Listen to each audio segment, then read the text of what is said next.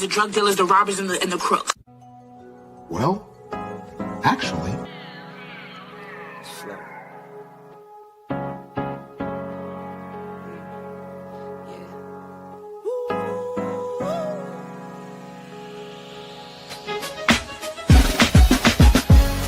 I'm watching the rise, and I wouldn't say I'm shocked cause I'm hardly surprised. This one's for the ride, this one's for who knew I'd make it, just needed some time. This one's for my wife, could've left 1,000 times just about my side. This one's for the grind, I knew it would happen, just had the strength in my mind. It's the Travel OG, and welcome to the Black Manosphere Conclave 5.0!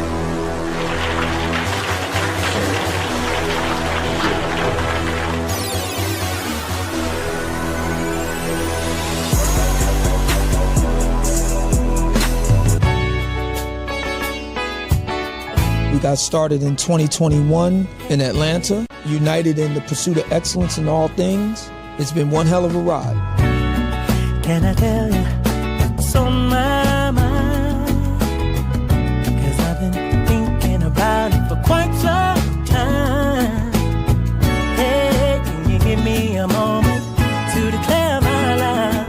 Can I tell you what's on my mind? We're now focusing more on opportunities for men, in particular passport bros. Guys who go abroad, they want to have a different lifestyle, they want to have a different achievement abroad. Oh yeah, there's without a doubt the narrative has changed for us greatly. I just finished speaking and having a chance to tell individuals about how to live the American dream outside of America. And I was here to help so many men when it comes to understanding what they need to do in order to relocate. With the political climate, things that are happening worldwide, guess what? Nobody's coming to save us. So it is indicative that we all bound together, tighten up like a fist, and strike a mighty blow against everything that's fighting to stop us, man. It's nothing but good, positive people, good, positive energy with one goal in mind, and that is to make money, get the hell out the Matrix, and enjoy your life. You dig? So shout out to all of y'all. Theme music!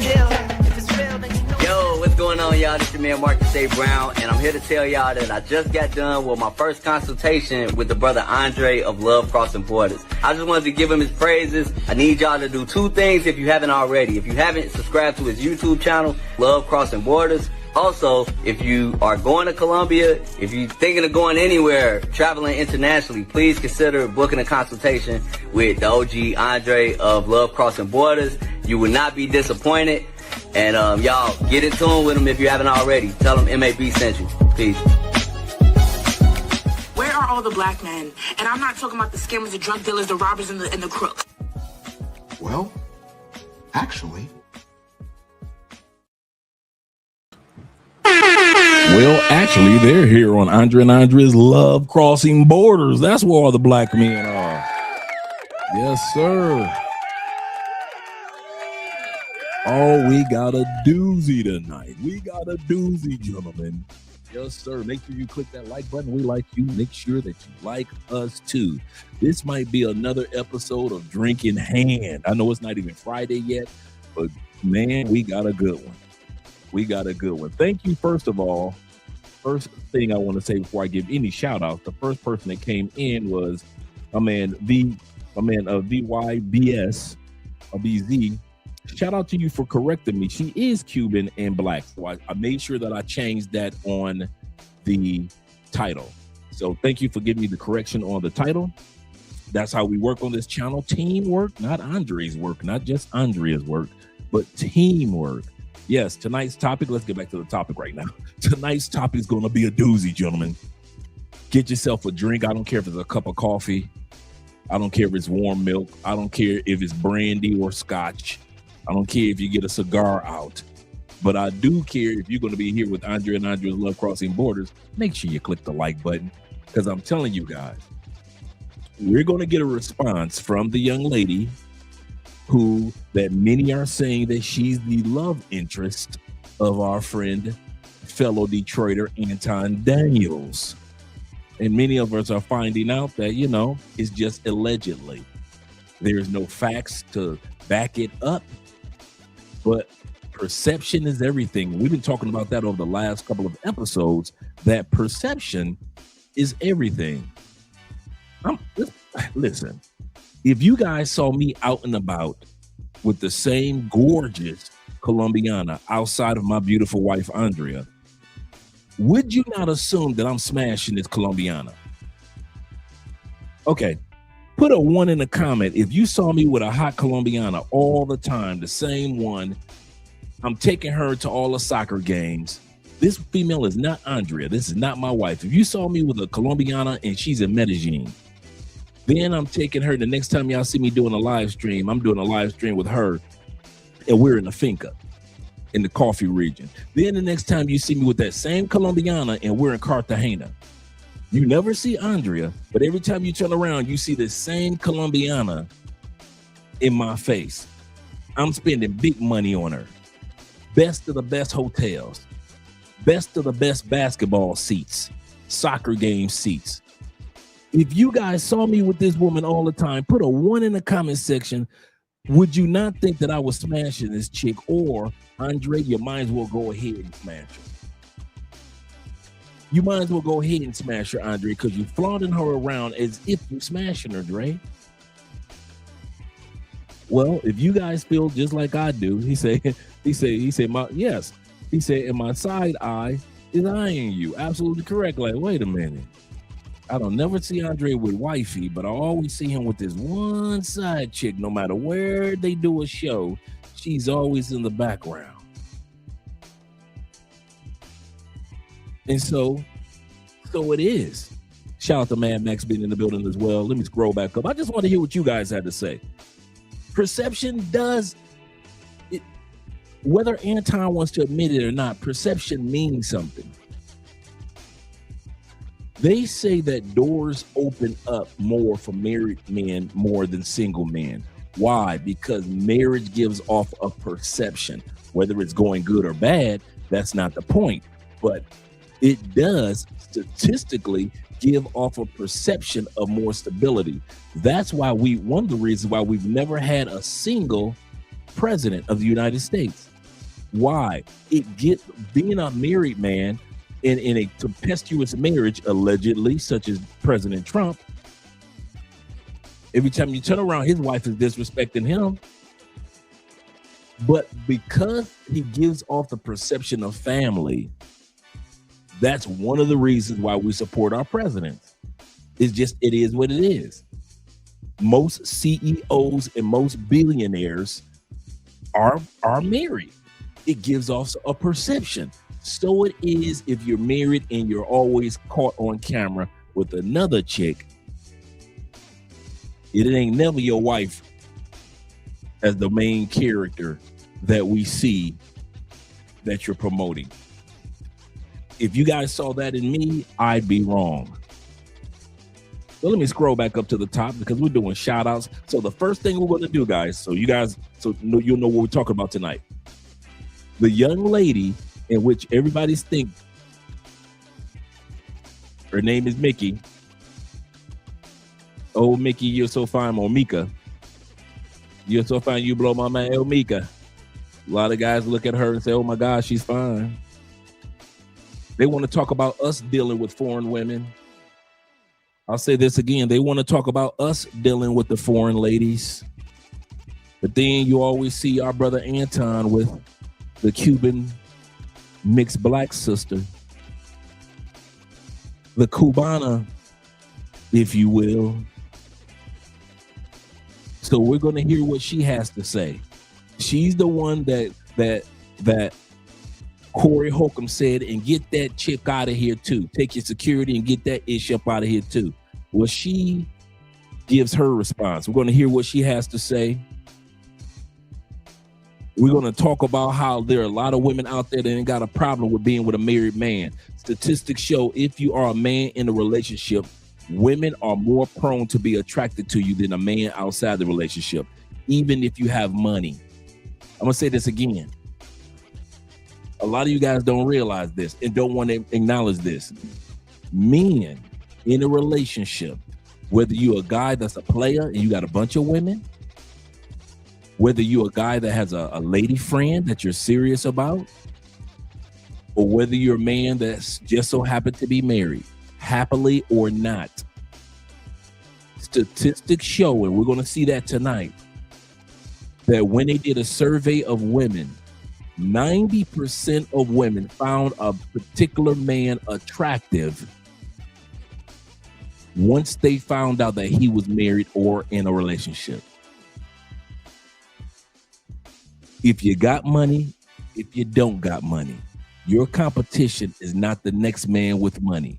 Your competition in the eyes of women are men in relationships. A woman will take your money and cheat on you with a man that is already in a relationship or a man that has a bunch of women.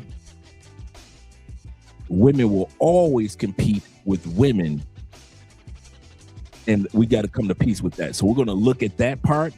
Then, lastly, for all you guys that want to be around after 11 o'clock, we're going to go to Corey Holcomb's live stream, 5150, that starts at 11 o'clock. So we're going to be watching 5150 from here. Shout out to Corey. Shout out to 5150. So we want to hear what he has to say, because he hasn't spoken out. And Corey's show is only on Tuesday nights and Thursday nights, 11 o'clock Eastern, 7 o'clock Pacific. So where he is on the West Coast, it starts at 7 o'clock. But over here, it starts at 11 o'clock. So if you guys going to hang out with your boy tonight, we can enjoy some Corey Holcomb 5150 on the live stream tonight as well. Just want to let you guys know we got 66 in the building, so I won't have time to give a shout out to everybody. But I will get a chance to do a shout out on the super chats. Let me start out right here. Just says my brother David Dice in the building. David says this. He says, side note, Dre. He said, you were right about Trump purchasing $5 million in bonds at the end of 2025, including Netflix and Warner Brothers making bank. I keep trying to tell guys, man. Guys be thinking when you don't live in the States, you're not distracted by the everyday rigmarole of the States. So you kind of can do almost like a sniper vision of what's coming down the turnpike in the United States. Because you're not living there. You're not distracted by the day-to-day activities of the States. So you're not kind of like befuddled.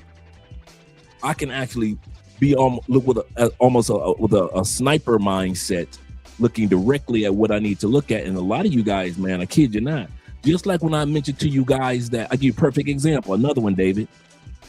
When I mentioned to you guys almost a year ago, it had to be at least no later than 9 months ago, did I not mention that ICE has very little to do with immigration? Did I not say that? And ICE has to do with incarceration in the prison industrial complex and all those extra prisons and concentration camps that they're opening up across the country to make money, to make billions. Did I not tell you that last year? Did I not tell you that they're not just coming to incarcerate and ship people back? When was the last time y'all saw videos on TikTok or on Fox News of a bunch of airplanes going back to another country? You ain't. You're not. You know why? Because the goal was never to just ship people back. It was to incarcerate as many people that were here illegally. Now, don't get me wrong. They came to the United States illegally, but the goal was to incarcerate them and make billions off of the prison industrial complex. Take it from a dude that was in prison for 10 years in the feds. I know how they work. All the stocks shot up. This was like, as soon as Trump and ICE came out, ICE got a $40 billion budget to fly people back. They got a $40 billion budget to fly people back. No, they got a $40 billion budget to incarcerate immigrants. And now, if you notice, they're incarcerating you. So for all you guys that want to listen to the Anton Daniels and all those other right-wingers, and I'm conservative independent, by the way, if you wonder how I vote, I'm a conservative independent. But all these people that want to lie to you and say they're not coming for black people, they're not coming for us, so we can sit back with lemonade.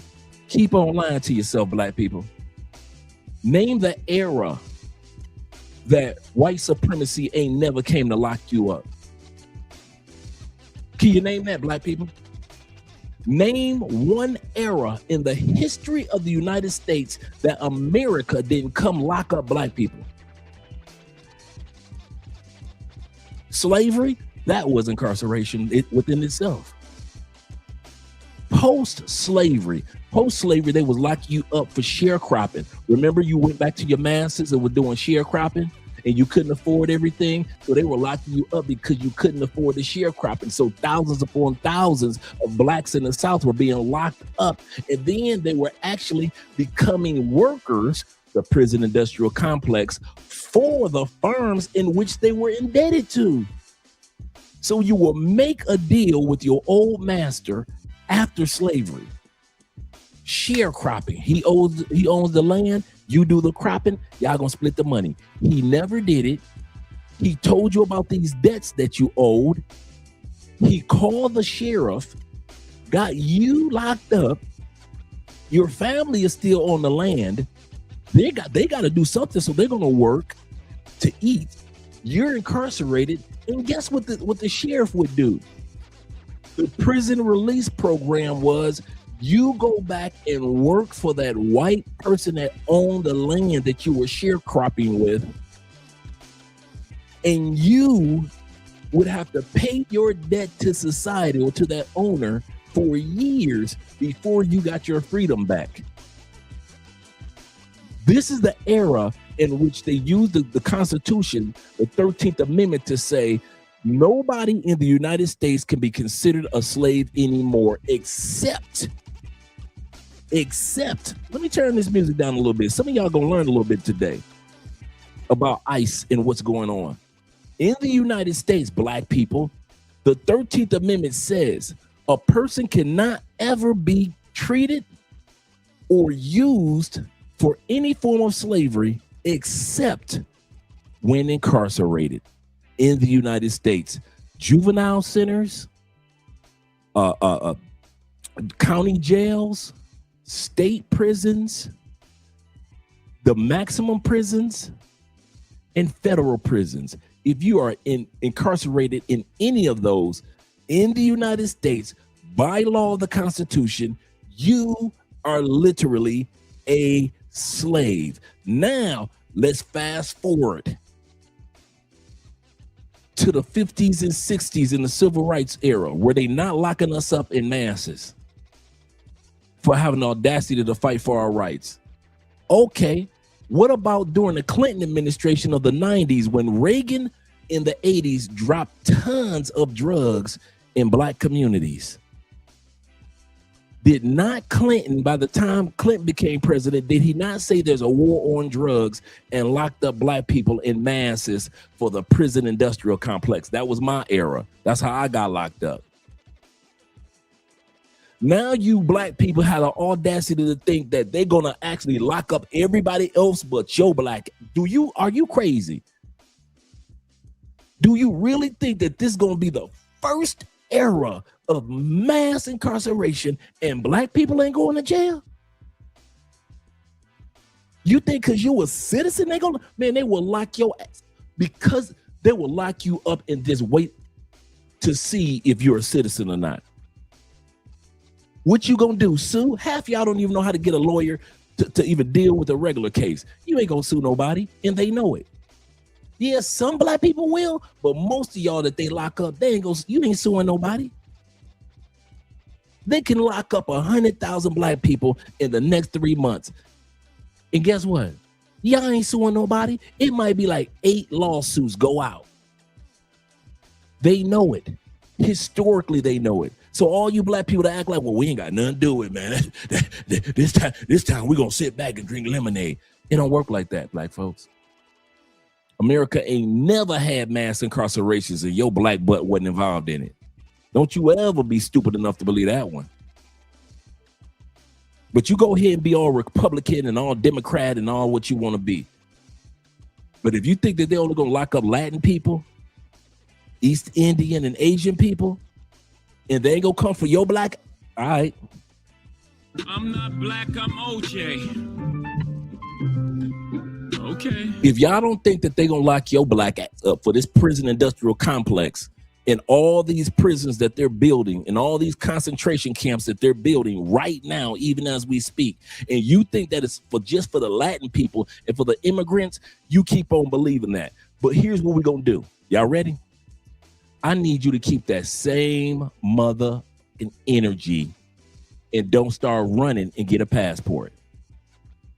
Since you think we playing and you think passport bros and black men that travel and white and black sisters that travel and all the rest of us families that are leaving the United States, if you think that we don't know what the hell we talking about, you Antons, you Trumpeteers always want to shout out Trump, black people, I need you to do us a favor. Keep that same, don't get a passport. Oh, don't be getting no flights. No, Trump ain't gonna lock up black people. Keep that same energy when they kick your kids' school doors in. I need you to keep that. That's all I ask. Don't go running home and say, grab our passports, we got to leave. Don't grab in. You keep your ass right where you stand with that same energy. Talk about they ain't gonna lock up black people, and they ain't never had a history in this country of not locking up black people when they was locking up masses. They always locked up black people when they locked up masses throughout the history of this country. And you think you just gonna slide by? Oh, so y'all think y'all gonna slide by the next 4 years? You Negroes actually think you gonna slide by for the next 3 years that's left, huh? Okay, you keep on believing that one. I'm not black, I'm OJ. Okay. Y'all always think everybody Tom Tucker, that dumb motherfucker. Y'all always think everybody like y'all. Y'all think everybody got to be Tom Tucker, that dumb motherfucker. Every single one of y'all. So that's all I ask. I can be wrong. I don't know what I'm talking about. History is not history. It's just his story. However y'all want to put it, right?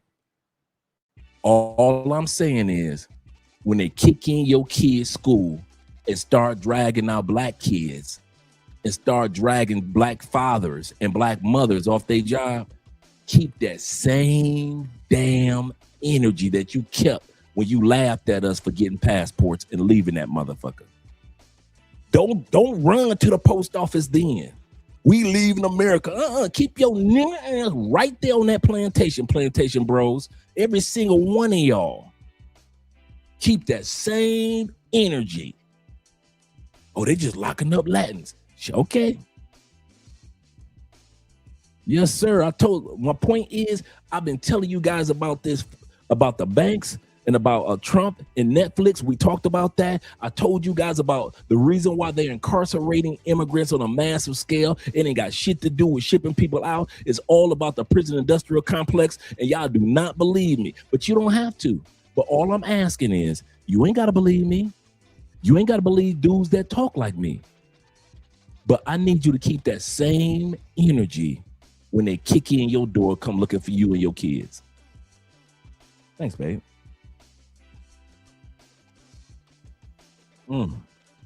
Man, Andre makes some good coffee. Shout out to my man Kings of Dreams in the building. He say, bro, he said, I was going to call you about this. This is wild. Yes, sir. Yes, sir. I'm from Detroit, Michigan. Don't play with me. Shout out to them Detroit boys in the building. Shout out to them Canadian boys as well. I told this guy where I was from. He said, oh, Canada. I'm proud of Canada. Canada sat back and said, okay, America, you think we playing games? Canada sat back and made that treaty with China just over the last couple of weeks in regards to products being shipped in and out. I ain't mad at you. Go ahead, go. Shop my man Proto J in the building. He said, thank God I know when to shut the fuck up. Yes, sir. He said, you never know who's watching for real. Did I not say that? Did I not say that Anton Daniels' mouth did I not predict that? Wasn't even a week before, did I? Did I not say to you guys, what's gonna get Anton in trouble is not his money, not his family being a good family man, not God, none of that. Did I not tell Anton Daniels, Anton, brother, I love you, but you need to use some of that money and get some shut the fuck up lessons? Did I not say that? It wasn't a week later, his mouth cashing checks that his ass ain't ready. Both of these dudes over 40. What they owe as Corey and Anton, too damn old to be selling them wolf tickets. But just like I said, Anton with that mouth, man. With that mouth. Kid, you're not. Shout out to all you guys here. Like I said, I'm gonna give a shout out to like the first few guys, and then we're gonna get started. We're gonna go over to, like I said, tonight's episode. We're gonna hear what the young lady Micca has to say. We're gonna hear commentary about what she has to say. We're gonna talk about women that are attracted to married men, or men that's already in relationships, or attracted to men that have women. Some of you dudes aren't in relationships, but you just so happen to have a bunch of women, and women can tell. Women always want, even over a man with money. I'm gonna say this again. Do not forget this. The one man that can get a woman more than a man that has money is a man that has a woman or women already. It don't matter how much money you got. Women will chase fame, but women will also chase a dude. They will chase a husband, somebody else's boyfriend. If you a dude that got a bunch of women, they will chase you. You could tell them, I got a bunch of women, and they will chase. Women love to compete with women more than they even like money. Yeah, they'll take your money, but they'll compete for a dude that's got women. I'll say this again. You men who lead with your money, yes, women love money and they will take your money. Yes, they will compete for a woman, for a man that has a woman or women. They don't compete for men that got money. They ain't worried about you and your money. They know you're going to spend it. If they don't know nothing else, they know you're dumb enough to spend it on them. So they for the most part, they know that competition is none. But when it comes to women competing, as soon as you act like you got a woman or women, watch every woman for, okay, if you think I'm lying, put a 1 in the comment section. If in your past, when you ain't had nobody and you were just focusing on yourself, your cell phone wasn't ringing, you wasn't getting no text messages, nothing, when nobody trying to holler. The moment that your black butt got you a girlfriend or a wife, how come everybody from the past want to holler at you? Everybody got a crush on you now. I used to always have a crush on you. I told your sister. You've been married 3 months. How come this fine sister who knows your sister ain't never told you she had a crush on you? White brothers go through the same thing. Shout out to my white brothers. You can have you a wife, every single girl in the town all of a sudden see you as attractive. But when you was by yourself, did nobody want you? Put a 1 in the comment section if you ever experienced that. Because I know I could put a 1 in the comment section because I've experienced that plenty of times. As long as I was just focused on Andre, did nobody want to holler. The minute I give me a couple lady friends, even if I ain't taking them seriously, as soon as I give me a couple lady friends, everybody want to throw me the coochie. Everybody and their cousin want to throw Dre the coochie. Where the hell was y'all at this past winter when I ain't had nobody? Now it's summertime, y'all looking fine and sexy, thick, curvy. Y'all been in the gym all winter, and now y'all want me to get you now. But it's too late, I'm married. But you want me because I'm married. In other words, women will always compete for what other women have. Always. Don't you? I'm talking about across the world. Throughout human history. Women have always competed with women when it comes to a man. Always. There's not an era that you can go to. There's not a country that you can go to and say, well, no, these women never competed for men. Only in time periods or locations where there were more men, then women didn't compete. But on a regular basis, no, women always competed for men. But they only want to compete for those who already got a woman or women. And if you guys, once again, if you guys hang out with us until 11 o'clock, we're going to watch the live stream of 5150 tonight to see what Corey Holcomb has to say. Anton, we heard what Anton had to say for the past couple of days. Now we're going to hear what Corey has to say. Let me get these shout outs in. We're going to get started with the stream. We got 100 people in here. Andre, you need to shut up, bro, and get started. Salute to my brother Ronan Travels, numero dos here tonight. Salute to you as well, brethren. He said, we both know there was only a matter of time before the truth came out. He said, what's done in the dark will always come to the light. Good morning to all you guys out there in Southeast Asia. Shout out to all you guys out there in Southeast Asia. Good morning to you all. And my brother David Dice of the Dice family. Glad you're here. My brother Kenny. Yes, sir, Kenny. I read your message earlier, Kenny. And I looked at my emails. I didn't see anything on the Blasians. But maybe you and I need to. Did you send it in the? You said you sent it in the email. So I pulled up all your videos, and I didn't see what you were talking about. Yeah, I didn't see what you were talking about in this message. But that's a good topic. Do not get me wrong, Ken. That's a good topic. Shout out to my man Incognito in the building. He said, "This is your Republican black marriage for 20 years. Passport bros are trembling like Charles Barkley." Says King. Shout out to you, man. Shout out to you. My man Don, aka Don JP, is in the building as well. And my man Simple Logic representing, as well as my man Aiken. Shout out to you being here. Salute to you as well, brethren. Salute to you as well. He said, I'll be back later, but I just wanted to pay my respects. Yes, sir.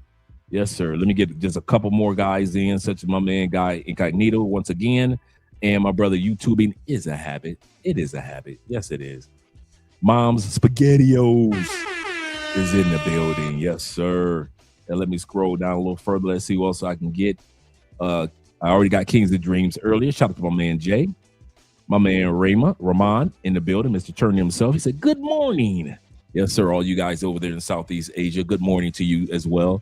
He said, good morning and good evening, gentlemen. Yes, sir. Yes, sir. Let's go. We got a good one tonight. We're going to have some fun, man. Yes, we are. Yes, we are. And I'm going to end it with my brothers right here. Shout out to T-Mac being in the building as well. Shout out to my man Chalupe being in the building. Shout out to my man Chris being in the building, as well as my man Fabian Scott being in the building.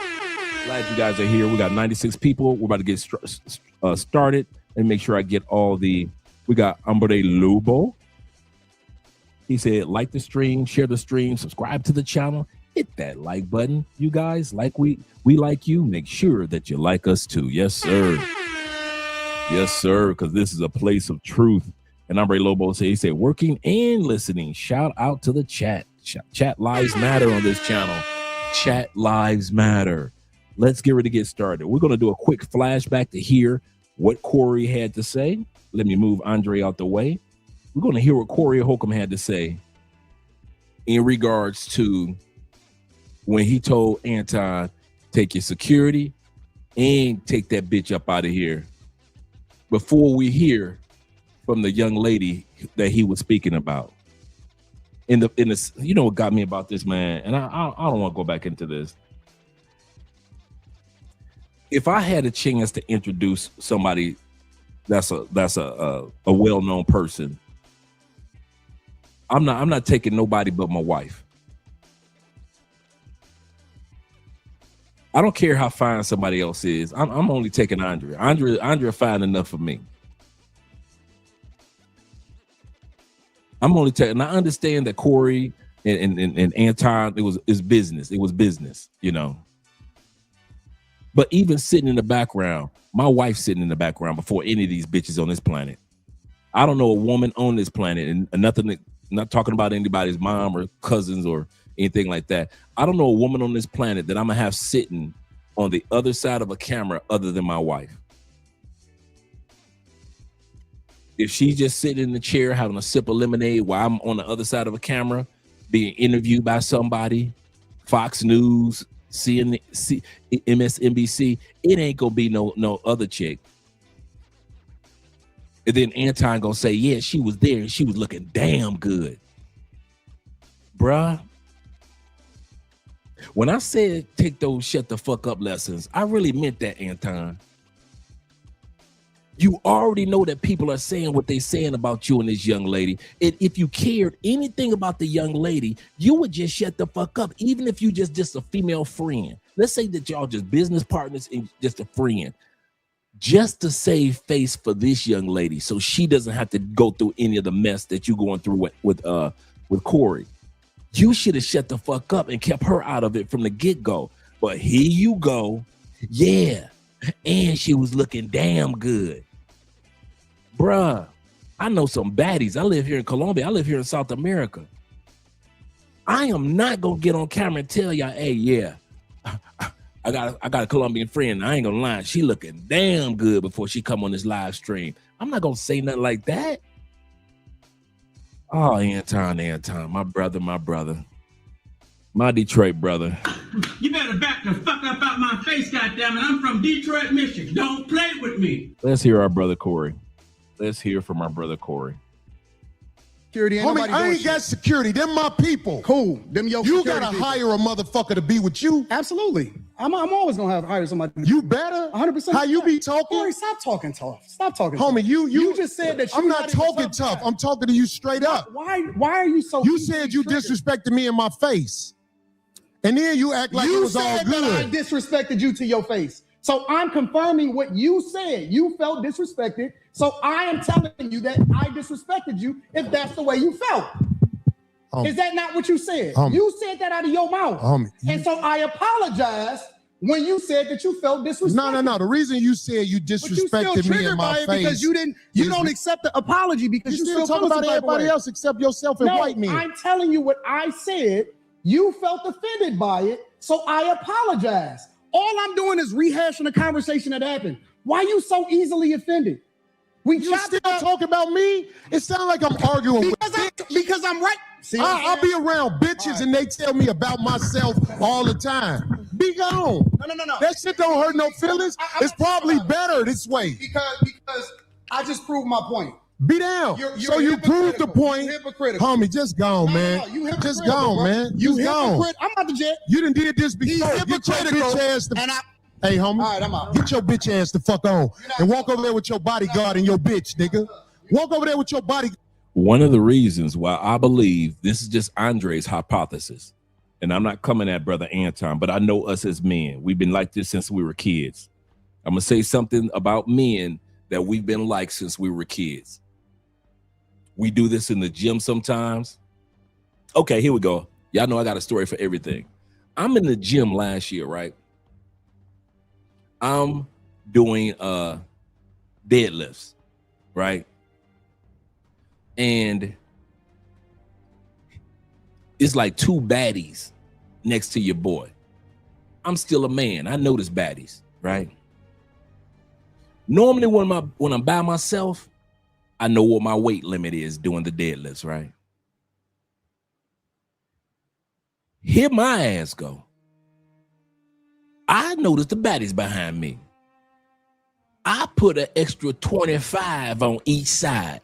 I ain't got no damn business putting an extra. Come on, I ain't the only one that did that in the gym.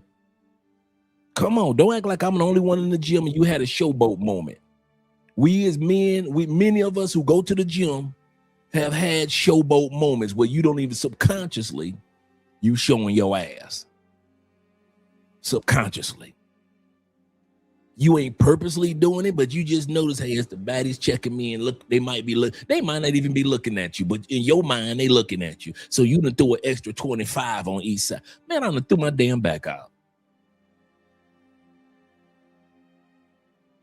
I'm already deadlifting. I think at that time period, I was doing like maybe 225 10 times, right?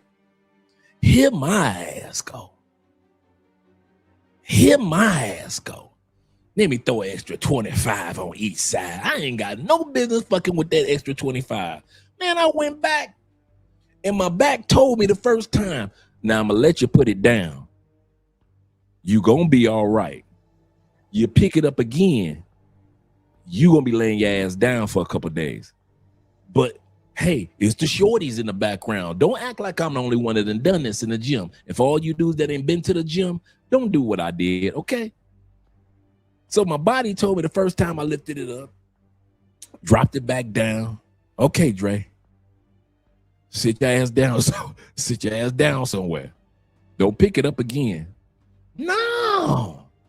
What does Dre do? It was like each time I picked it up, that's an extra day you're going to be laying around. So I pick it up again. Okay, your ass going to be laying down for one day. I pick it up again. Okay, you think this is a game. My back was telling me you're going to lay down for 2 days. I pick it up one more time because I'm trying to get my 5 in. I pick it up, dude. By the time I got done doing them deadlifts, trying to showboat, my body said, yeah, your ass gonna be hemmed up for about 4 or 5 days. Sit your ass down and think about the shorties you were showboating for with your ignorant ass. What's my point? Come on, guys. Put a 1 in the comment if you've ever had a moment in the gym where you just went overboard with it. I know I ain't the only one. Yeah, obviously I wear a belt. That's a given. My belt is right there. Obviously, I wear a belt. And even with the belt, you still know you ain't got no business lifting that up. Even with the safety, I got the hand straps. Yes, I do have the hand straps. And I have the kind of like the claw hooks. So it keeps the weight off your wrist. So I've got the claw hooks. I'm safety galore. That ain't had nothing to do with it. Having a belt on, that wasn't, thank you guys. I am not alone. Having the belt on. That wasn't a problem. Having the little hooks, the metal hooks to hook the when I'm lifting, that wasn't the problem. The problem was the too much weight on there. The problem was Andre's ego showboating for some bitches that didn't even notice that I was in the room. But in my mind, they had pom-poms and cheerleading outfits on. Go, Andre, go. In my mind. Now I'm hemmed up in the bed with a hot pack and cold packs on my back from showboating. Why did I bring that story up? A part of me feels like the reason why Anton was on that man's show showing those wolf tickets, because that woman was sitting on the other side of that camera looking delicious. That Cuban black chick was on the other side of the camera looking oh so delicioso, and he trying to save face. See, a lot of us hear Anton and Corey arguing about the security. Well, you got security, I got security. You got people, I got people. I don't in the words of my man, the Jewish dude, Eddie Murphy, aha, and Coming to America, aha.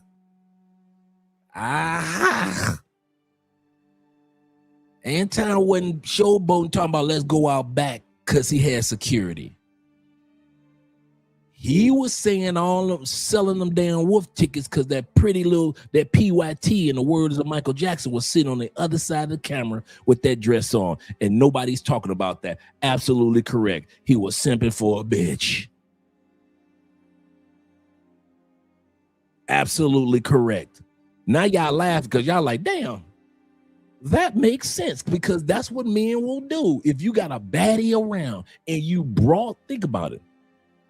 We act funny with baddies. We don't even know if the baddie is in the room. When we was teenagers, who's going to be the best dancer? Am I lying? If the cute girl's in the room at the little party, at the house party, we're going to be the best dancer, right? Why? Because the cute girls are in here. As adult men, when we go out to the club, we're going to be the big spender. Why? Because the cute women are in here. If it was all dudes, we ain't spending that much money. We might buy a couple beers, but we ain't popping no bottles in a club full of dudes. We buying beers, right? We might do a shot, but that's it. Same thing with Anton. He reached into his primal nature like most of us. I'm not putting it on Anton only, like most of us. He's seeing this fine baddie that ain't his wife that he brought. This ain't a baddie that Corey brought. This is a baddie, a Cuban baddie that he bought. He got the foreign chick. He got the chick that got the foreign DNA in her blood. The Cubana. The Cubana. The sexy Cubana. So he gonna try to save face, man. We can go back now. We can go back. Selling all these wolf tickets for the chick. That's what my point in this segment is. He said, that's fact. I had to show out when I was younger, embarrass myself. We've all had those moments. All of us, every man that's ever tried to impress a girl, I don't care what it is. If you was out there playing basketball, you knew if you played on the basketball in high school, you was doing some showboating shit because it was girls all in the stands. What do you think a cheerleader is? Cheerleader is nothing but some hot chicks to cheer you on to do some shit. Am I lying? Cheerleaders ain't for the fans. They for your ass to be like, go out there, get him, whip his ass. You're the best team. That's what cheerleaders are for. So for us to pretend like Anton wasn't looking at her, looking at them thick legs. Oh, you're gonna see how fine she is. Y'all see, some of y'all only ever seen her, Micca, from waist up. Dude, y'all know I got receipts. Come on, this is Dre. This is Dre. This Love Crossing Borders. Y'all know I'm coming with receipts. Y'all gonna see how fine this sister is, and y'all gonna be like, yeah, I can see how this nigga simped. I can see how he don't care if his wife see him with her or not. Some females think they so fine, and some dudes think that females are so fine, they don't give a damn if their wife see it. Anton don't give a damn if his wife see this bitch. Smiling in his wife's face all the time, want to take her place. The backstabbers. Backstabbers. He said, I never thought about the cheerleaders hyping me up, but the girls in the stands you thought about. Them girls up in the stands. You know you can't even dunk, but you gonna try to dunk. Why? Because the girls in the stands are looking. He said, I feel you right. He said, yep. He said it got extra when we noticed that she looking and cheering at you, cheering you on. Absolutely correct. He said, facts, that show had a show out when a younger embarrassment. Yeah, dude. He did himself wrong. Let's go back to the video. Y'all don't need to hear my mouth tonight as much. Let's go back to the video. God and your bitch. You prove my point. I got shit to do. You're right. Don't bring bitches up here, dog, that you ain't finna stand on. Right. Remember I told you that. If you got a bitch with you, explain bitch. Don't ask her to be on my show, nigga. Could Anton explain the bitch? Could Anton explain the bitch? It looks like he couldn't. Because the way that it looked like she had to explain herself on her own Instagram a couple days later. So Anton couldn't. Yep. Simping ain't easy. For real. Let's continue on. Can she be on the show? I don't know that bitch, nigga. Yeah, poor Darlene. Now get your whole ass the fuck on and pay for your pussy like you got to, cake ass nigga. And go get you a bodyguard, because the nigga be done slap the shit out your bitch ass. I got shit to do. I ain't finna follow that nigga out the door.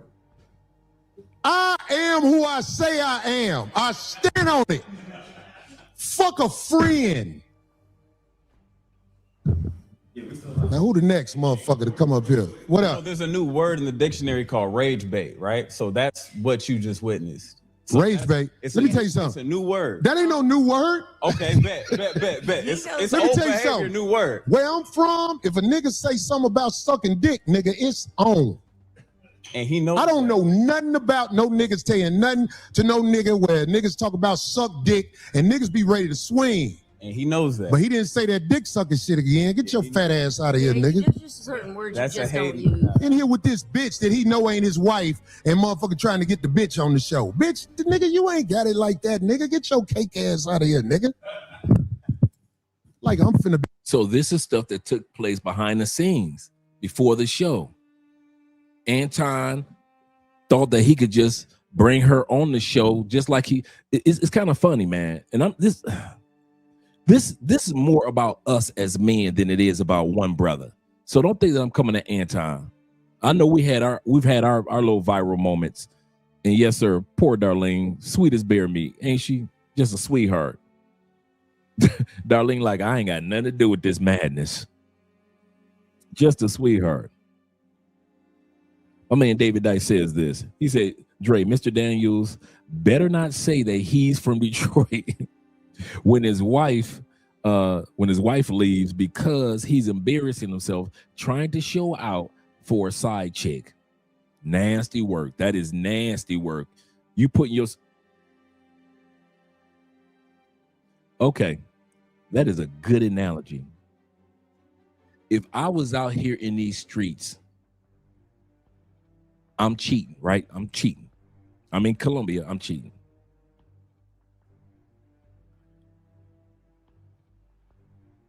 The chick I'm cheating with, her ex-boyfriend and I get in a fight.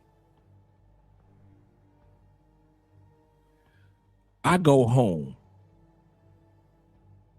I either got scars on me from this nigga scratching, or I got arrested for getting in a fight with a Colombian.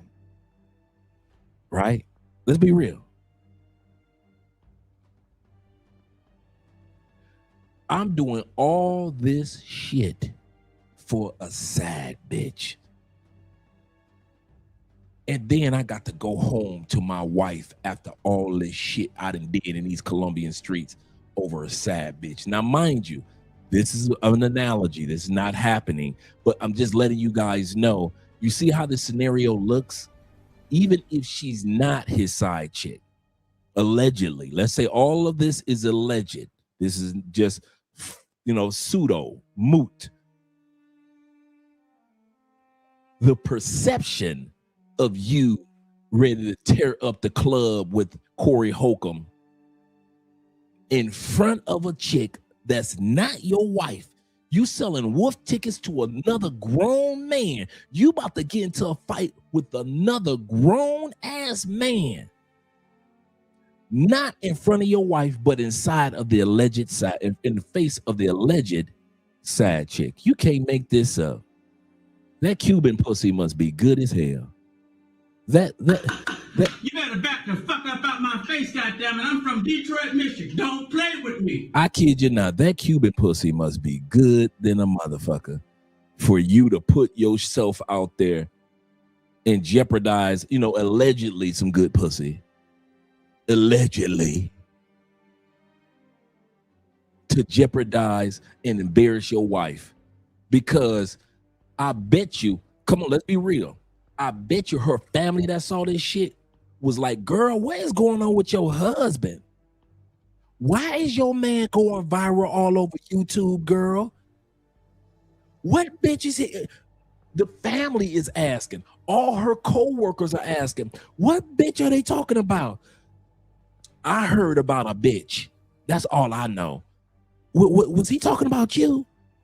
You wasn't there. Wait a minute. Hold up, girl. You telling me you in Detroit with us, right?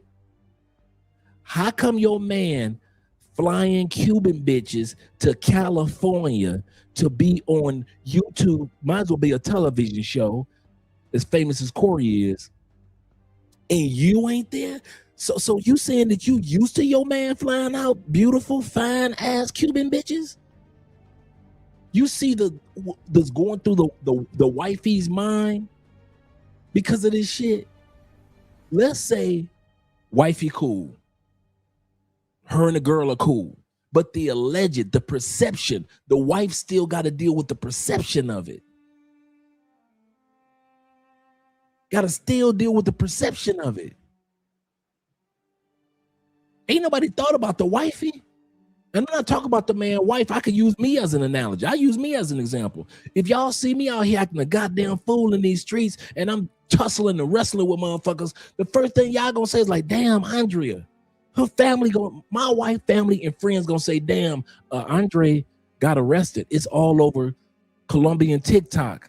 There's videos of Andre fighting a dude and he's stomping this motherfucker and Andre get arrested by the Colombian police and get beat up, girl. Girl, it was over a bitch. How do you think my wife gonna take that if I got locked up because of some shit like that? I'm out here tussling with a motherfucking little ass Colombian. You know the average Colombian is only 5'9", 5'7", 5'8". My big ass up there just tussling, grabbing a motherfucker, throwing him through somebody's windshield, and I'm thinking I'm doing some shit, showboating for my side chick, while my wife is at home making coffee. How do you think that makes me look? Even if I say this is just my friend, this is not a side chick, the perception of how I acted, it might as well be my side chick. The way that I snapped off on her ex-boyfriend and started grabbing this little ass Colombian dude, I might as well be sleeping with her, right? Even if I wasn't. Because my behavior showcased as if I'm sleeping with this person. Anton, your behavior, let's say you're not sleeping with the sister. That's none of our business, but your behavior, your perception for your brand. I'm a Christian, conservative, Republican. Dude, you ain't show yourself by being another nigga that got a side chick. You just another Detroit dude. You just a... You better back the fuck up out my face, goddammit. I'm from Detroit, Michigan. Don't play with me. Right, same thing with Kings and Dreams. Kings and Dreams in Medellin, some Colombian dude walk up on him. As big as James' ass is, James had grabbed up one of these these Colombian dudes and started smashing this dude into somebody's motorcycle. They gonna look at Jay like, if you gonna fight this dude like this, you might as well be fucking the chick, Jay, in Medellin. If you gonna fight in front of her like that and beat her ex-boyfriend ass like that, if you ain't fucking her, you might as well be fucking her. And that's the perception. Anton doesn't realize, dude, everywhere we see you at basketball games, that thumbnail that I put up, I didn't invent that thumbnail. That's him and the Cubana chick in the front motherfucking seats at a basketball game. Let's say Anton got season tickets in the front area on the floor, right? Season tickets. Shout out to you, Anton, for that. Check it out. You ready? Most dudes got 2 or 3 tickets, right? Let's say 2 on the floor at the basketball game. You telling me your woman gonna let you take another bitch to floor seats at a basketball game? I know sisters in the States won't let you take her sister, her mama, her co-workers, damn your co-worker, her co-workers. Their sisters in the States ain't gonna let you. I wish that seat gonna be empty as if it's like an empty seat for a funeral. But no, if the wifey should, most wives in the United States, black women be like, if you go to that game and it ain't with another dude, that seat better be empty, motherfucker. I better not find out nan bitch sat in the front row of that goddamn basketball game with you. Now you can take that bitch and take her to the nosebleed seats, but she better not be sitting on a goddamn bench on the floor. Most women in the States are like that. So that photo with him smiling with the Cubana, Mickey or Micca, smiling with her at the basketball game on the floor seats. Dude, I'm gonna tell you something, Anton, if you ain't fucking that fine motherfucker, you might as well, dog. You might as well go ahead and fuck the dog shit out of her. I'm gonna tell you for real. As much money as you putting in with that woman, flying her here, flying her there, you done set her up with her own Instagram channel, her own YouTube channel. Nigga, if you ain't fucking that pussy, you a goddamn fool. I'm married. I'm gonna tell y'all from a married man. Not that married man, this married man. If y'all ever see Andre with a bad motherfucker, and I'm flying this motherfucker all across the goddamn Colombia, all down in Brazil. We in Panama together.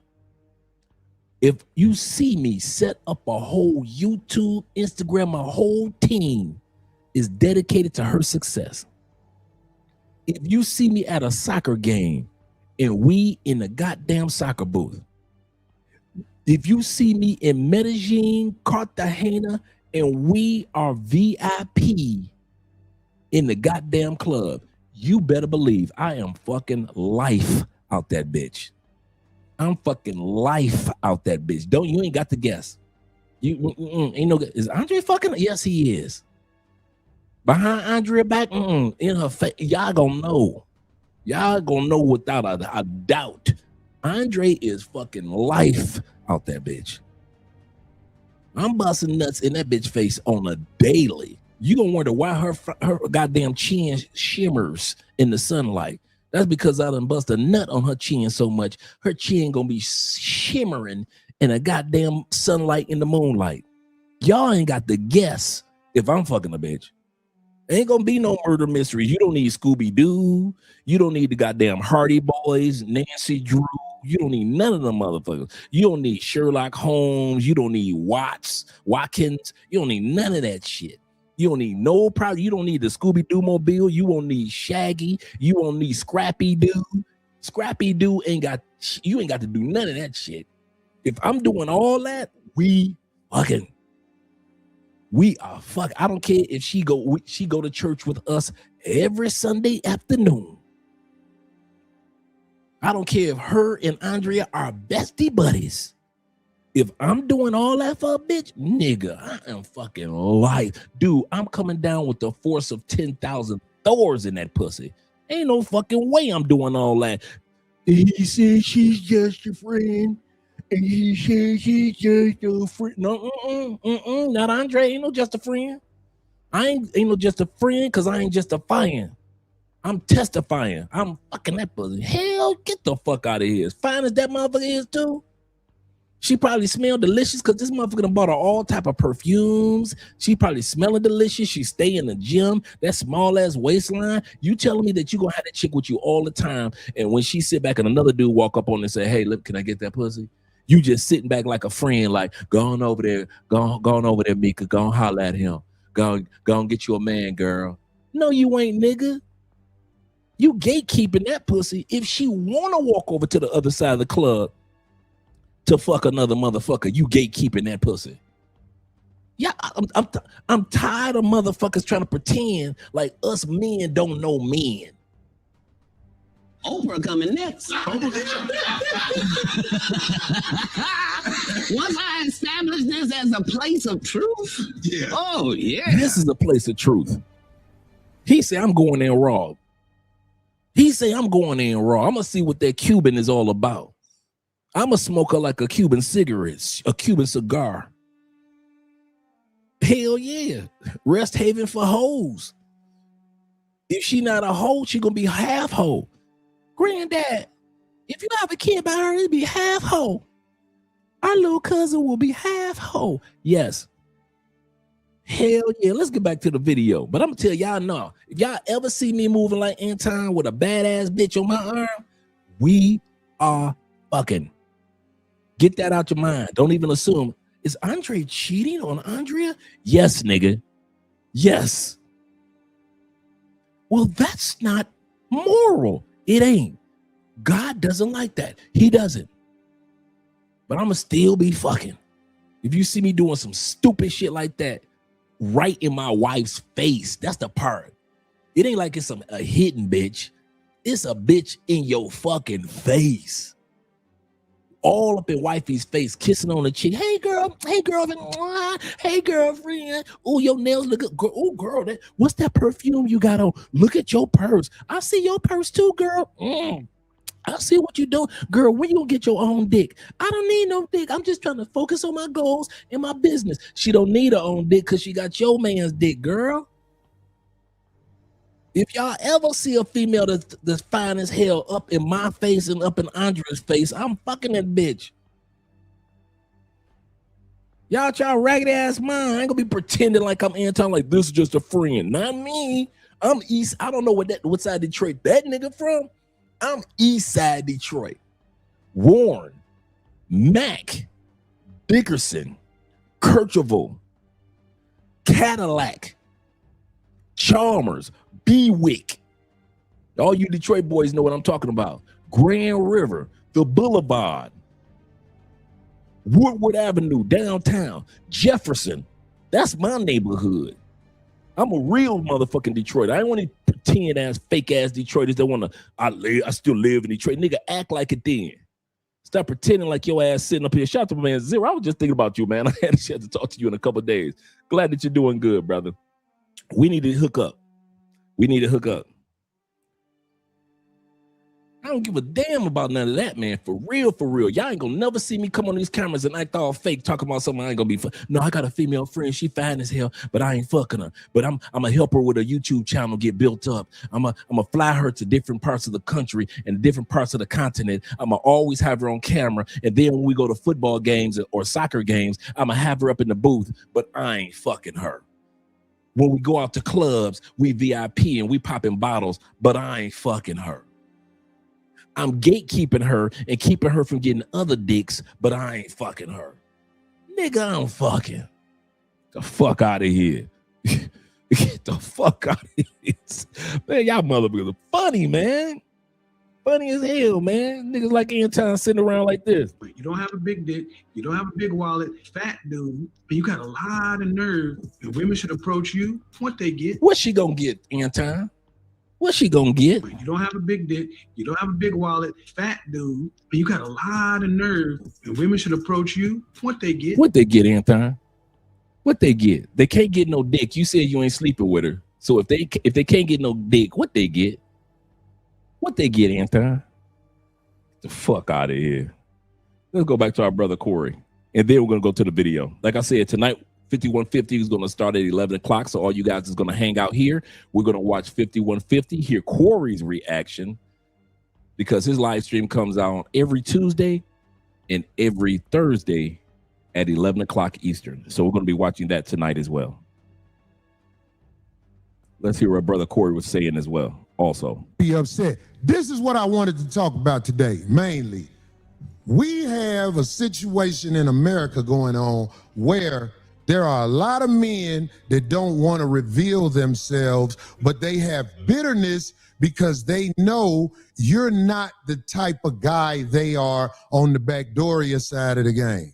Let me say this one more time. There's a lot of men in this world that don't want to reveal themselves, but they're upset at men who expose Backdooria, so they find other ways to talk about you, and they won't never reveal who they are. I want to start a campaign to teach men how to be good sissies. I talked to a couple of people I know today. A good sissy is a man who knows how he gets down, and he knows how you get down, and he won't never cross them lines. I could be around okay, a man. We're going to end this with Corey, right? Because we know what Corey was going with. I'd never heard of that before, but that's Corey, boy, straight up. But before we go any further with that, we're going to hear from the young lady.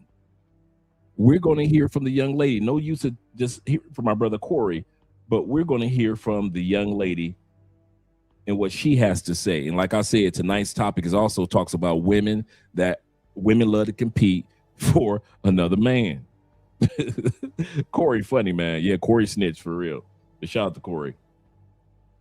Let me pull this video up for us and we can get started. Here to Mika. Shout out to her. If she is listening, you are welcome to come through. I would love it. It says her show looks like she does a whole show, but I only went through the part about Corey Holcomb. I don't want to listen to it all. No shade, child. No shade. It looks like she says, I forgive Corey Holcomb. All right, just FYI. Let's go ahead and get into it. Yeah. But before we start the show, I want to go ahead and address the whole Corey Holcomb situation. All right. The whole Corey Holcomb incident. Now, 2 weeks ago, I was told that I was going to go. It makes no sense. My bad. So that's keep effing it up. Yeah, I'm sorry. I met Corey Holcomb. Now, of course, my bad. Let's go ahead and get into it. But before we start the show, shout out to my brother Thelonious over there on the Cash App with the $5 love. Appreciate you, brother. Appreciate you. I want to go ahead and address the whole Corey Holcomb situation. All right. The whole Corey Holcomb incident. Now, 2 weeks ago, I was told that I was going to go on the 5150 show. And I was excited. All right. I was excited about going on the 5150 show. Last Tuesday, I got on the plane to go from DC to LA. I got to the 5150 studios at about 8 p.m. Pacific time. I met Corey Holcomb. I was introduced to him. He shook my hand.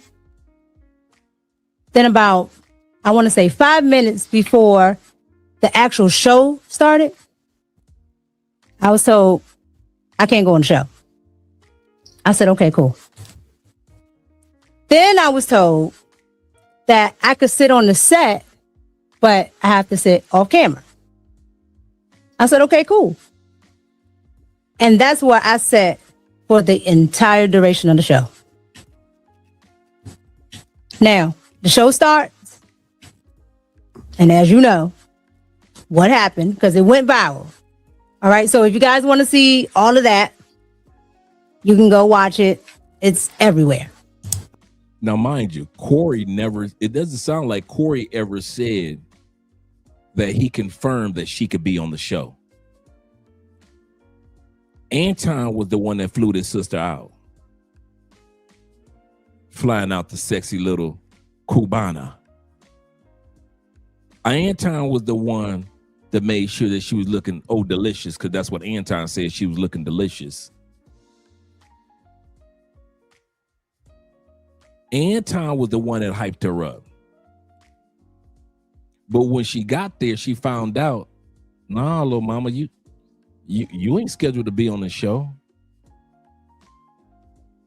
Okay, let's answer this with Corey. When was the last time you saw on Corey Holcomb's show, other than the initial guests, the guests have somebody else on his show? The lead attorney bring a date? What about some of the other guys that came on Corey's show? It's usually Corey's team, Corey, and that one guest, isn't it? I've never seen Corey have a guest that brought a guest.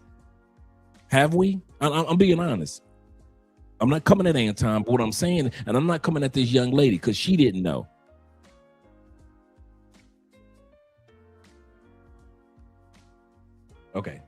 Okay, thanks, babe. Let me bring it down. Andrea having her Bible study time. So she didn't know. But if we sit back and we think about it, because sometimes we don't think about these little things, Corey has never had a guest to bring a guest on.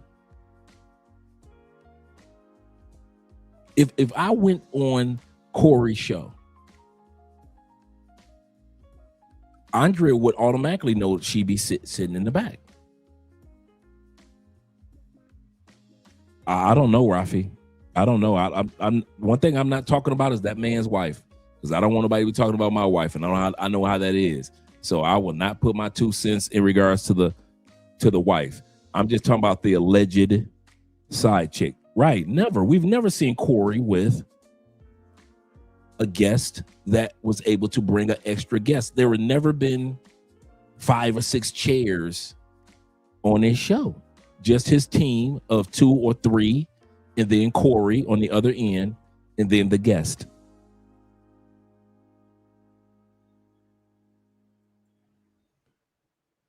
So for Anton to try to sell that to that young lady, just put her in an uncomfortable predicament. Let's continue on. All right. Did anybody need to watch it? Child, I'm just playing. But with all that being said, as that's going on, when it becomes abundantly clear that it's time to go, myself and security go ahead and start to leave. When I get No, I don't think that she assumed that she did. I think that she was sold that she was going to be on the show. I'll say this again. I don't think this young lady assumed that she would be on the show. I think that she was sold that. Think about it. Let's be honest. Come on, let's be for real tonight. Everywhere that Anton has gone so far, she's been there to either be on camera, in front or next to him. Let's be real. So Anton automatically assumed that if I kind of like suggested to Corey and I really emphasize it to her, I'm gonna say this again. I'm assuming all of this is allegedly. YouTube this for entertainment purposes only. Fair use, all that, right? I'm assuming that he mentioned it to Corey, but he kind of like emphasized it to her. You will be on the show. She knows how big 5150 is. Corey's been on YouTube for about 10 years. A lot of guys don't realize that. Corey has been on YouTube for about a good 10 years. So, I mean, as long as O'Shea and Obsidian. So this young lady's assuming I get myself glammed up. I'm looking cute, blah, blah, blah, blah. And so she's really thinking that she can really go. And Corey's been around 16. Okay, even more. So she's assuming that she'll be able to attend, and then finds out that she might not be able to go on. That she was not scheduled to go on. They should have known that if they have studied 5150 long enough. Even me, I just said this in the last 5 minutes. Has Corey ever had a guest to bring a guest? Not that we know of or remember.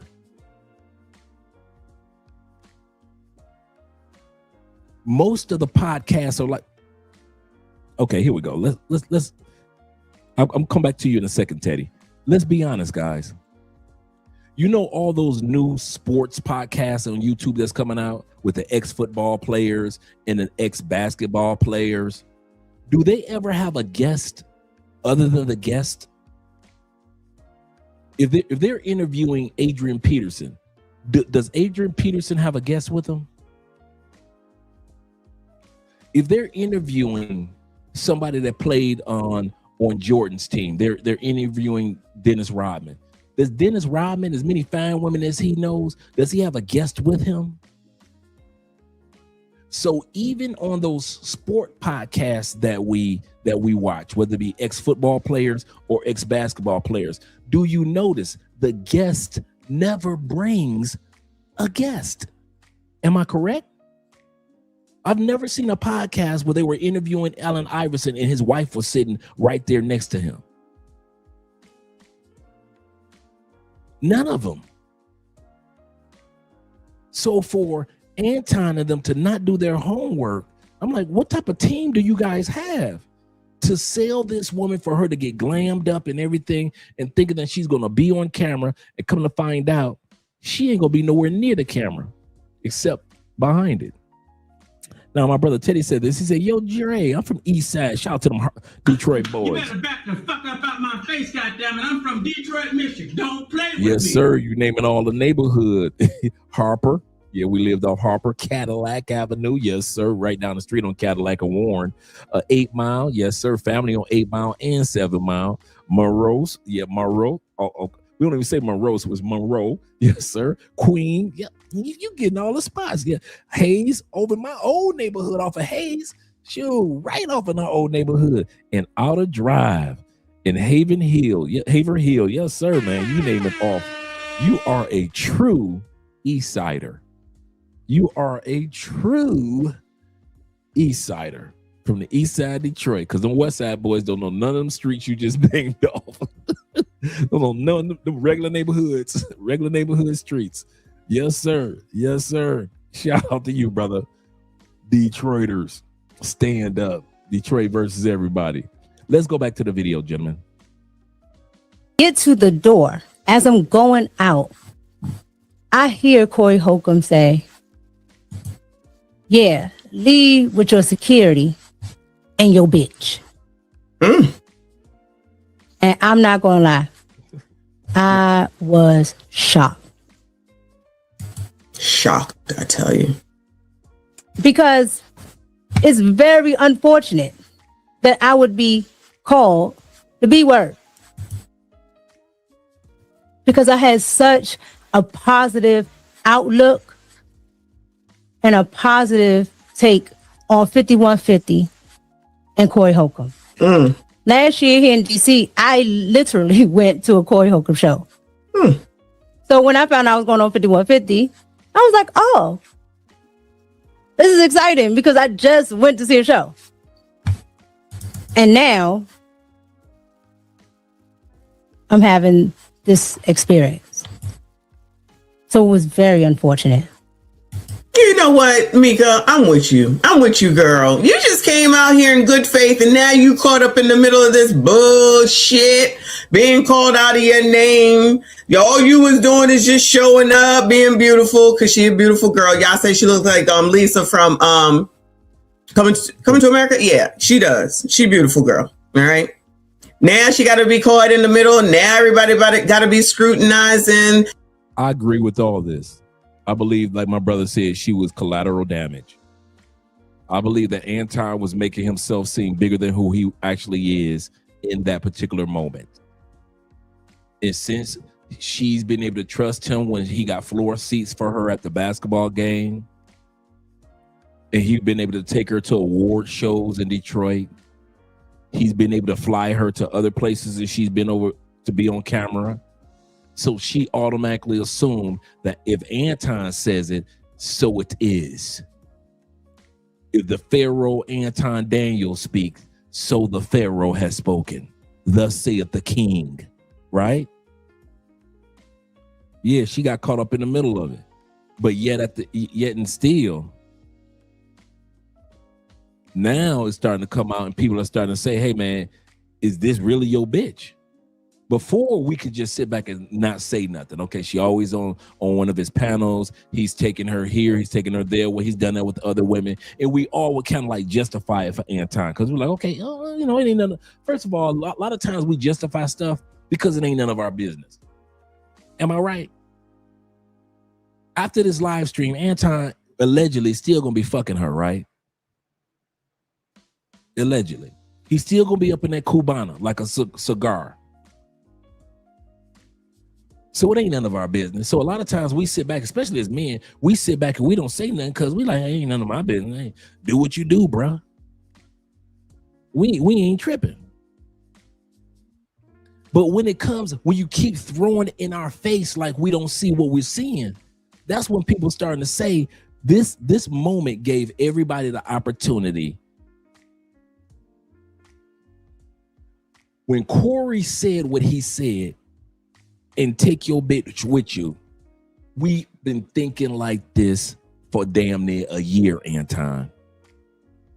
Corey didn't say nothing that a lot of us had already thought by way of perception that this is allegedly your side bitch anyway, Anton. He ain't said nothing. When nobody's shocked, when nobody flabbergasted, mind boggled, none of us. We just didn't say nothing because it ain't none of our business. Players gonna play. You got a few dollars in your pocket and you got you a badass Cuban on the side. Your wife is cool with her. She ain't saying nothing. Who are we as total strangers to get into your business, bruh? That's how we felt about it. But when Corey came out and said something about it, all of us was like, God damn it. Okay, I'm not the only one. That's how I felt when Corey said that, and take your bitch with you. I felt like, okay, so I'm not the only one seeing that this nigga fucking this bitch, allegedly. I'm not the only one that's noticing this. I'm not crazy. Like I said, a lot of times we men don't say nothing to each other because, hey, it ain't none of our damn business anyway. You're going to keep fucking her. So who am I to open up my mouth? Man, I could do. If I really wanted to get on Anton, man, I could have did 15 videos on him and that bitch 2 years ago. She been up under him for like a year and a half. Let's put it like this, about a year and a half. We all been knowing it. We just been keeping our mouth shut because it ain't none of our business. But when Corey said, take your bitch dude, it was like the floodgates open. Now we can finally say, nigga, we all know that's your bitch.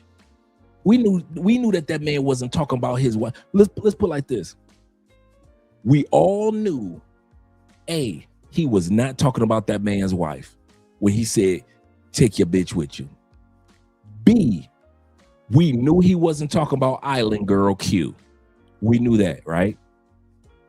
C, we knew it wasn't a bitch that Anton didn't know. We knew it was somebody that he did know. And most of all, D, as soon as he said, take that bitch with you, all of us knew that he was talking about Micca. And any nigga that didn't, you lying. If you ever seen Micca and Anton all the damn time, you automatically knew what bitch he was talking about. You didn't have to guess. You wasn't wondering. You wasn't like, well, who was he talking? Who is this bitch? You knew who the hell she was from the moment he said that shit. And I'm going to tell you something for real. We wouldn't even known that Micca was in the studio if Corey wouldn't have said that. None of this shit about Micca would have came out, and we would have sat back and said, hey, that's that man sad bitch. Ain't none of my business. We'd have just kept our mouths shut, wouldn't we? Wouldn't nobody say shit? If Corey wouldn't have said that one line, Anton could have still been throwing Micca in our face, and we'd have just sat back and said, hey, ain't none of our business, man. We ain't tripping, dog.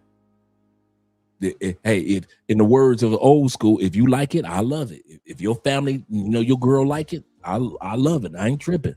But when he said, take that, we knew he wasn't talking about Anton's wife at all. And we knew exactly who the fuck he was talking about.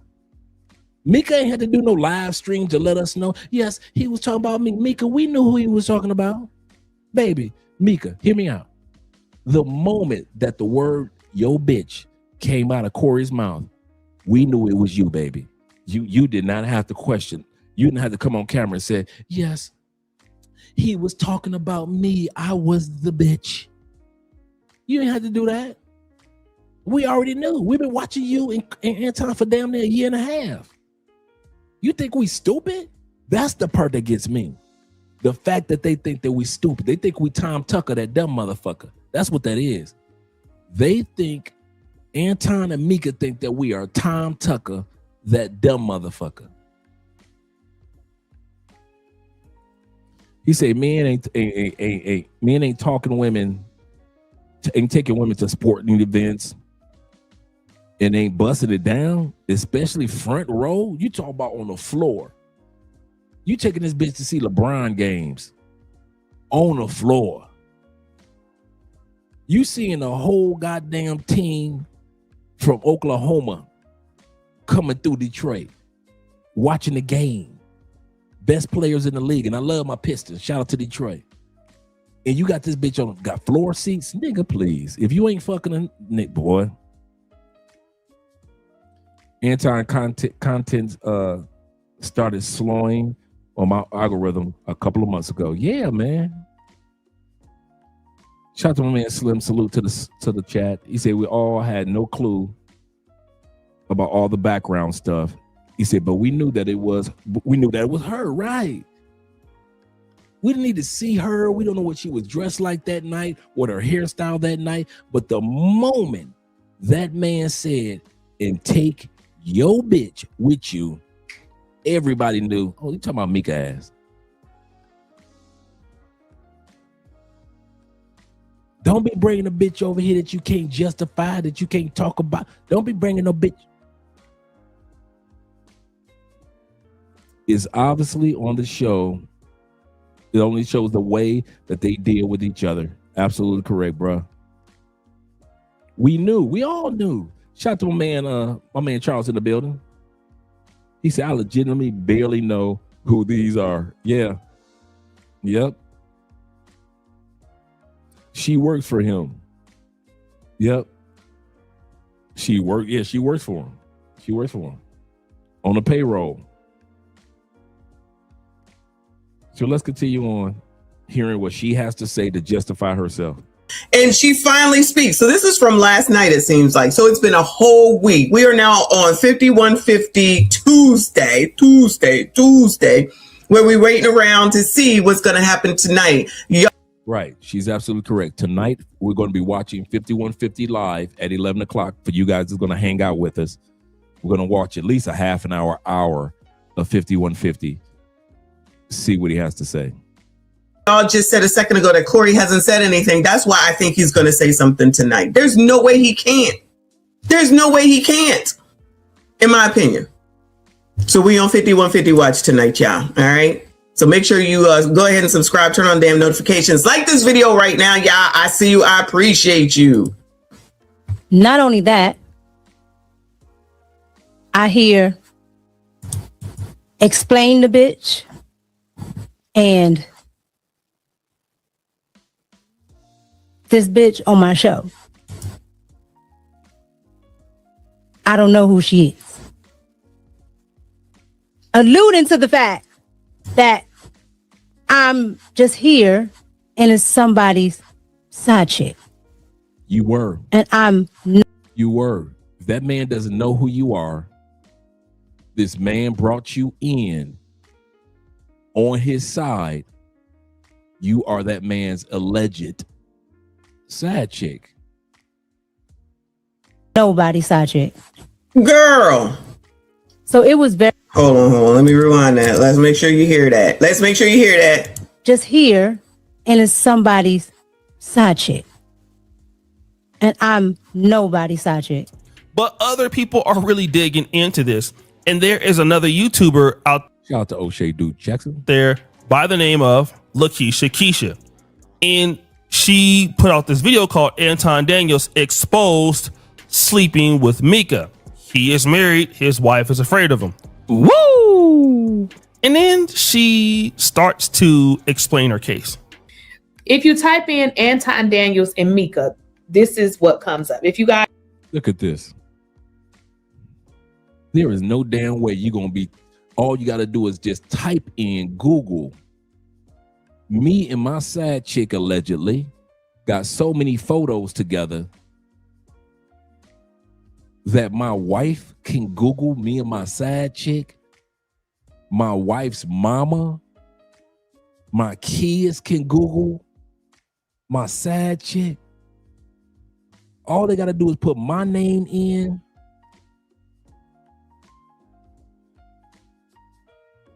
What was that supposed to mean?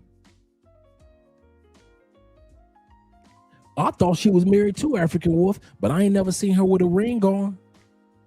Okay, let's say she married. Riddle me this, Batman. Let's say Micca's married, right? Let's say the mama's married. Which one of you real dudes, because I'm going to use how women say real man, which one of you dudes will have your wife floor seats at a basketball game with another man? Which one of you dudes will have your wife on shopping sprees? Because she's got that on her Instagram, her going out shopping with Anton. Which one of y'all gonna have y'all wife like that? Which one of y'all wives gonna be flying all over the country and, like Anton said, looking delicious? And you got you a baddie, a Cuban baddie. Now, here's the part. For those of us that thought that she was married, all over her Instagram, I'm bringing receipts tonight. Ain't no dude. She show her apartment all over her apartment. Ain't no signs of no man nowhere near that apartment. It is a bachelorette's pad. Nice home, but it's hers. I thought she was married. But like I said, which one of you married dudes gonna have your bad ass fine motherfucker? I'm talking about your lady fine like a motherfucker. And you gonna let her fly out with other niggas? Is that what y'all doing? That's what y'all doing in the States. Hey, maybe it's a new thing that y'all doing in the States that I didn't know about before I left. Maybe it's something new, you know, dudes are sharing their wives. I didn't know it wasn't going on like that when I left the States. So now y'all sharing wives? So if I came back to the States, I could just get cool with your wife and just fly her ass, her fine ass, with that fat ass and them thick ass thighs that she got. And I can fly your woman anywhere just because I got a few dollars. Oh, by the way, I can be fat as fuck and out of shape too, like my boy Anton, right? So I can be fat as fuck, out of shape, but as long as I got a few dollars, I can take your wife on shopping sprees. I could take your wife to VIPs in restaurants and in clubs. I could take your wife and I'm flying here and I got your wife. I'm flying there and I got your wife. I'm flying to Corey Holcomb show and I'm showboating and selling wolf tickets in front of your motherfucking wife. What type of bitch nigga are you? I'm gonna tell you this now. Let me do all that with your wife. I'm fucking your wife. Oh, you ain't got to worry about wonder if we just friends or business partner. Bruh, I am fucking life out of your wife. I'm gonna fuck your wife so good by the time you get that pussy back, it's gonna be dry. She ain't gonna wanna fuck no more. She ain't wanna fuck. Baby, I just not in the mood. She gonna be telling you she got a headache every motherfucking night she home. I don't fuck your wife so much. Don't you ever think that I'm flying your wife out and doing all this shit for free in the name of as an employee, as a friend. Man, your wife getting fucked by me and fucked well. All the anal sex she ain't let you get, don't worry about it. I'm getting it. Yeah, your wife told you she ain't gonna let you fuck her in her ass. Don't even worry about that, bro. I will be fucking your wife royally in her ass. You crazy. She gonna have all them little good old fashioned anal orgasms. Ain't no fucking way I'm gonna sit back and flying your wife if she's allegedly married. I'm flying your wife and doing all this shit. I'm giving her floor seats games where she can see LeBron and LeBron's son. And we ain't fucking. Nigga, look me in my eyes and ask me, are you fucking my wife? And it will be it'd be a yes. Nigga, I have a choir behind me singing the word yes. Yes. Are you fucking my wife? Yes. Andre, are you really fucking my wife? Yes. Man, you can't be fucking my wife. Oh, yes. This nigga fucking my wife. Yes. Oh, yeah. I have a choir standing behind me letting you know, yes, I am fucking life through your wife. I'm putting your wife hair back so I can bust a nut on the back of her neck. Nigga, you crazy? I bust nuts on your wife on the back of her neck, on her fucking elbow, on the back of her knees. I done busted nut on your wife's ankles, between her toes 7 times. Nigga, all in between her fingers. I done busted nut between each one of them motherfuckers. Nigga, you crazy. Ain't no way in the hell no real dude gonna let you take his wife out like that. The fuck you don't. I'm like R. Kelly. I'm a flirt. Cause I'ma fuck with her and she gonna fuck with her. Keep fucking around with me and she gonna fuck with her. You crazy as hell. Shout out to my brother Deep Soul in the building. Fucking life out your fucking wife, man. Seriously. So even if she is married, all the shit Anton doing, shit. The fuck I would let another grown man while I'm walking this planet do all that shit for my wife. You better do all that shit for my wife after I'm dead and gone, nigga, and I can't do nothing about it. But if I'm walking and breathing on this planet and you my wife, shit, man, I wish shit. Yep, say yes like the Commodores. Seriously. I'll be zooming your white pussy. You better believe that. Zoom, zoom. I like to fly. Oh, hell yeah. I'll be busting a nut on her shoulder. Just right there on her shoulder. Just all up on the net. This way. Just this way. Shit. Out your rabbit ass mind. I'm serious, man. Y'all laughing. I'm straight serious, man. I'll make a y'all sitting up there. I'll be hitting it from the back. Man, as soon as I get ready to nut, I just run up to the front, push her hair all the way back and bust a nut all on the back of her neck. Like it's goddamn hair conditioner. Y'all rabbit ass mind. Like I said, has America gotten that soft since I left? Are y'all that fucking soft? Y'all just letting motherfuckers just take y'all wives to basketball games? I wish a nigga would. He say, Andre, chill. He stepped in. He said, my coworkers looking. Shout out to the coworkers. My bad, gentlemen. My bad. And the funny part is, I'm trying to keep it quiet too, because Andre in the other room, even though she's a couple rooms over, she's in the other room and she's having Bible study and prayer time right now. So I'm trying to, be respectful, but I'm just saying. He say, talk that yak. I'm just saying, shout out to you brothers, man. Thanks for the support. That is serious. Ain't no fucking way. So if she is married, they wrong. If she ain't married, allegedly, they wrong. And I'm gonna tell you something. I mean this. Anton, if you ain't fucking her, you wrong. You done broke guy code all day. You done took simping on the level that simpism don't exist. You done took simpism to the 7th level of a stratosphere that don't nobody know about that exists but you. You simping on you a married man taking, if you ain't fucking her, let's say you ain't, I'm being serious, Anton. If you are not fucking her, nigga, why? Can you answer that motherfucker for me? Ain't no fucking way that fine ass sister is not getting fucked and fucked good by me.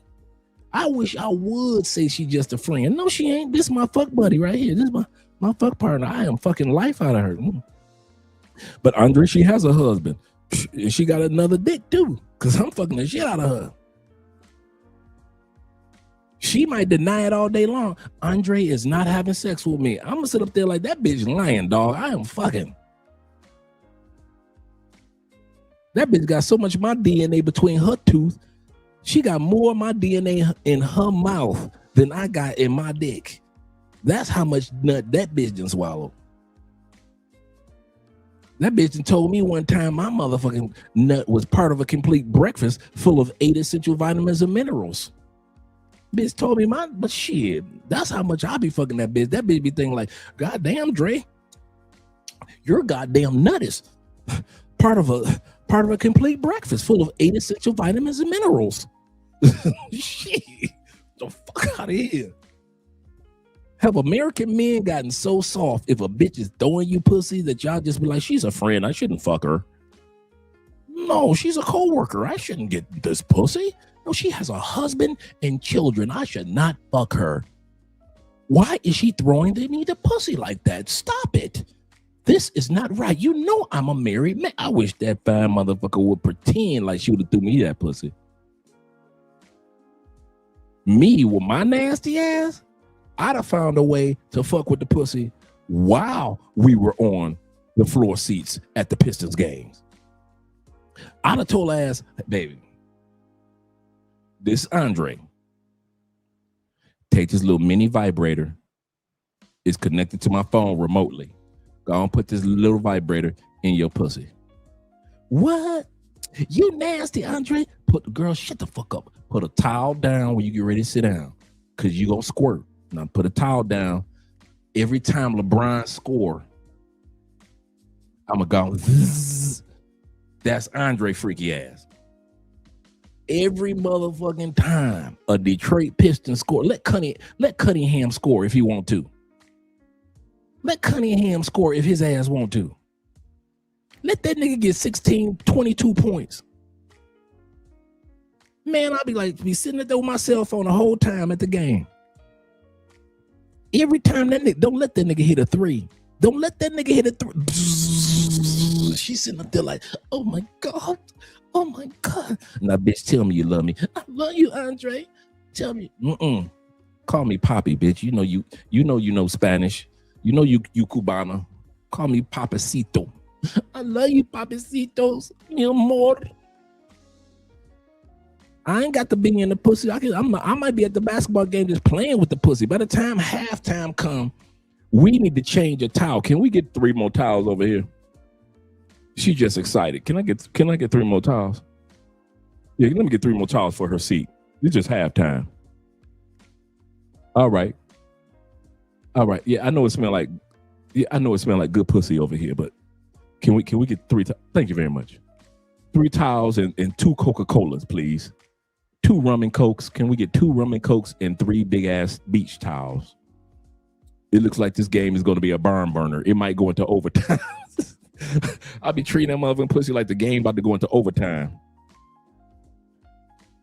Goddamn, 4th quarter of the game, I'm sitting up there like this. Oh yeah, this motherfucker about to go into overtime. This bitch done bust 23 nuts in the whole game. We going for the record. We going for 29 nuts today, bitch. This game going to over. Cunningham scored again. Shit. My freaky ass, bitch, I wish you would sit next to me and you ain't my wife and you looking that goddamn good and we at a Pistons game, put this bullet right up in there. I don't care if you put it in your pussy. I don't care if you put it in your ass. And I know my freaky ass. Here's one for your pussy. Here's one for your ass. Put that one in your ass. Put that one in your pussy. And come on, let's go to these floor seats. She'll be shitting on herself and coming at the same time. Shit, what the y'all got Dre messed up. I'm from the east side. You better back the fuck up out my face, goddammit. I'm from Detroit, Michigan. Don't play with me. I'm from the east side, Detroit.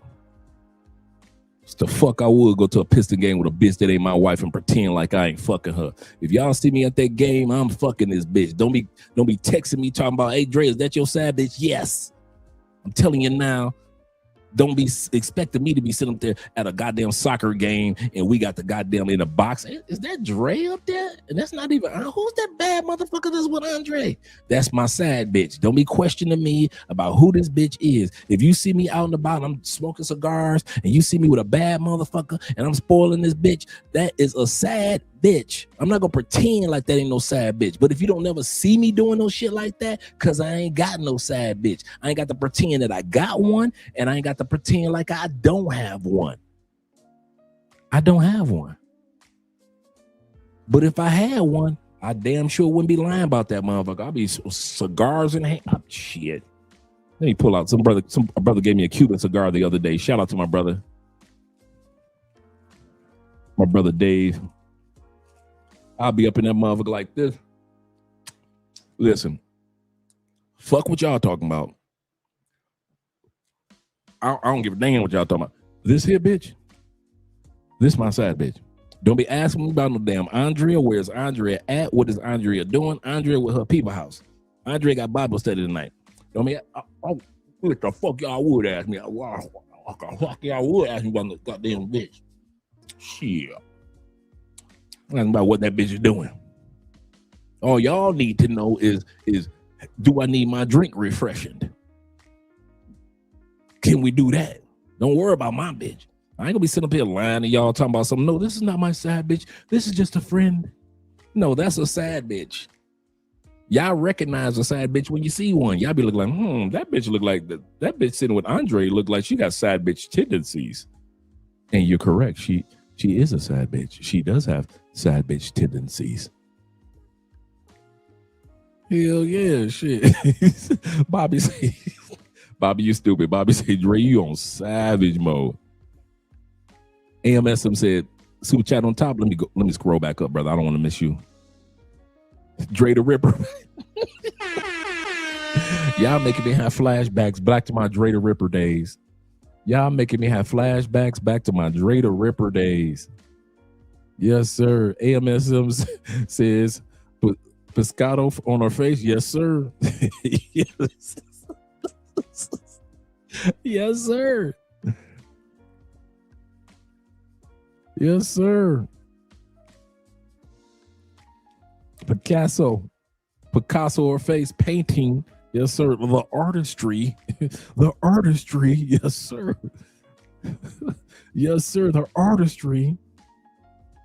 He say Dre the Ripper is back for one night. Yes, sir. Y'all got me having flashbacks. For real. Y'all got me having flash motherfucking backs.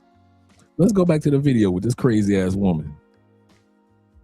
Guys, look at this picture right here. Where's his hand at? Can y'all see that? Let me go back to my screen. Okay, let me reshare it again.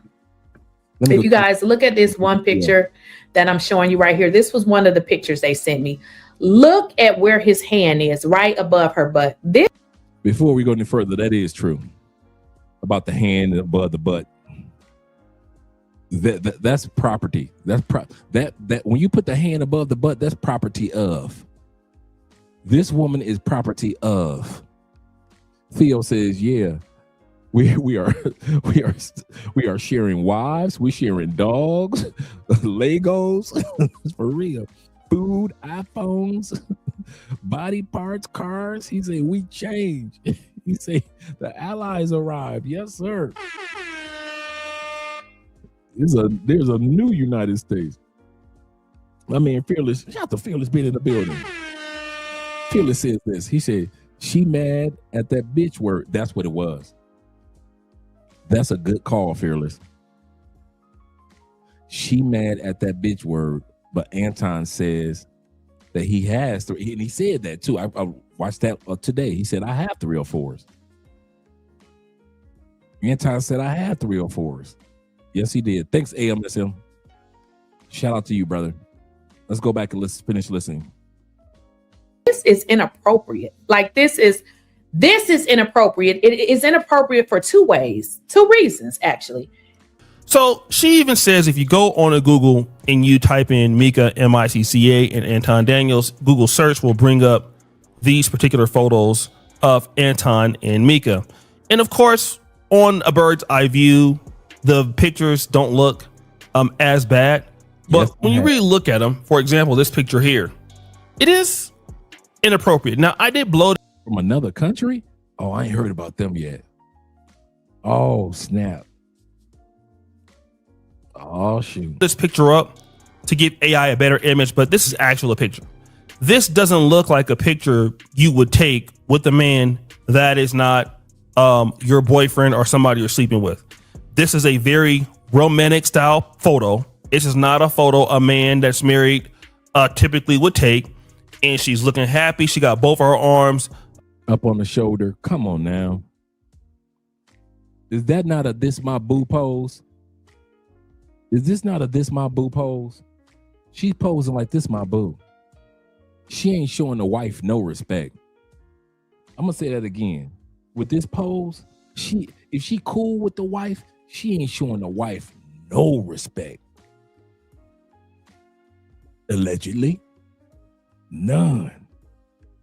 On his shoulder, he got his arms around her waist. And yeah, she's an attractive looking lady, right? Now, I did do some research on the Instagram to see like if this picture is still up. It is not up on her Instagram. She did remove this picture, maybe because people thought it was inappropriate. And again, this is not to say that something is going on with them.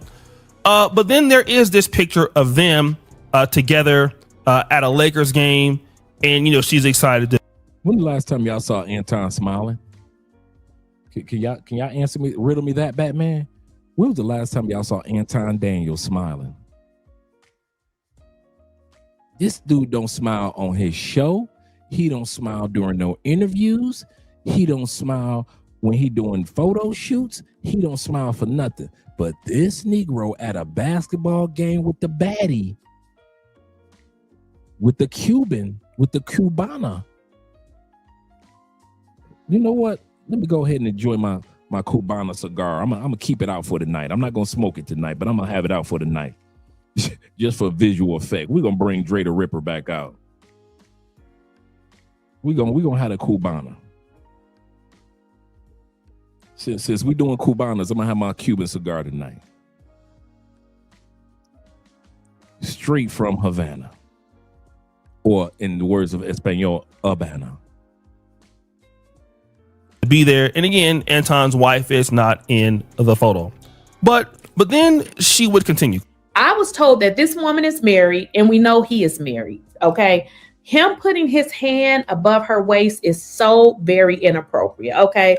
If y'all think that ain't nothing going on with them, I don't know where you've been. It's definitely something going on. Okay. Women don't care about monogamy. Women care about other women.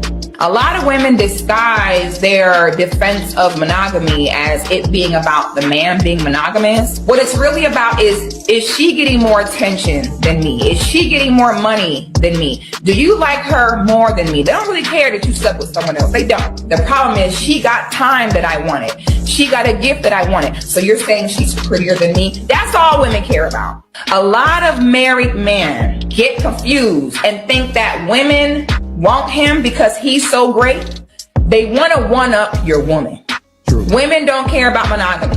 A man cheat 100 times, the woman take it in stride. As long as you buy her a gift and say sorry, whatever.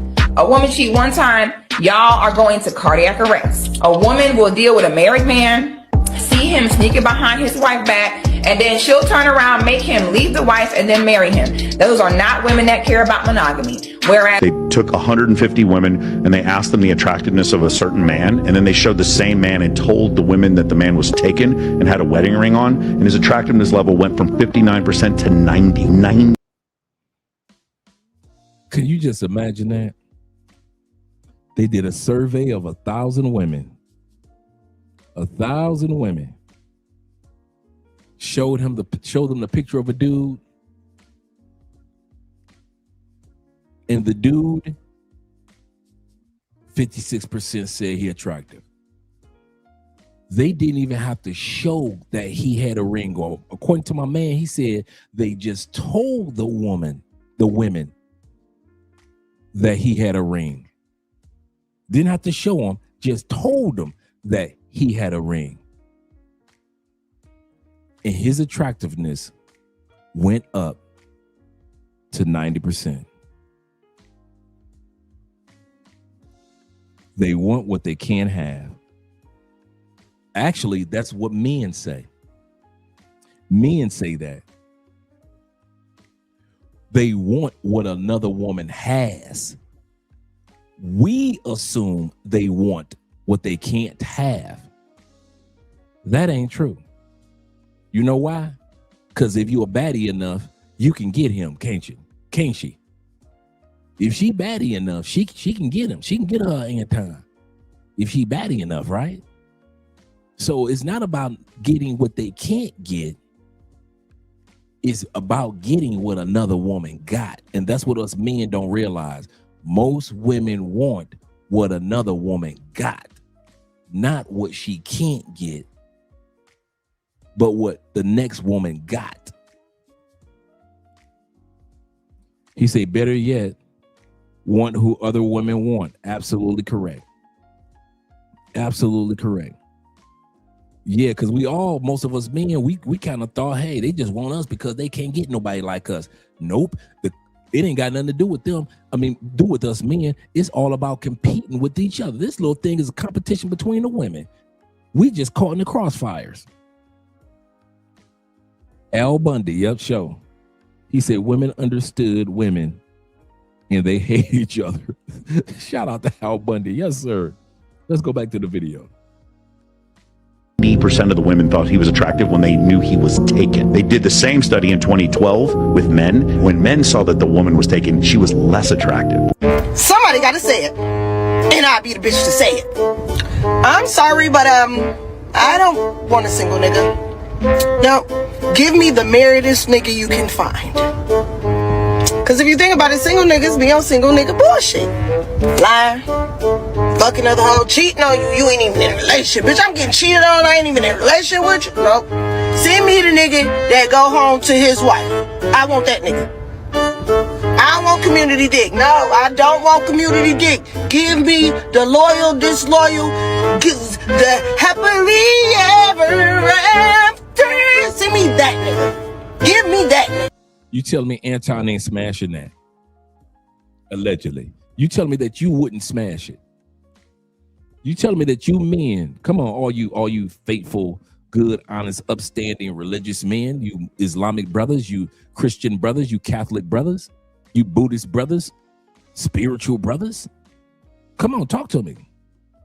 You telling me that you ain't gonna smash that? After all you've been, so you gonna do all the other stuff as if you smashing it, but you ain't gonna smash it in real life. You gonna tell yourself that lie? You ain't gonna hit this. You ain't gonna hit the baby, the Cuban Nicki Minaj. You ain't gonna hit the Cuban Nicki Minaj. You telling me you ain't gonna hit the Cuban Nicki Minaj?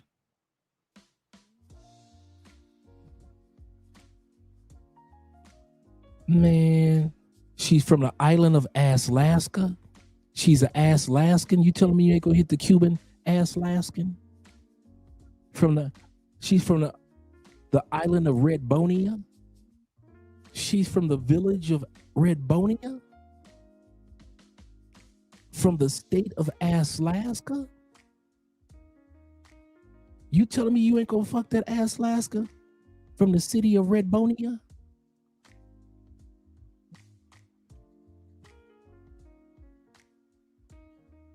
We're gonna have 2 hotel rooms. I'm gonna fuck the life out of her in her bed, in her hotel room, and we gonna scamper our ass, and we gonna scamper. We ain't gonna walk, we scampering. Yes, on that night, I've never scampered a day in my life. On that night, fucking her, I will be fucking her in her hotel room, and I will be, for the first time in my life, scampering to my bedroom to fuck her in my bed. We're gonna be some scampering motherfuckers that night. If we have never scampered a day in my life, I have ran, I have run, I have skipped. I've never scampered before, but fucking this motherfucker, nigga, I will be a scampering motherfucker. Yes, it will be noise complaints. They will be calling down to the front desk. I'll be slamming her body up against all 4 walls. Just slamming, just kaboom. Just hitting it from the back, from just hard as no reason. And don't let it be like one of them hotels where it's got the giant glass window. Man, I'm smashing. She all up against the window, dog. Her breast print, her breasts are freezing because it's wintertime in Chicago. I'm in Detroit. I got her breasts all up against the cold glass. Her breasts and her stomach are just pressed up against the ice cold glass of Chicago weather in this high-rise hotel. Go sit up here and lie to myself talking about I ain't gonna be fucking her. I will be a professional scamper. Ain't no way you're gonna be from the state of Alaska. And you from the town of Redbonia. And I'm from Flexington, Detroit. I'm flexing. I'm from Flexington, Detroit. I am flexing. Cause a nigga like that is a nigga I could be strong together for so long. His love is strong. He still with his wife, ain't he? Then, the single niggas just be on bullshit. But the married niggas, you gonna know where that nigga at, bro. You gonna get more than. I want y'all to look at her hands. Look for a wedding ring. Look for a wedding ring, cause I ain't seen one. Cause a nigga like that is a nigga I could be strong together for so long. His love is strong. He still with his. Hey, Ronald, how come I thought about that earlier when I was making this video? I thought about the same thing. Right, baby? Then, the single niggas just be on bullshit. But the married niggas, you gonna know where that nigga at, bro. You gonna get more of the truth from the married niggas. The married nigga gonna tell you where he at, what he doing. If you doing your side shit right, bitch, you ain't gotta worry about him cheating on you. He ain't got time, cause when he ain't with his wife, he with you, bitch. So yeah, I might just forever be a side chick. I don't fucking know. Wouldn't make a difference to me. But I don't want no single nigga. Keep y'all single asses the fuck on somewhere, cause you bitches be on bullshit. Cause see that, and that's the thing. I get played by a single nigga, I'm gonna have to single-handedly fuck him the fuck up. Then I'm gonna be the crazy bitch. No, give me the happily ever after married nigga. Thank you. why do women want to fuck other women's husbands? It's a horrible female trait that women are basically innately jealous of each other. Before she goes any further, do remember, guys, once again, we'll be watching Corey Holcomb's 5150 starting at 11 o'clock on this channel. So whether it's your husband, your house, your car, your jewelry, men are happy to see other men do well, like their friends, right? They like it. They don't have an issue with it. Like, great, you got a new job, great. They're actually much better at that. Women are kind of like, that means that she's doing better than me. It's jealousy, right? Yeah. And I think often, sometimes the side chick get the best of the man. And I do. Okay. Oh my God. So you see how she said that on camera, not hiding. She said, yes, and I do. I do get the best of the man. So she thinks. Women don't know that we can convince a side chick to think that she getting the best of us and she only getting the leftovers. Now, every once in a while, you find a dude that's simp enough to fall in love with his side chick. Them simp dudes. But most of us, if we dare to have a side chick, she ain't gonna never get the best of us. I don't care how good she make the sex. She'll never get the best of us. Only simps let the side chick feel like she done came up. Oh, hell no. Yeah, that's women logic, not logic. Seriously. Side chicks are not hiding anymore. I don't know why y'all think side chicks gonna go into hiding. Them chicks ain't hiding anymore. Are you a proud side chick? I want you to be really honest. Okay. Are you her husband? Absolutely. Do you believe in God? I do. Oh, okay. There's a difference in believing in God and fearing God. I don't think that you fear God because I don't think you understand the conviction as being a person who is the person who is stepping into somebody's marriage. God does not approve of that. If you read that word, if you take in your daily bread, there will be a conviction.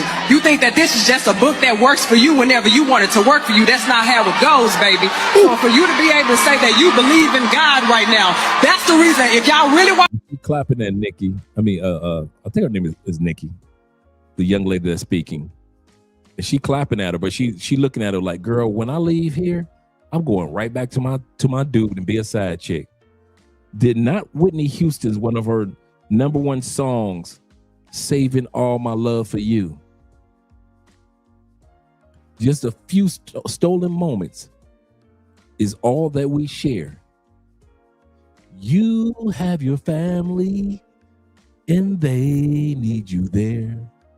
But tonight is the night for that feeling all right. We'll be making love the whole night through. Why? Because Whitney Houston and other chicks say that they are saving all their love is for you. Did not Ray Parker Jr. say a woman needs love just like you do? Don't fool yourself into thinking that she don't. She'll fool around just like you do. With you or without you, just like you do. Did not Ray Parker Jr. tell us a woman has no problem with being a side chick as we lay? We forgot about tomorrow as we lay. Ooh. Come on now. Hey, hey, as we lay. Didn't think about the price we'd have to pay. Did not Stevie Wonder's one of his #1 hits, Part-Time Lover? Did not Atlantic Star tell us, secret lovers, that's what we are? Secret lovers.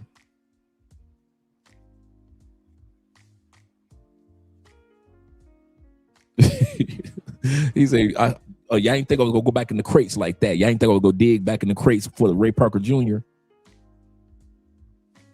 Just like you do. Don't fool yourself into thinking that she don't. She'll fool around just like you do, with you or without you, just like you do. Seriously, now you guys digging in the crates. You digging in the crates. You remember all these songs where women ain't had no problem with being the sad chick, the clean up woman, by Betty Wright. Isley Brothers, Secret Lovers, yes sir. I don't know why I'm passionate about this conversation. That's the reason, because in my walk, I fear God. So every behavior that I have reflects on the godly principles and my fear of God. So I am never going to get up to no man, pull out the SOS band. Just be good to me.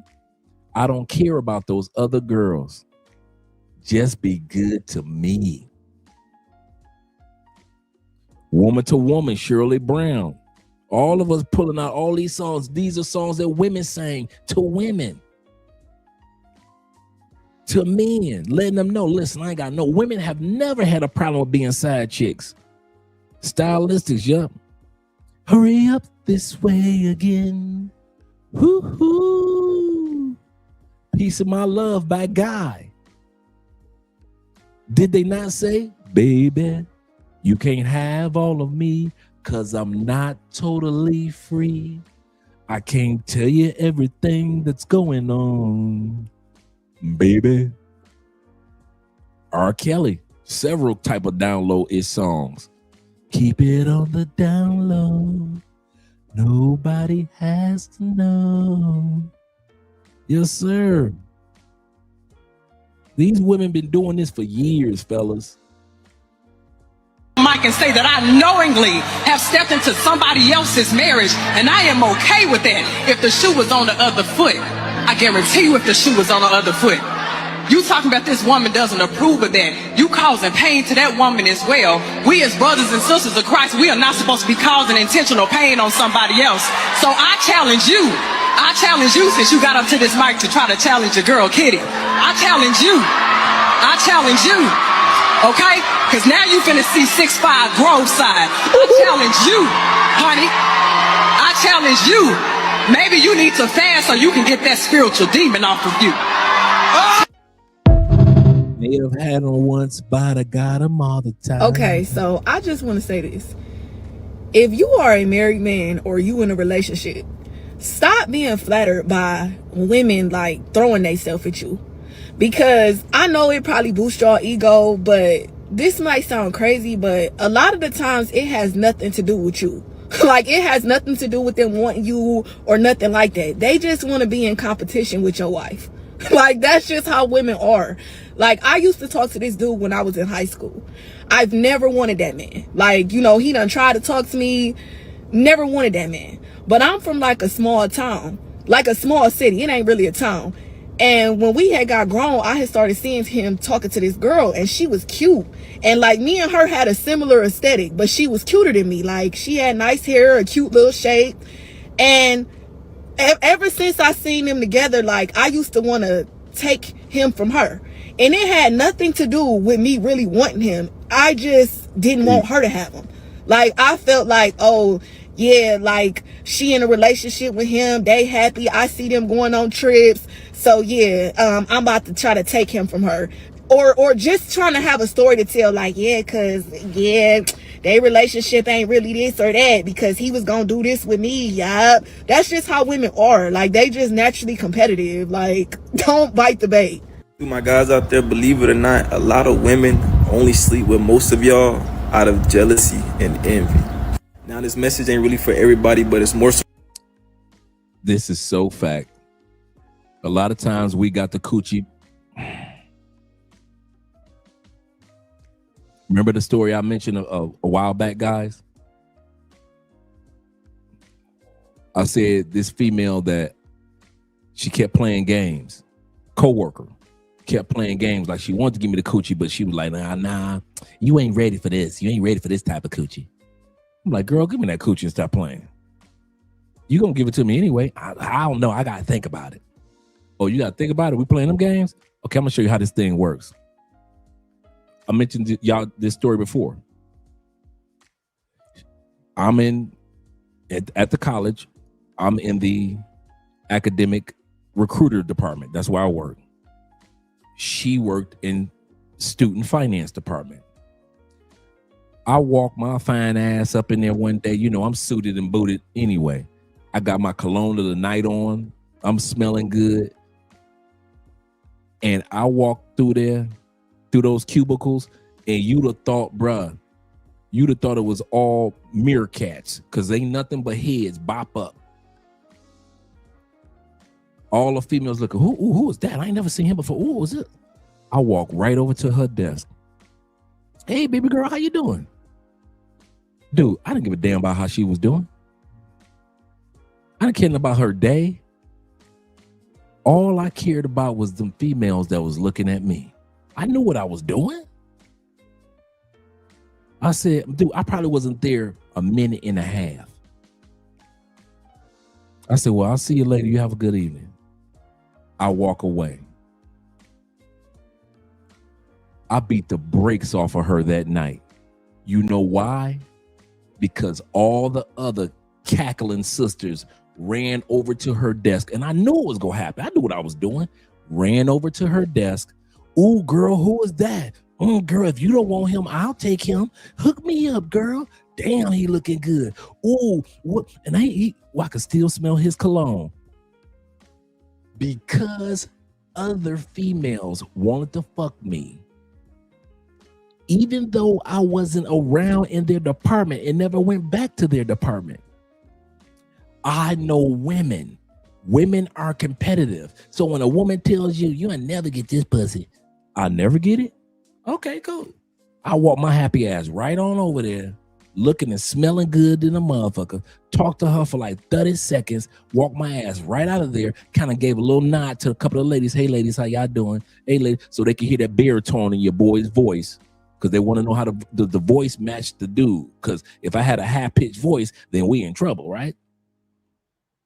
Or if I was a little bit effeminate, then they could have said, well, he gay, so okay, that's why he was looking and smelling good.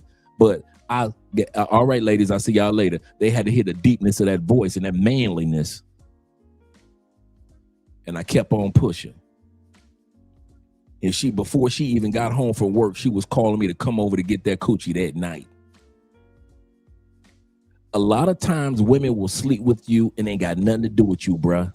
It ain't got nothing to do with you. It's because they competing with other women. They will give you the pussy to keep another motherfucker from getting the dick. Another female from getting the dick from you. Don't y'all ever think that every woman that slept with you wanted to sleep with you. I know women that slept with me. I know I've had at least 10, 15, 20, even 30 women in my life that slept with me because they was hating on the next woman. I've slept with best friends because they were hating on their best friends. I done slept with mamas because I was sleeping with the daughter and kept not sleeping with the daughter anymore. So the mama said, fuck my daughter. I'm going to fuck you if she don't want to fuck you no more. So now I'm fucking the mama. The mama in her 40s. I'm in my 20s. The daughter is in her 20s. But since the daughter want to act funny style, the mama said, I'll fuck you. So now I'm fucking the mama. It ain't me. It ain't my ego. Yeah, I'm fucking the mama too, dog. No, it's because women are so selfishly competitive that some of you dudes, if you go through the Rolodex of your mind, you will think about it like, you know what? Her best friend did give me the pussy maybe 3 times and didn't even want to fuck with me like that. She just wanted to fuck with me to make her friend jealous. So let's not sit back and act like that every time. Now, that flicky, I'm with you on that one, bro.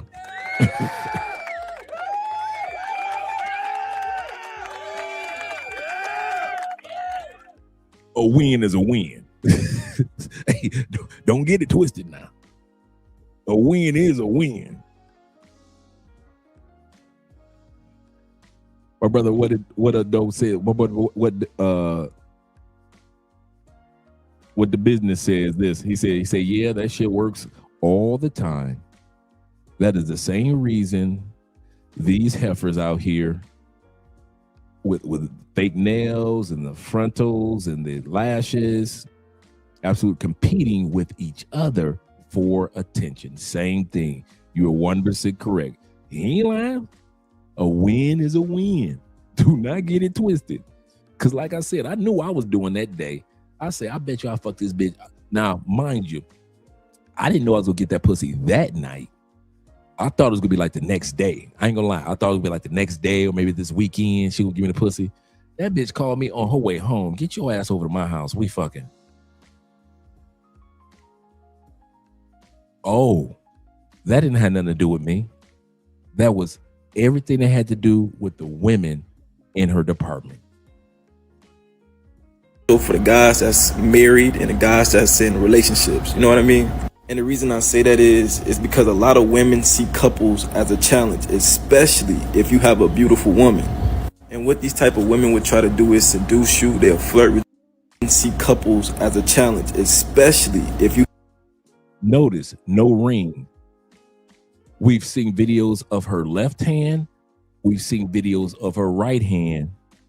We know women do not take their ring off, even if they go to sleep. So for all of us that think that she's married, keep on looking at her hand. Have a beautiful woman. And what these type of women would try to do is seduce you. They'll flirt with you, and they'll even try to get you in a bed because they operate under a certain type of ego, right? And this ego that they have is thinking that they can take everybody, man, and thinking that they the prettiest and thinking that they the best of all, when in reality they just want what you have because they lack that relationship or whatever you got, and they want that for themselves. And because these women want that for themselves, they are willing to do anything to make that a reality in order to feed their ego, especially if you got a beautiful woman. Which is why it's not a coincidence that every time you get in a relationship, every woman in the world either wants you or they find interest in you. Nope. You see what I'm saying? Oh yeah, it wasn't worth it. She wasn't as fire as she was talking about she was being, but it was cool. So believe it or not, bro, the truth is a lot of these women out here are completely evil. It's literally in the Bible. Go read the book of Proverbs. It will tell you everything you need to know. You see what I'm saying? Here's why women prefer to compete for a pre-selected man. Let me explain. You have to understand this. Women are not after rich men. Women are not after high status men. Women are not even necessarily after men who are assertive. What women are after is women are after men who other women want to be with. This is the highest form of pre-selection because what this is showing is real social proof. What she wants to know is she wants to know that other women are interested in you. Other women find you attractive. Other women like your charisma, your personality, and who you are. And because of that, she now feels like it's a win to be with you. Okay? You can have the biggest bank balance or the most status in the world. If that is not transitioning or translating into more female attraction, oftentimes it doesn't even work in your favor. What women are really after is pre-selected men that other women want to be with, because then she'll feel like the relationship is a win for her because she feels like you're a selected man. These women are all dating the same men. So I got to give points to the gentlemen. They've been saying for a while that 80% of women only date about 20% of men. And I've been thinking about this for a long time. I was like, wait a minute. Okay, so I'm looking at the percentage of single mothers versus the percentage of single fathers. And the data is not quite lining up. Then I started to think about the T app. And I said, wait a minute. If women are posting all the same guy on the T app, and they're all running over there and rating their experience with the same guy. Wait a minute. These women are all dating the same men. Because how would you explain that one guy has like 30 different women rating him poorly? 30 different women have dated this guy and they have a bad report on him. I think the guys were right about this one. But women love married men. That shit ain't stopping no motion. I seen John video from a dude stitched John video talking about women love married men, and the dude stitched it and agreed. Even though he was single, he said one time he just faked it and put a ring on, and bitches was trying to holler at him. And niggas ain't lying, bruh. If the T app showed anything, it's that these bitches be lying. They get on here and act like men are dogs and we're the ones that are a problem. These women ain't got no morals. They like the same ruggish, thuggish, dog ass, bum ass niggas. And they love the same aesthetic. And they talking and sharing the same niggas. That's why they got the same stories and the same fucking experiences. That's why they done shut the fuck up about that T-app when niggas start exposing that shit. Cause they couldn't lie no more. So they just got quiet about it. You ain't heard shit about that T-app. If you was a man getting motion before this right here, this does nothing but amplify this shit. You know why? Because as many stories as we hear on this app of women talking about how scarce it is for male resources, you as a married man, when they see this, you have been pre-vetted. Someone selected you, and women love to get a piece of what's there. As long as you got a little clout, a little money, a little height, some meat on you, you know what I'm saying? They're going to go. They don't go, bruh. They don't care if you got a girlfriend or what. Bruh, if I was to show my DMs, look at E. Kane was just fucking lusting over D'Angelo, and he not even married, but he's openly supportive and expressive of how him and his old lady. And women see that shit. And she even said in her video, I know he, happily in a relationship. So, so why you lusting and talking the way you was talking about a fucking man with a woman? Because they don't care. They don't care. Hell, when I was down in Orlando chopping up with Sensational, we was talking about that shit. How these women be still in our DMs and still doing shit and chopping and laughing at the shit. And it's even worse when you are a happily faithful husband. It's even worse because women aren't, especially pretty women, aren't used to getting rejected or so used to. She's a 9-9 in the States. I give her that. All you guys that's been to Colombia or dealt with Venezuelans, DR, Thailand, Philippines, stand up. Is this chick a 9-9 in our countries? Come on, let's be real with it. I'll come back to that. Is this what you call a 9-9 in our countries? Fuck no. She's the girl that's making your food at the restaurant. She's the chick that works at the mall. She's the chick that's the waitress in a small little quaint Afro-Colombian restaurant.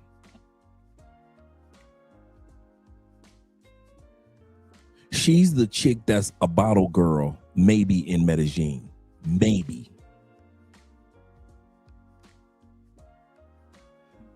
That's what, thank you. She's a 7. I know women in the Philippines make her look like trash. I know women in Thailand that make her look like trash. We already know Venezuelans, she couldn't do. This chick would get lost in the crowd here in Colombia.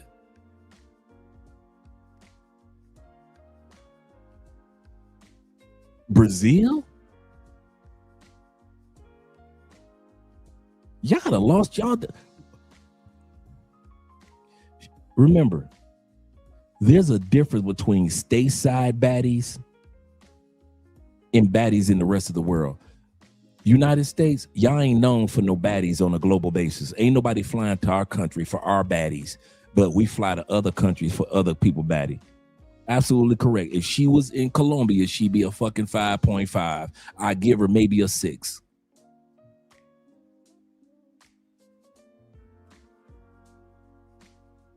If she was in Colombia, you can see her doing some pay for play, something strange for some change. Allegedly.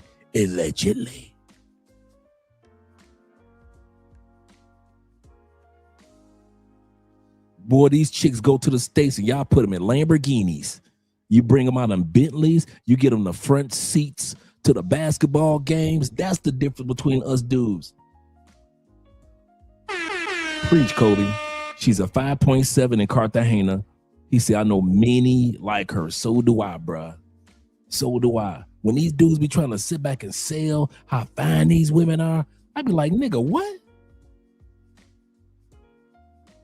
Man, I know sisters in Panama that look better than her.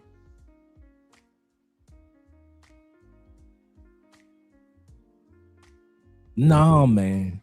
He said, yep, in Colombia, Mika's average 6 in Colombia, and she's still fine, though. And I'm not taking that away from her. I kid you not. I'm not taking that away from her at all. But, bruh, I can walk out my door, and it is 10:47. We're about to look at Corey in a few moments. It is 10:47, and I'm telling you, I can see at least 10 bad bitches that look better than her, and it's 10 o'clock at night out here. Y'all crazy, man. Y'all American dudes, man, y'all suffering bad, bruh. I ain't gonna even lie. My brothers back home in the States, y'all suffering bad. If y'all think that this is a baddie, if y'all think that this is a global baddie, global, man, you out your rabbit ass mind. This ain't nothing but a bottle girl, allegedly. This ain't nothing but a pay-for-play chick. Man, this is a chick that you would get her and a couple of her friends to do a threesome and a foursome with. But you ain't booing this up. Man, dudes will be looking at you like you a fool if you try to boo something up like this. Like, nigga, why you boo her up? All these badass motherfuckers, you want to boo up her? Man, I see this all the time. Stop me when I'm lying, fellas. You see it all the time. Regular smegular ass Colombianas, regular smegular Venezuelan chicks, regular smegular Brazilian chicks or Thai chicks. Get to America and you ignorant motherfuckers throw that regular smegular bitch in a Lamborghini. You brothers do it, you white boys do it, and we be looking like that's a regular smegular ass Venezuelan. She ain't even the finest one. I'm talking about a regular smegular ass Venezuelan or Colombian. And y'all be drooling and losing your fucking mind in Miami. You be like, I remember I went back to the States, right? I was going back and forth, you know, before I really settled down here. And we had a new coworker and dudes drooling like, damn, she from, dude, Dre, I know you go to Colombia. Man, she a badass Colombiana. Damn, oh my God, she fine, right? She had the right height. She was like 5'7", 5'8". So she had a really nice height on her. Very attractive young lady, right? Every dude was walking up to her like, damn, you fine. You know what I said when I walked up to her?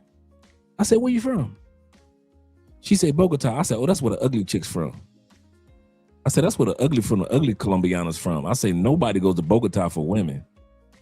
I said, but it's nice to meet you. And I walked the fuck off. She looked at me like, you have the audacity to look at all this and call all this ugly? I say, baby, you from Bogota.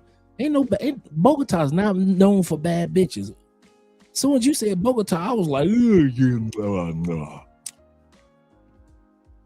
Go on, take your ass to Bogota you want to. Bogota's the city where you got to hunt for a baddie. Bogota's not like when you walk down the street. Now, mind you, Bogota women are very educated. Bogota women got money. That's one thing you can't take from them. They got them degrees. You find a lot of actresses. You find a lot of female politicians in Bogota. Do not, when it comes to getting that paper, you gonna find, if you just looking for a woman that's gonna have your back, that's gonna spend on you like you spend on her, Bogota. But if your ass think you gonna walk outside and just walk down the street and it's gonna be baddie after baddie after baddie, shit. Anybody that's been to Barranquilla got them. You can't put Barranquilla like Bogota. Barranquilla got the finies. You gotta find you a fine one in Bogota. You gotta go looking. Take your ass to Bogota Airport. Next time y'all fly through Bogota. You ain't gonna be seeing a bunch of badass bitches like you see in Medellin, Cartagena, Cali Airport, Barranquilla. You take your ass to Bogota, you can see a bunch of smart business women with their turtleneck shirts on, professional. You will be looking for a baddie. Anybody that's been to Bogota already know what I'm telling is the truth. They got some baddies, but you gotta look for them motherfuckers. You ain't just gonna walk up on them, just gonna be stumbling in the grocery store and just a bunch of bad motherfuckers in Bogota. Hell no. I told y'all before, Bogota is the only city that I have ever had to delete videos because all the chicks were just plain as can be. I was like, this video ain't gonna get no views. All these chicks in here looking plain in a mung. We at the club, they looking at Andrea like, damn, you can't be from here. You must be from Cali. They ain't built like that here. Shit.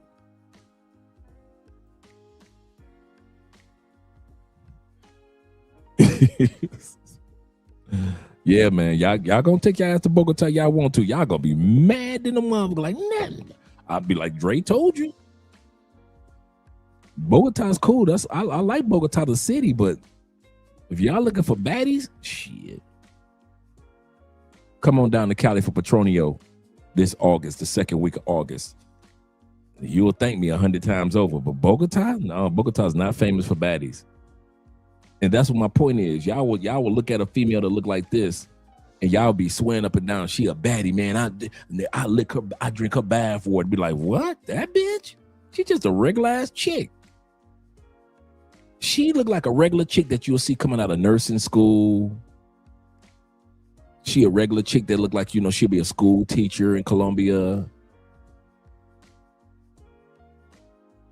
Dude, I've seen school principals. I kid you not. I have seen elementary school teachers from being around Andrea family and going to all these little family events and kids presentations. I have seen school principals and assistant principals and school teachers.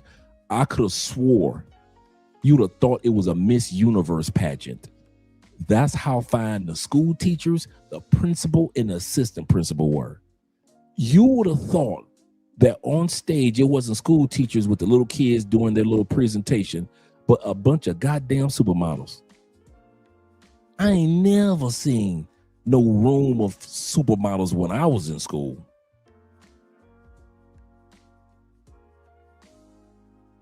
That T-app when niggas start exposing that shit because they couldn't lie no more. So they just got quiet about it. You ain't heard shit about that T-app.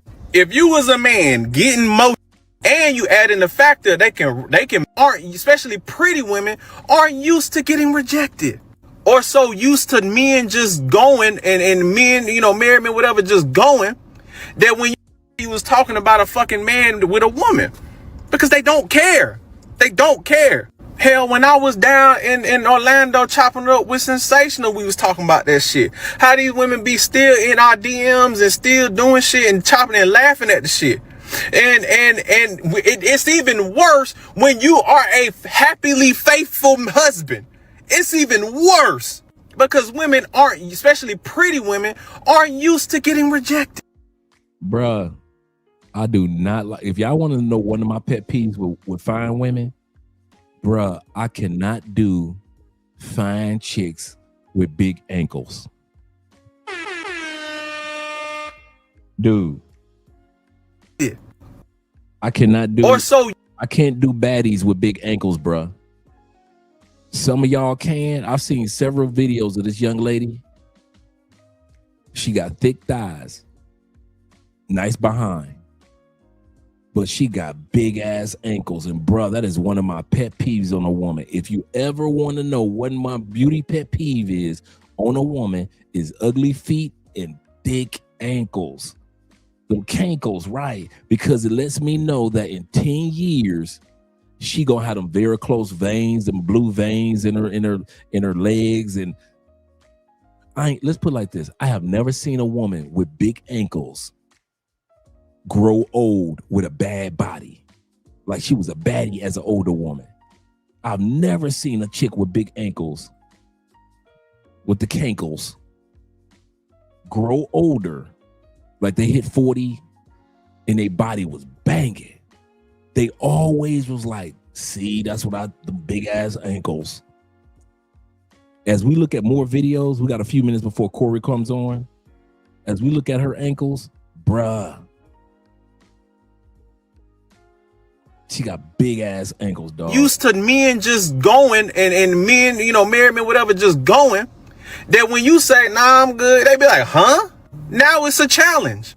They can, number one, they can see everything. As a married man, the women, like from waist on up, from her knees on up, she nice. She nice from her knees on up. She nice. Can look at everything. They get a full blown insight. Oh, he take care of his kids. He treat her nice. He got money. He responsible. He do this. They can see everything. It's on display. And you add in the factor they can mess around with you and have the upper hand because they know you're not gonna fuck up your situation, and they got power over you, and they can use that as blackmail to get what they want. Also, is it just me? Come on, let's be real. I'm being real, not coming at the sister. I think she's attractive. Is it just me? Is she one baby away? All you true players know what I'm talking about. Is she one baby away?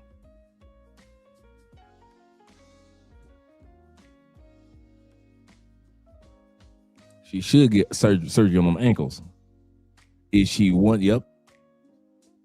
Is she one baby away? Bobby know what I'm talking about.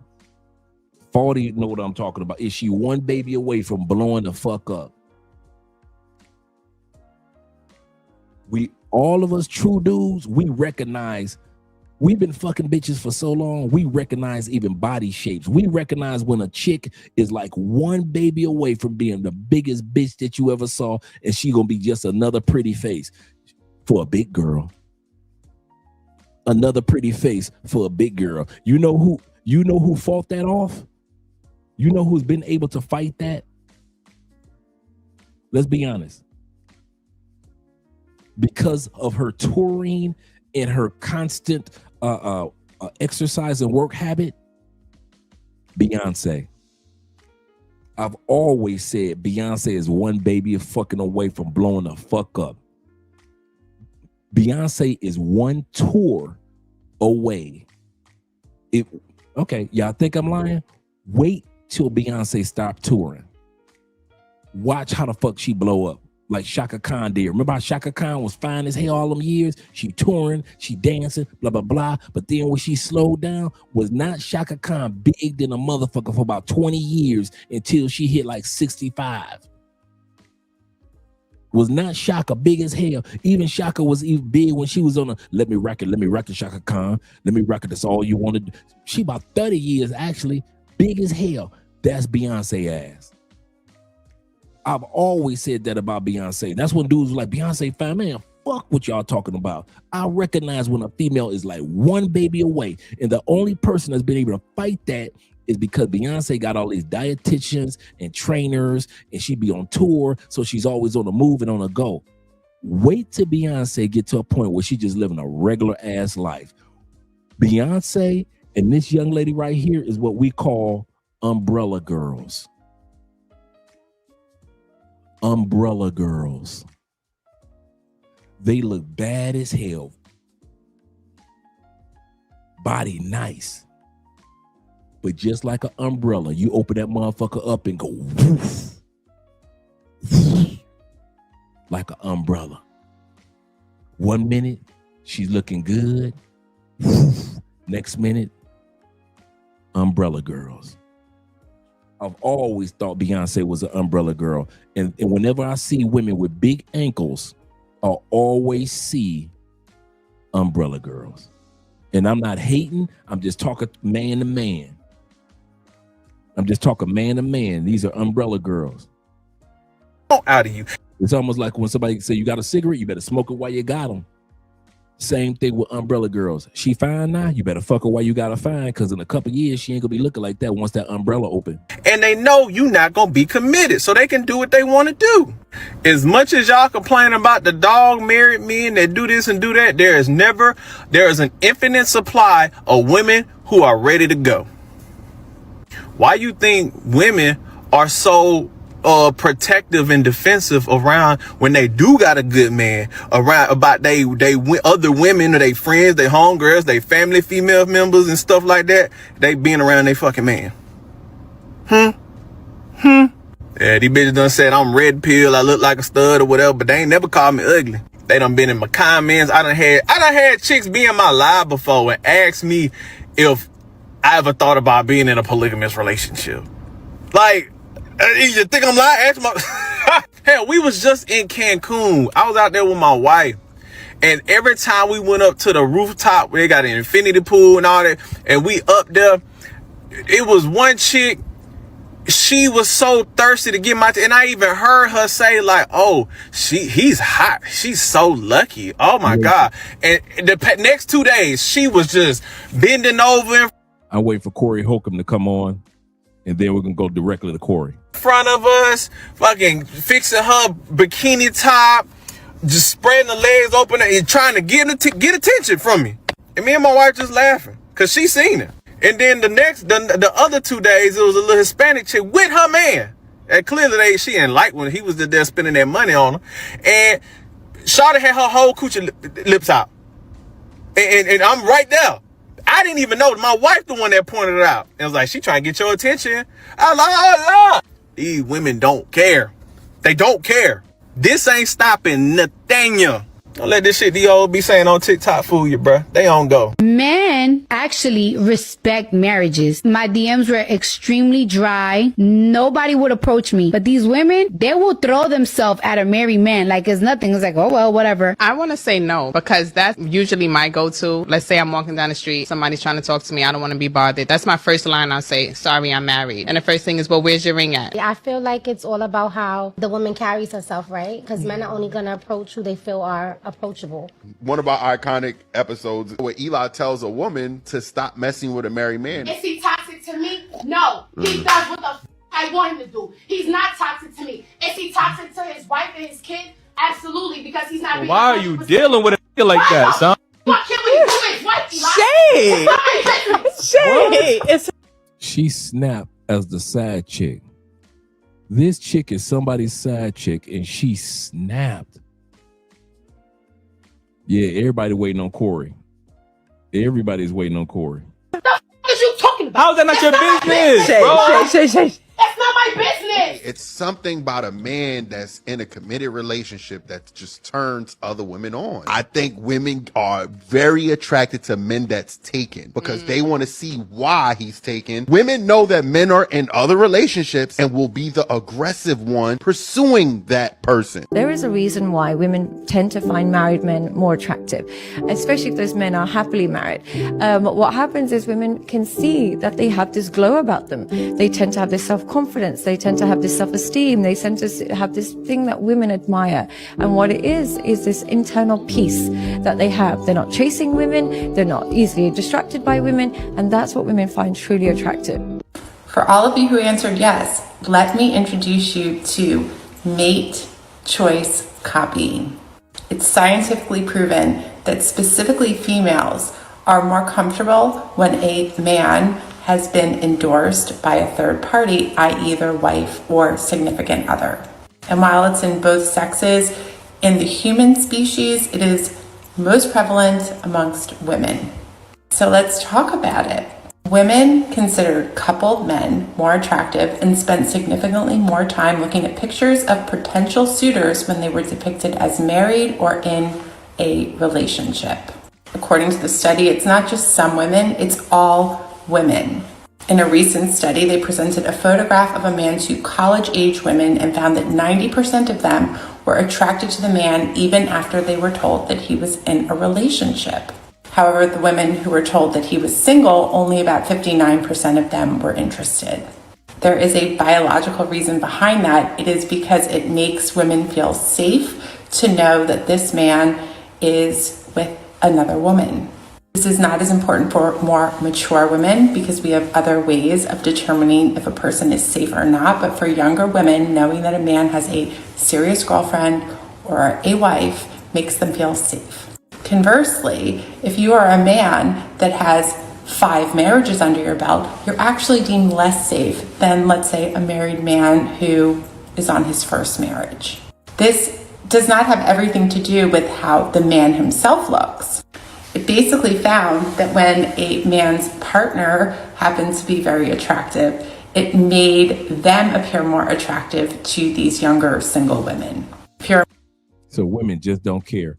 Right now, we're gonna come back to the video. I just want you guys to see something. Let me add my man Corey to the stage real quick. I'll remove this one and bring this one up. So as you guys can see, that Corey right now is on a 21-minute countdown right here. Let me blow this up well, it's not, it won't let me blow up real quick, but right now he's on a 20-minute countdown. So Corey's going to start in 20 minutes right now. I mean, right now he is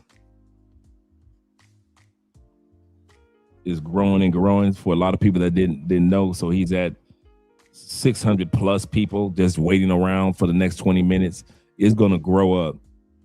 My prediction is 10,000 people are going to be watching him tonight. That's what my prediction is. People complained about Anton. All right here, Anton is this, Anton is that. Count down your money.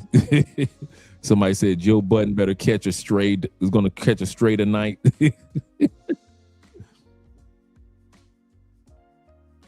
So Chicago 5150, Chicago in the building.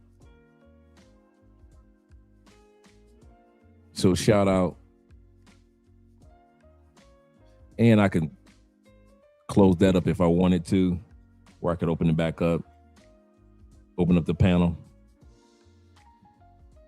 So I just want to let you guys know right now we got 19 minutes left. So we're going to continue on with our video, but I just want to let you know where Corey stood right now. He said 14,000. Maybe I'm seeing the wrong thing. Are you guys looking at the same? Let me go add this back to stage. Are you guys looking at the same link that I'm looking at? Oh, I'm looking at the likes. My bad, gentlemen. I was looking at the likes. No. I was right. That wasn't the likes. 730 is growing. 713 watching right now.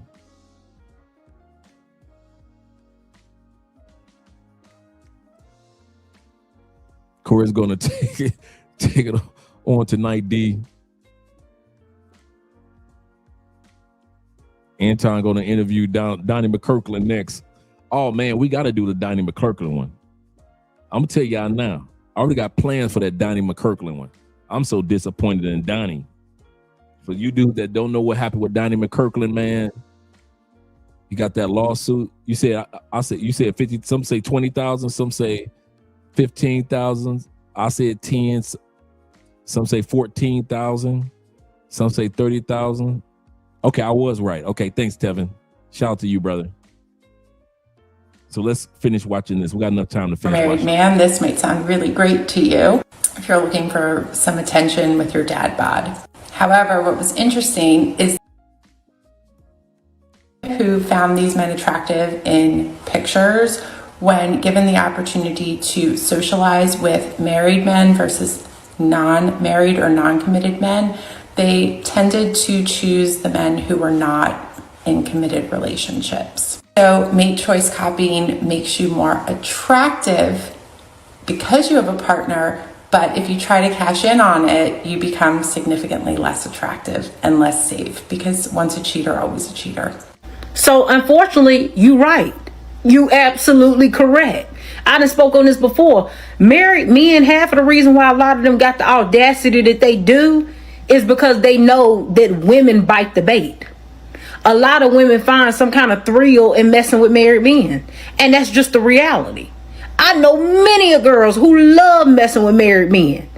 And so the reality is, if they know that they've been successful with getting with women, even though they married, why would they stop? Why would they stop? This pretty much goes into everything that women complain about. Everything that women complain about, they help to contribute to, right? You talk about men cheating, but y'all don't be having no problem being the woman that he cheat with. You talk about married men being in your DM, but you know a girl who don't have no problem messing with married men. The woman might be you, right? But you will sit up and talk about all this stuff that these men do and forget the women that help to contribute to the things that these men are doing. If you were not out here rewarding these men for bad behavior, guess what? They'd have one or two options. Either they be without women or they would change. And we know they wouldn't go with the first option of being without women. So they actually probably would look into implementing change. But that will never happen. Because as a collective, women will never come together and actually uphold that sisterhood, that fake sisterhood that they like to talk about. See, when a married man come to me, I'm sending that dog home to his owner. I'm not entertaining no married man. I don't want nothing that's taken. Not a boyfriend, not a husband. I don't want nothing that's taken. When I got something, it's mine. I don't share. I don't share anything. But a lot of y'all girls, y'all like to share. You like to come second place. You like to be a side dish. If I'm not the main course, you ain't eating. You ain't eating at all. So that's why I don't take anything most women say serious, because they part of the problem. You help contribute to these problems every day that they like to complain about. So miss me with it. This is the number one reason women chase married men. The number one reason women chase married men is all due to pre-selection. A man who is married is pre-selected. A man who is with a woman has been identified as a suitable mate for a woman. What do you know about women? They tend to like the same shit. They like a successful leader who's confident. So when a woman is with a man, she's telling other women that, oh, look, this guy has what we all want. That's what pre-selection is. This is why you notice when you have a girlfriend, women are choosing you, women are chasing you. You now have been pre-selected. When one woman signals that you're okay for her to be in a relationship with, she basically is telling other girls that you're suitable for them too. Okay, let's talk about it. For the girls who sleep with married men and think they winning something, let me put y'all on game real quick. Miss, oh, he ain't happy at home. Oh, he only there for the kids. Oh, he really hate her. Oh, he finna divorce her. Girl, how stupid could you be? This is the same man who's still going home to his wife, still taking family vacations while you still at home at nighttime on your lonely cold pillow by yourself crying because you thought shit was gonna be sweet. Now, same females be like, oh, it's okay as long as he give me my husband at the end of the day, girl. It's just ain't no way you could be that motherfucker. That ain't no flex, baby. Your community service. Let me really put y'all on game. Let me put y'all in the Bible. Because y'all be too busy trying to prove points to a woman that y'all be forgetting that at the end of the day, the only person y'all gonna be judged by is the one up there. You feel what I'm saying? You are not that man's peace. You are that man's escape. That man trying to escape reality. That man's gonna escape the woman that holds him accountable. It's never a flex. Believe me, the wife is on top of everything. Now let them know what's going on. Y'all be trying to nitpick. You thinking that he love you. Girl, that man do not love you. That man love what he can get away with. Let me go back a little bit. Let me clear my throat. Let me tell you what a man does for a woman that he loves. Everything. I'm just saying, the only thing that y'all are is convenient. Please do not ever think you a prize to a man who already got a wife. Like, you should love yourself more than that, for real, sis. Woo! Now, I have no idea if the woman is married or not, if the woman is separated, if Anton is separated. I don't know. Okay. I have no real idea about this, but she would go on to make more points. I'm not a jealous girlfriend, so if I'm in a relationship, I'm not jealous. But let me just make sure you understand. You ain't taking nobody out to no damn games, bro. It's just not happening. Like, why is your wife not there? Like, am I wrong? Like, that's not happening. I mean, and it is not to say that, you know, you have to be a jealous person to say that, you know, you don't want your significant other to go to a game with somebody else. I don't. You ain't. It just ain't happening. So this is him with her. Okay. And here's the deal.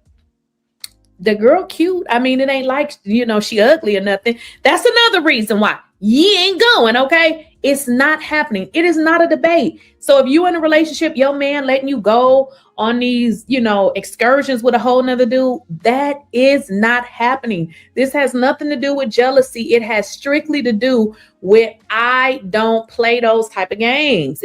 Now she's saying, look, Mika's an attractive lady.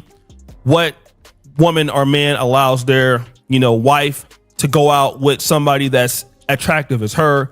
Like, would he allow his wife to do the same thing? I'm not sure. Okay. But this was the commentary that she gave. Now, I went back over to listen to what Anton Daniels said about Corey Holcomb, you know, basically saying that he's with his side chick. All right. Now, Anton said, listen, if I'm with my side chick, why would I put her on the podcast, right? He did mention that. But then again, he started mentioning other things that kind of didn't match up with that argument. You don't mention what nobody else got going on with their family. Under no circumstances do you, if I beef with anybody, if I have a disagreement with somebody, I never, ever, under no circumstances, say some shit about that. Don't even, I could see it with my own eyes, man. I don't know what the they got going on over there. That ain't my business. It ain't my business. I don't know nothing about what you got going on in your life. And so now he's saying, you don't mention what I feel the same about, you know, not being in your business, bro, but you put your business out there for the world to see. Some stuff need to be for social media and some stuff need to be for your real world life. There's a lot y'all know about Andre and I, but there's a lot that y'all don't know. There's stuff that belongs to our real world life that just belongs to us. Now, if you down here in Cali, Colombia, you'll notice certain things about Andre and I that you don't see on camera. But for Anton to take this situation and go directly on camera, come on, bruh. And you didn't expect us to respond to anything. I thought Anton, let's put it like this. Did Anton actually think that statement with Corey Holcomb and take your bitch with you, that would just go slide by and we just wasn't gonna say nothing, huh? We were supposed to just focus on you and Anton, Corey arguing. We were supposed to just focus on you talking about telling Anton, telling Corey, let's go out back. We were supposed to just focus on the argument. We weren't supposed to focus on that last line. We weren't supposed to say, I know who his bitch is. Allegedly. We're not supposed to say that. Allegedly. But at the end of the day, he telling us, old school would just, wouldn't say nothing because old school wouldn't put their business out on social media. Old school ain't putting their business out on social media like that. Shout out to my brother, Theo. Hey, Theo, that was a great interview that you did earlier, man, on the other brother's live stream. If you have the link to his channel, drop the link so we can subscribe to his channel. Make sure you guys, we got 127 in the building. Make sure you guys click the like button. We like you. Make sure that you like us too. Shout out to you, Theo. That was a really, really good interview that you did. He said, if I wear my wedding ring from my previous marriage and say that I'm still loyal to her, I will always get dates. This is true. No matter my size, money, level of fitness. This is so true. They do not care. They do. Bruh. Y'all think I just be talking. I'm gonna come back to you, Faudi, in a second. Y'all think I just be talking. When I tell you here in Colombia, I fight bitches off. Oh, nigga, you ain't fine like that, nigga. You ain't like, no, I'm not. Nigga, you ain't got it like that. No, I don't got it like that. But it was just like the one lady said, women can tell when you are not only just married, but you are happily married. Women want to be in the man's face that doesn't pay them any attention, especially if they see a ring on his finger. If they see that ring, if you Lord, like I say, if you're the Lord of the ring, my precious, you got that ring on your finger and you ain't paying them no mind, you looking like you happy in life, man, women do not want to see your ass happy. They want to disturb it, even if they got to use their coochie to disturb your peace. So don't sit back and think that I'm down here in Colombia, I'm married, and I either don't get tempted or I'm telling bitches to get the fuck on. Plus, I can dance salsa, merengue, bachata, cumbia. So I'm always on the dance floor with a bad bitch in my arms. Ain't nobody ever see me with no ugly bitch in my arms. That is never gonna happen. I've gone to clubs where I be like, man, dudes be like, man, it's a bunch of bad bitches up in here. I be like, it's just a regular night, man. Ain't no baddies up in here. and I don't even dance. My motto is I don't cheat, I dance. So if I have a bad bitch in my arms in Colombia, we dancing. That's it. And they be all with the conversations of, ooh, what's your name? And oh, blah, blah, blah, blah. And they see the ring and they do not care. That is global. And I know it ain't because of me. It's because of the glow of happiness and peace that I have in my life. And women do not care if they will disturb that peace in order to fuck you. Don't you ever think that this is all about you. It's all about competing with your wife or your girlfriend or your girlfriends that they have never even met. Some of y'all done gave a dick up to bitches that don't even give a fuck about you, and you done lost your wife, your kids, your peace, and everything for a bitch that only was competing with your wife. It ain't had shit to do with you. And once your wife left you, she left you. The competition was done. The competition was done. Let's go back and look at Corey real quick. We got 5 minutes left with Corey. Corey right now is at one. You guys might be right. He's at 15. He's at 1,300 right now. He's at 1,300 people before the show even starts. He said, "No, I ain't saying Kelly a baddie, but she ain't regular either." No, I would never say Kelly Rowland is a regular. No. Their entire job and personality is kind of antithetical to it. Absolutely correct.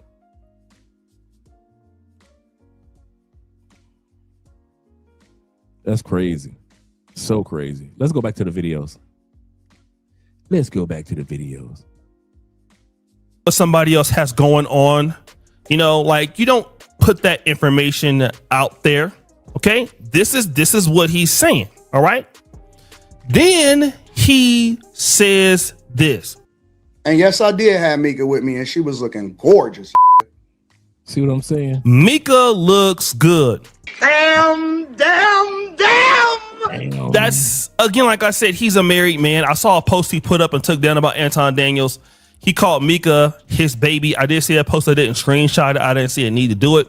So then what does the Bible say about a person like Anton, who knowingly says he loves God? Matthew 5:27-28. You have heard that it was said, you shall not commit adultery. This is what Jesus is saying, a person says he follows. But I say to you that everyone who looks at a woman with lustful intent has already committed adultery with her in his heart. So when you call this lady that she's looking good, she's looking beautiful, and you're a married man, even if you are not sleeping with her, you are committing adultery. There are many other scriptures that I could talk about, but clearly that would be an overkill. And I really don't want to do that. But I want to talk about the fact that Anton Daniels, he is putting out to the world that he's a black conservative. He's a Christian. He loves Jesus. And it's interesting because this is also the same persona that pop culture Mika is trying to do, which to me, it looks like it's a grift. Okay. She's having all these black Republicans and black conservatives that are doing whatever they want to do. She's at the Black Conservative Federation Legacy of Freedom Ball. So these people are putting themselves out there as if they don't do the same things that Democrats are doing, and they're doing all of the same thing. I mean, they're just as hood. I mean, they're just as ghetto. They are basically dealing in the same debauchery, and they're just grifting the right. So basically you're grifting the white conservative movement or the black conservative economy, but you're still living like Pookies and Ray Rays from the black community. And then you think that can't nobody see this shit when we all see it. And that's the whole point that I have a problem with somebody like Anton. Can we get on with the show? Y'all are a mess. I can't take y'all. Shout out to Med School RBN up in here. Thank you so much. He says, Michonne, check out what she's not saying. She said she has no negative feelings about 5150. Notice no mention of Anton. Now listen, now that you said that, I'm gonna go over here to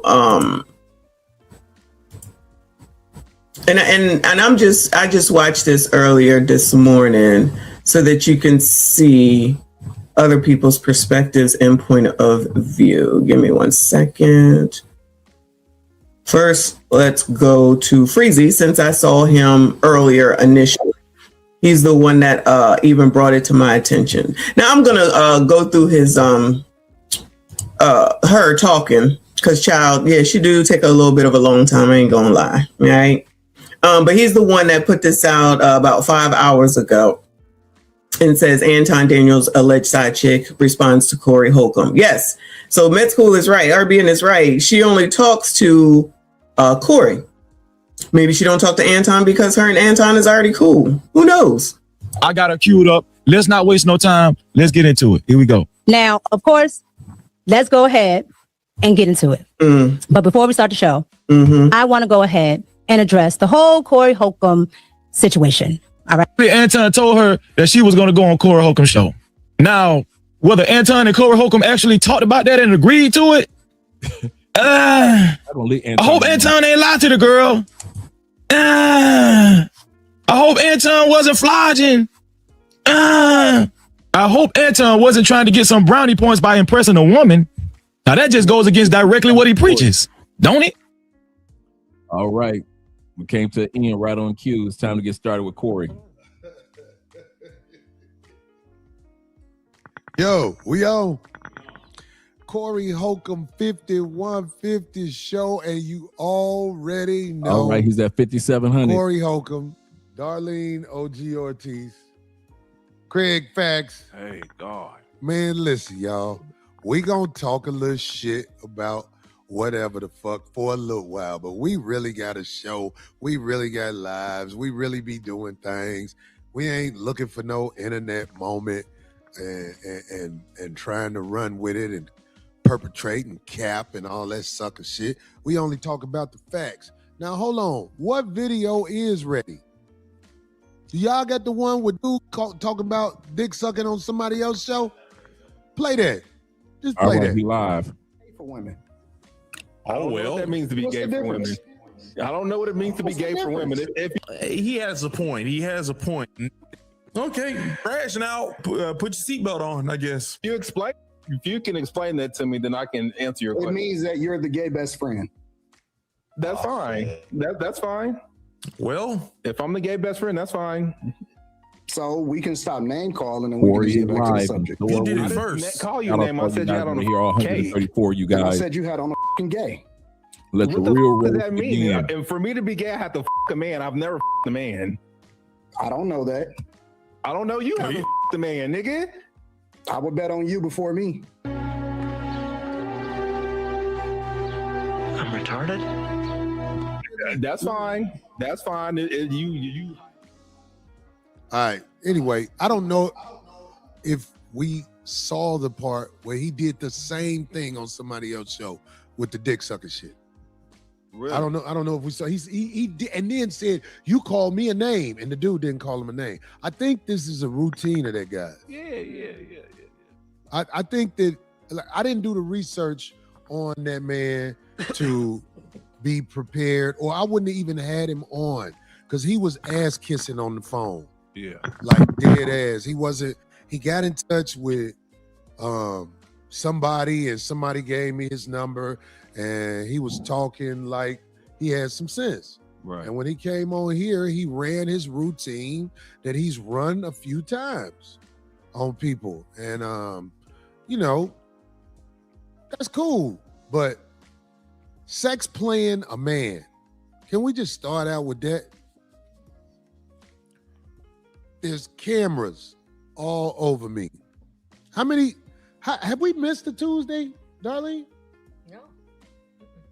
Even when the city was burning down, we was up in this. They had to tell us to get that. Yeah, real shit. Hey man, listen, man. We ain't missed a Tuesday. Do you know if you fight on YouTube, they give you at least a 30-day suspension? Right. I didn't know that. His plan Is it like being married? almost worked. His plan almost worked. Now, because we ain't got all day for this sucker ass nigga. Because he'll never be in my face again. Everything he say is for the net. You got away. You got away with that. But listen, it was some people talking about somebody ain't a real nigga or a street nigga. What is the definition of a street nigga? I really want to know. Does anybody know what a street nigga is? Yeah, I mean, it's a few. I mean, it's supposed to be a code of conduct in the streets. Like in Cali, the code of conduct is somebody call you out for a fair one. You're supposed to take the fair one.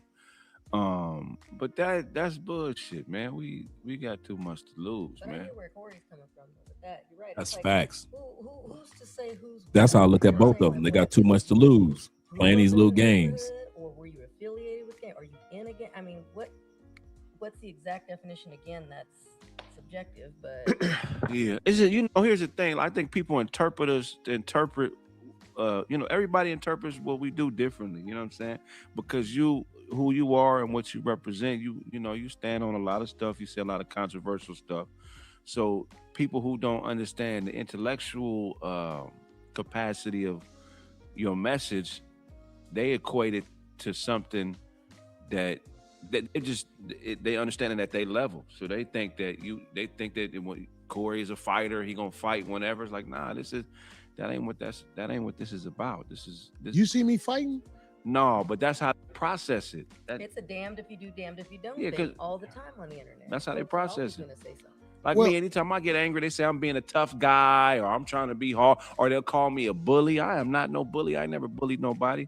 But if I raise my voice a little bit or get a little bit aggressive, they just take it in a way like that. I don't mean it. I don't mean to cut you off. No, you ain't cutting me off. I'm just trying to make sure, because I know what happened. Yeah. Now, this is what the internet has done.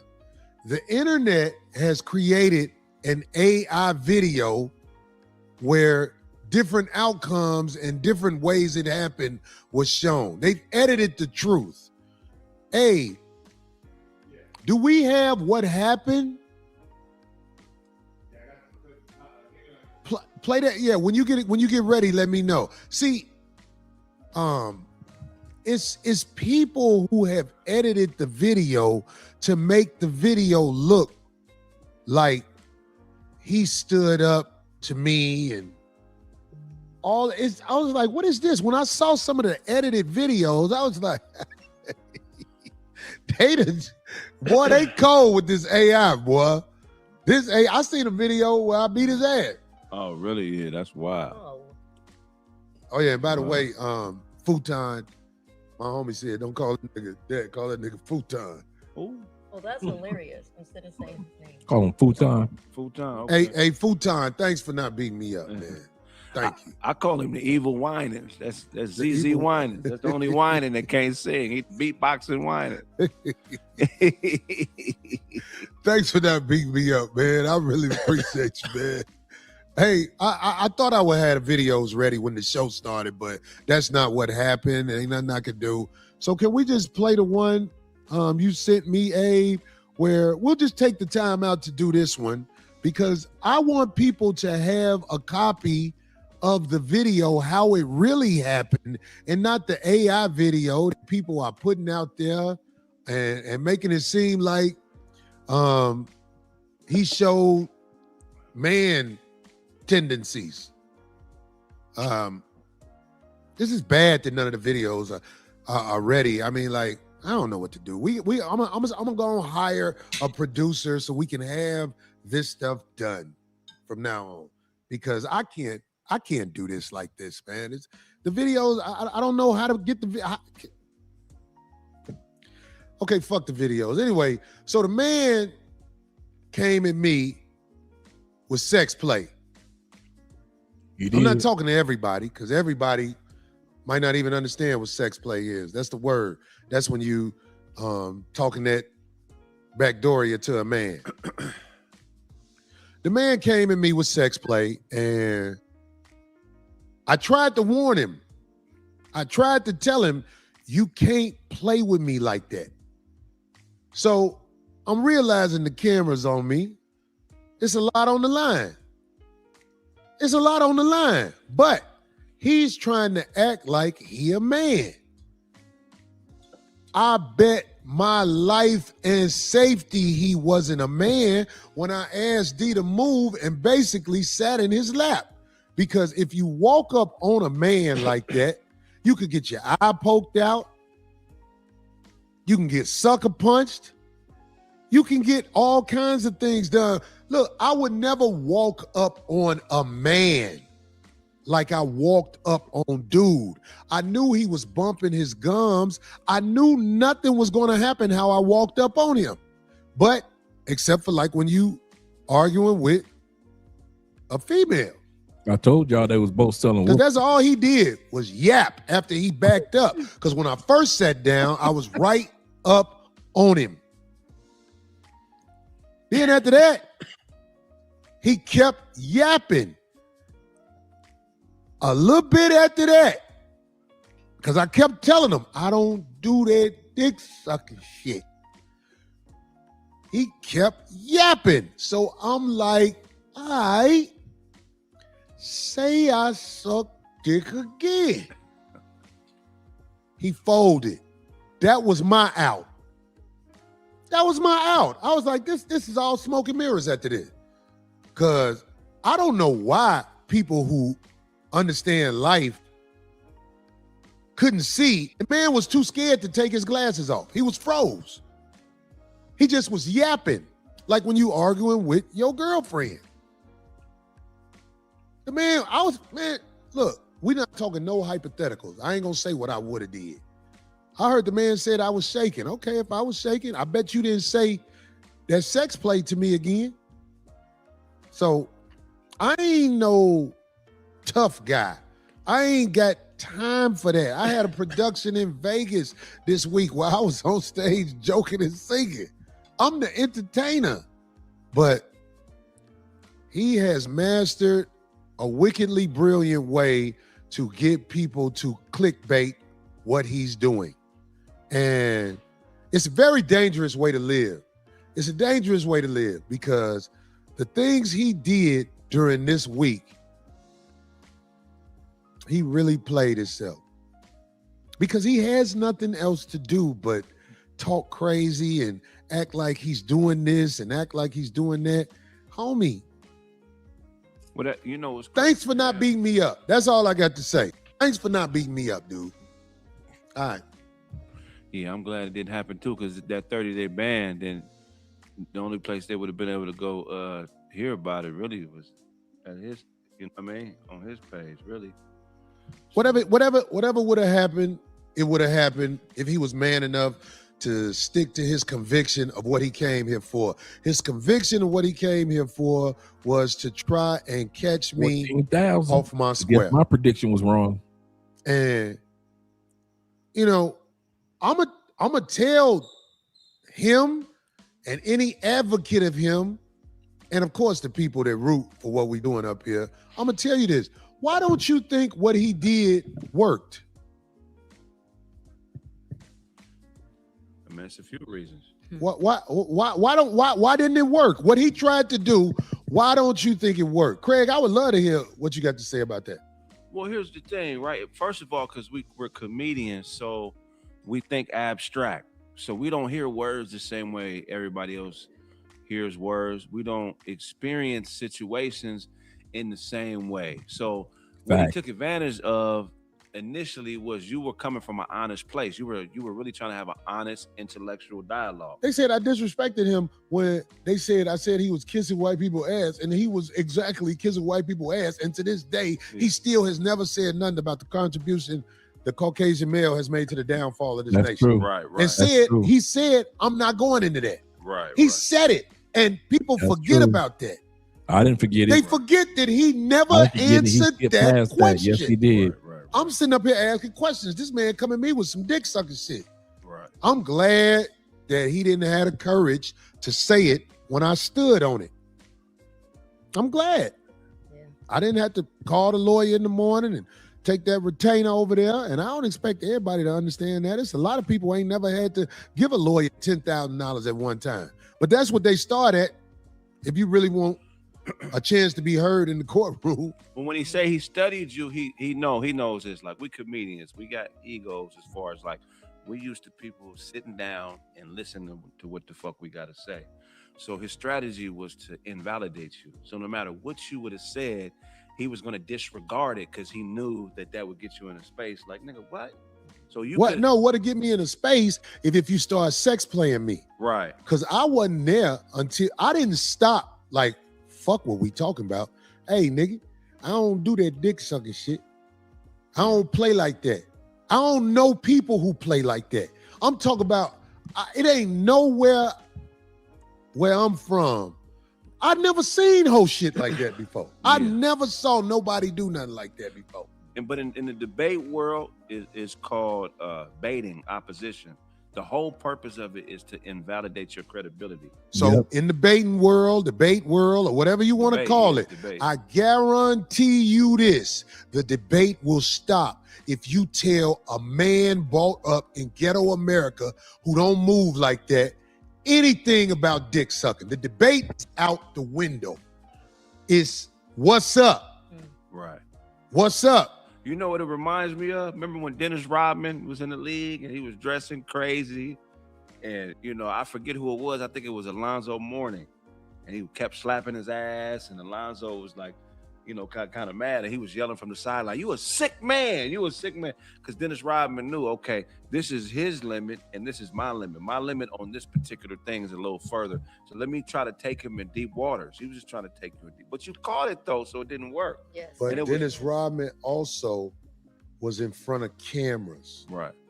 This is what we have to make sure is understood. Some people, when they in front of cameras, they understand this is basically court gear. Right. This is court gear. Yeah. It's proof of what happened. I can't respect all that in front of the camera stuff. No. I respect the work you put in elsewhere. Yeah. Shout out to all you guys that are He here. don't want your respect. He ain't gotta have my respect, but I'm just saying, if you want, look, I am not ashamed of my masculinity. All my young guys out there who watching this, they're gonna try to make you think something's wrong with you if you have a line that a batty boy cannot cross. If you have a line where you like, don't play with my sexuality like that, they're going to make it seem like you're hateful or you're something. You're not hateful. You are a man. You built like that. You're supposed to fold it up as much as you can in this crazy world. But if somebody is testing your manhood like that, man, I'm telling you, man, I don't care how well composed you are. We still animals. All day. Preach. Don't play with mine, whoever you are. So some people want to say, well, that's all somebody got to do to set you off. I guess. I ain't from that world. Where I'm from, people don't go there with you. Right. But he had the whole place set up, man. I was like, okay. You know, another thing he depended on, which was error and logic, is called false equivalency. He understands how we was raised, the era we was raised in. You know, he really did study. He understands, you know, the type of environment we came from. So he knows that people are going to take whatever they see and equate it to something, because they're not going to have enough understanding of what's going on to make an appropriate decision. So he knows that there's going to be some false equivalency. People going to think this happened and this didn't happen, and it's nothing. Anybody that's thinking, that has a logical mind, knows the play. They laugh at it. I can't give him credit for shit. Yeah. Because I don't care what you studied. When I was in your grill, you did not say it. That's why I told D to move. I'm like, oh, I'm finna bust this motherfucker. He's real shit. This motherfucker think I'm joking? And I kept getting him out. So I don't care what somebody say. It's the glasses. When you wear glasses, people think you smart. But I think the people that wear glasses are smart are the dumbest people in the world. They put a man on TV, Dr. Fauci. This man had on glasses. Everybody thought he knew what he was talking about, and they did what he said. He gone with the money and everything. But the motherfuckers like me who was looking at Dr. Fauci like, man, fuck that motherfucker. We always the ones who they treat us like we don't know what we doing. We know what we doing. You can't come to me with no script about you got to do this if you want to survive. When I've been surviving out here without doing what they say ever since I was probably in 5th grade, and I realized I ain't fucking with what these people talking about. About 5th, 6th grade, that's when I realized, oh, this all sucker shit. Yeah. So motherfuckers with glasses can fool you. I studied. You didn't study me, because when I got up on you, you failed the test. Damn. And you'll fail it every time if a man in your face. I know it. It was broken down in a lot of ways. Only thing I didn't like when people was like, he woke up on me. I don't woke up on men.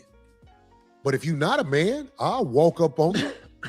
So if you speaking up like somebody did something wrong, it's because you got inadequacies.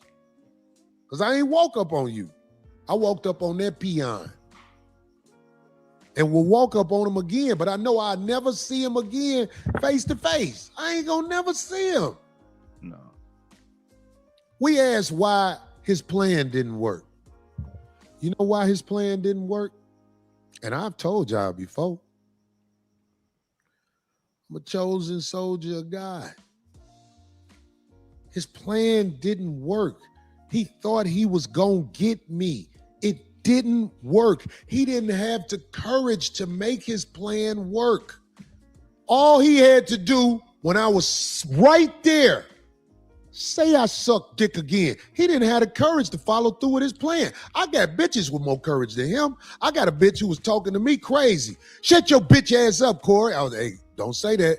Shut your bitch. I said, say bitch ass again. She said, shut your bitch ass up, nigga. After we wiped her lip off from what was dripping out of it, we was fucking again.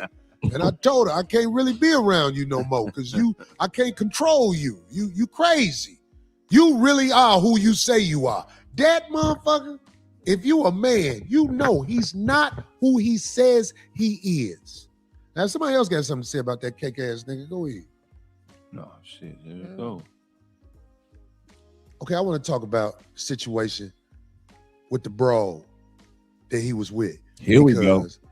She wanted to make herself known. What I've been waiting for. Somebody else who's chasing attention.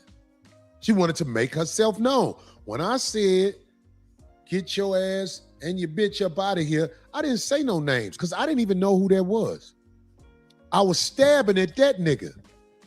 If you really smart, you know that.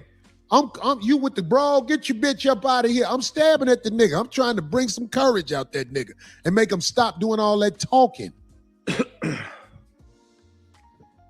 So, the brawl who was with him, what's her name? Don't know her name, but we got the video.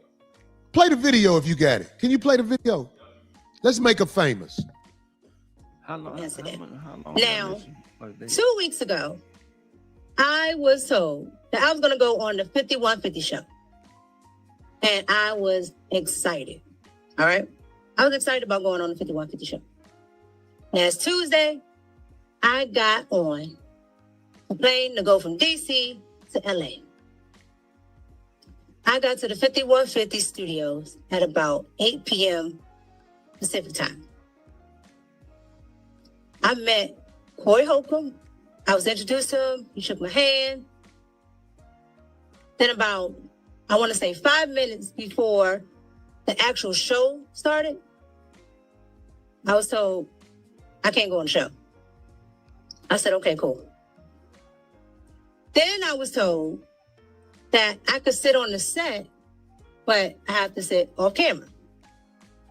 I said, okay. Now, the worst thing you can do is open your mouth around me. I'm going to be able to cipher who you are. Young lady, as soon as you ride on the lot, it's cameras. As soon as you ride on the lot, it's cameras. I'm gonna put you on the spot right now, D. Okay. I'm I'm gonna put you on the spot. You saw them get out the car, right? Yeah, it was in my car still. What did you observe when they got out the car about their energy together? It was interesting for sure because, you know, to me, if you're walking up on somebody new, you freely introduce the whole crew. Right. And I walked right up to him and he said, "Oh, Miss Darlene," or Miss D, whatever he said, gave me a handshake, what have you. Said, "I'm not a handshaker, I'm a hugger." So we hugged. I introduced myself to the security guard. She was already walking towards the door. And it's not like he stopped her to say, and I thought, to me, I don't know. That's just very strange where it's like, well, The wait fact a that second. she got out the car and just ran right inside and wasn't with him. Well, she wasn't near him, yeah, but she was walking more towards the door without him. So I don't know. I just find that very odd because, okay. And then when I came in, I wanted to go up to her and introduce her. And I had already heard this stuff going on because Phil had made it clear. He said, "Hey," because he said, I don't know how that happened. Phil knows, but that where he mentioned something about the seat or a seat or something about her being on the show. Hey, Phil, I ain't expect you to say this. What happened with, because you told me. And he made it. You told me when I walked in the door and I was looking like, Like, this what? pussy motherfucker might not be on the show. He didn't ask. Yeah. You said, What happened with him? He said something about her being on the show, and I said, "Did you talk to Corey about that?" And he was like, "No." So I told him that's probably not going to happen. yeah, man. he did. He said, Can they hear I said, Phil? Yeah. Corey rarely puts anybody on his show, period. So Okay, so that's what I'm saying. I want to make sure everybody know what happened. Because the broad said he had told her she was going to be on the show 2 weeks ago. Oh, wow. So if she got any common sense, she should know this a cake ass nigga. If she got any common sense, she should know, oh, you a fuck boy. You told me I was plugged to be on the show. Because I believe he told her that. I believe he thought he had bargaining chips with a nigga. He didn't have no bargaining chips. No, she can't come on the show. I don't know nothing about that.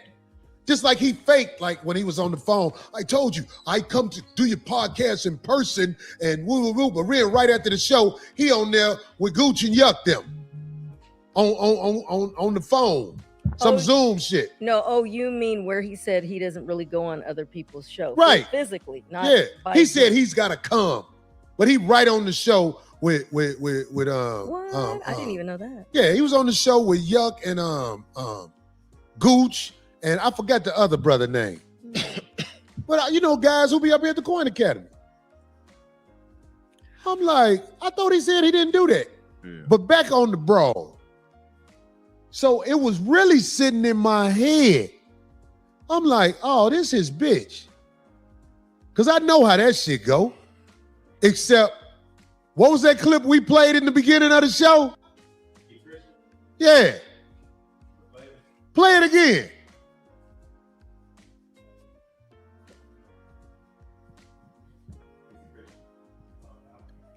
Was it 20,000 or 25,000 people live?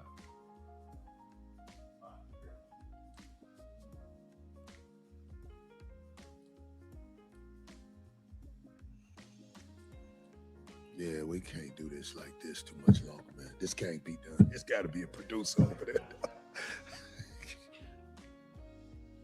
It's destroying the point. Anyway. Yeah, anyway. What I'm trying to say is this, man. The man claimed Christianity over everything. And Darlene, did you hear me when I said, I think it was before the show started, I said to him, well, the fact that you married is one of the reasons I brought you on here. Because you brag on being married. Right, I remember that. And then somebody else in the room asked him something about his wife as well. So it was known. Oh, I guess you could play it. Black people. Do you hate black people? I'm a Christian first. I'm a Christian first. I'm a Christian first. Boy, you use your paper to fuck bitches you would normally never be around. Preach. You an ugly ass boy. You an ugly ass boy. You brag on having no children out of wedlock. You got a picture of his daughter? I'm a dirtbag. You got a picture of his daughter? That nigga got a picture. This motherfucker brag on not having no children out of wedlock. What happened, D? It crashed. That's the broad. Y'all can get the broad off. That's his daughter. This man said he ain't got no children out of wedlock. Nigga. That's Cool Mo daughter. That's who? Not Cool Mo D, Cool Mo daughter. That's the air up there, nigga. Look, nigga, let me tell you something. Don't make no more kids, nigga. That bitch gonna be buying pussy like you after a while. If you don't know, nigga, don't ever brag on no motherfucking what you ain't got. Don't nobody want no kids with you, nigga. Don't nobody want no kids with you. Your prime years, you was a scammer, nigga. You was doing scams. Now that you older and found a way to manipulate, get dude off the screen. Get dude off the screen, man. Who the fuck is that, nigga? This motherfucker cat. I'm the captain now. Look at it. Hey, look. Let me tell you something. Don't make no more daughters, dog. You got to make it where your shit come out with a boy so you can make excuses for him. But you ain't got no kids out of wedlock because ain't no bitches fucking with you. He was on the internet bragging, I always got a bad bitch with me. No, you pay a bitch to be with you, nigga. You ain't no nigga who got bitches.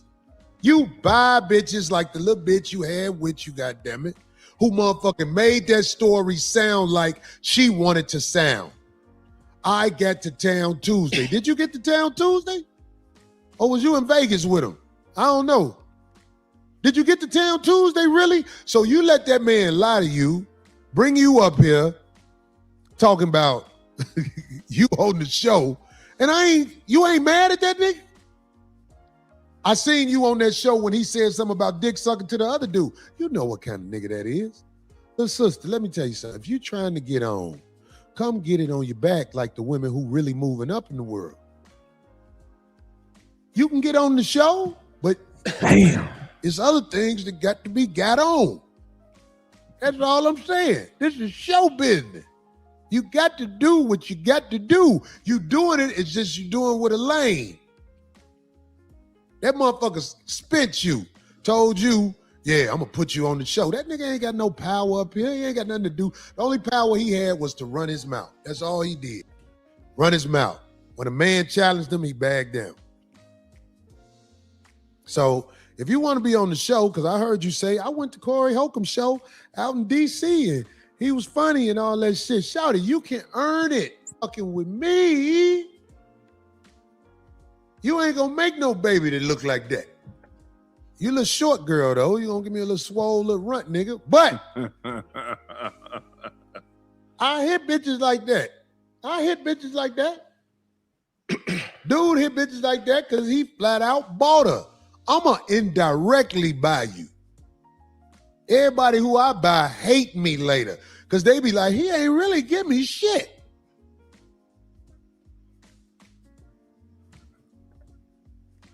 Don't be lying talking about you came out here to do the show. You came out here to kick it with that big old ham sandwich because you know that motherfucker gonna trick off real good with you. The show, you probably was disappointed because you ain't get on the show. That's because I didn't know you and you was with dude. You see where the show at? Meet me outside one day and say, Corey, I'm trying to earn something. We good. We good. You got the clip with his wife? Play the clip with that mark ass nigga wife. By the way, if I get under your skin, you know where I'm at, homie. You know where I'm at. The clip with his wife. This is the funniest shit. Oh, wow. Times it can be hard and sad and difficult because Anton has a lot of different personalities, and so you have to be a certain type of woman to deal with him. Anton is very emotional. He doesn't communicate effectively. I don't think that he has killed anybody before. I think he's capable of it. I've seen him angry before. He's just like a totally different person when he's angry. He's like What? All right. Now, she look like she'll be like, fuck it, I'll be with this little fat nigga. Baby, you ain't got to be worried about that nigga temper tantrums and all that shit like that. Come fuck with a real nigga.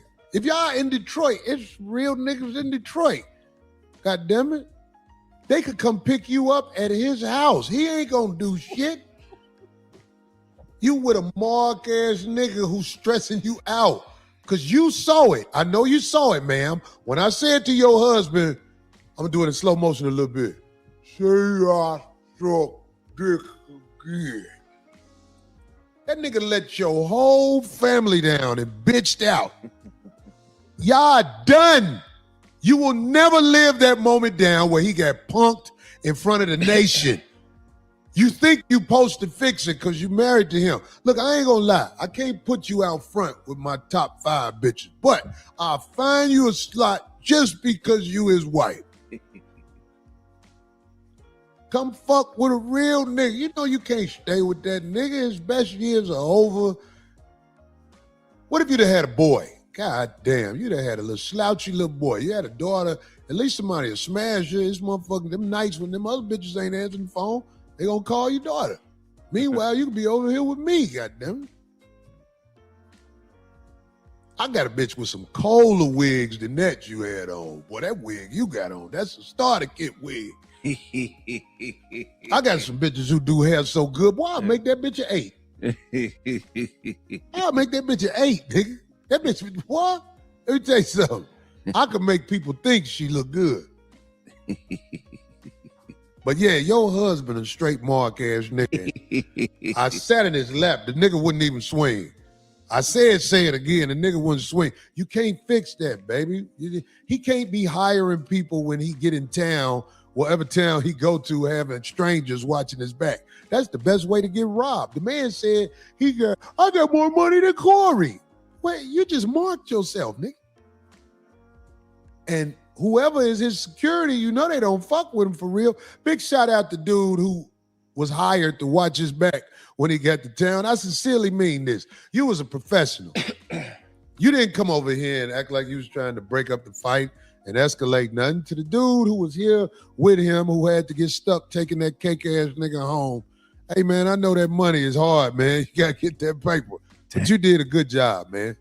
You did a good. I'm glad you didn't try to interrupt with it. But back on this nigga and his family. The pain lives on, Ton. Futon. The pain lives on. I'm seeing what you was working with before you had money. It makes sense. Now I'm seeing who you paying to be around you. The bitch really was dissing you in that tape. She didn't stand on nothing with you on that tape because she knows she embarrassed to be with you. What's the bitch? I mean, Micca, right? Hey, Micca, go on hook up with Anton's wife and let me show y'all what Christianity is really about. The work of the Lord is here for you. And, hey, Futon, don't nobody want you, man. You a fat, goofy motherfucker who act like you about something. You ain't about nothing. You crashed out all week and everything you said, you motherfucker shot yourself in the foot. And if I said something to shoot myself in the foot since I started doing this show tonight, guess what? You ain't say what you need to say when you was in my face. Remember that. What you needed to say, you folded. But thank you for folding. Now, what else we got to talk about, goddamn? Cake ass nigga. Sitting up here with an ugly bitch at home and a bald bitch out here in the street that won't even stand on shit with him. Show goof ass out there. Man.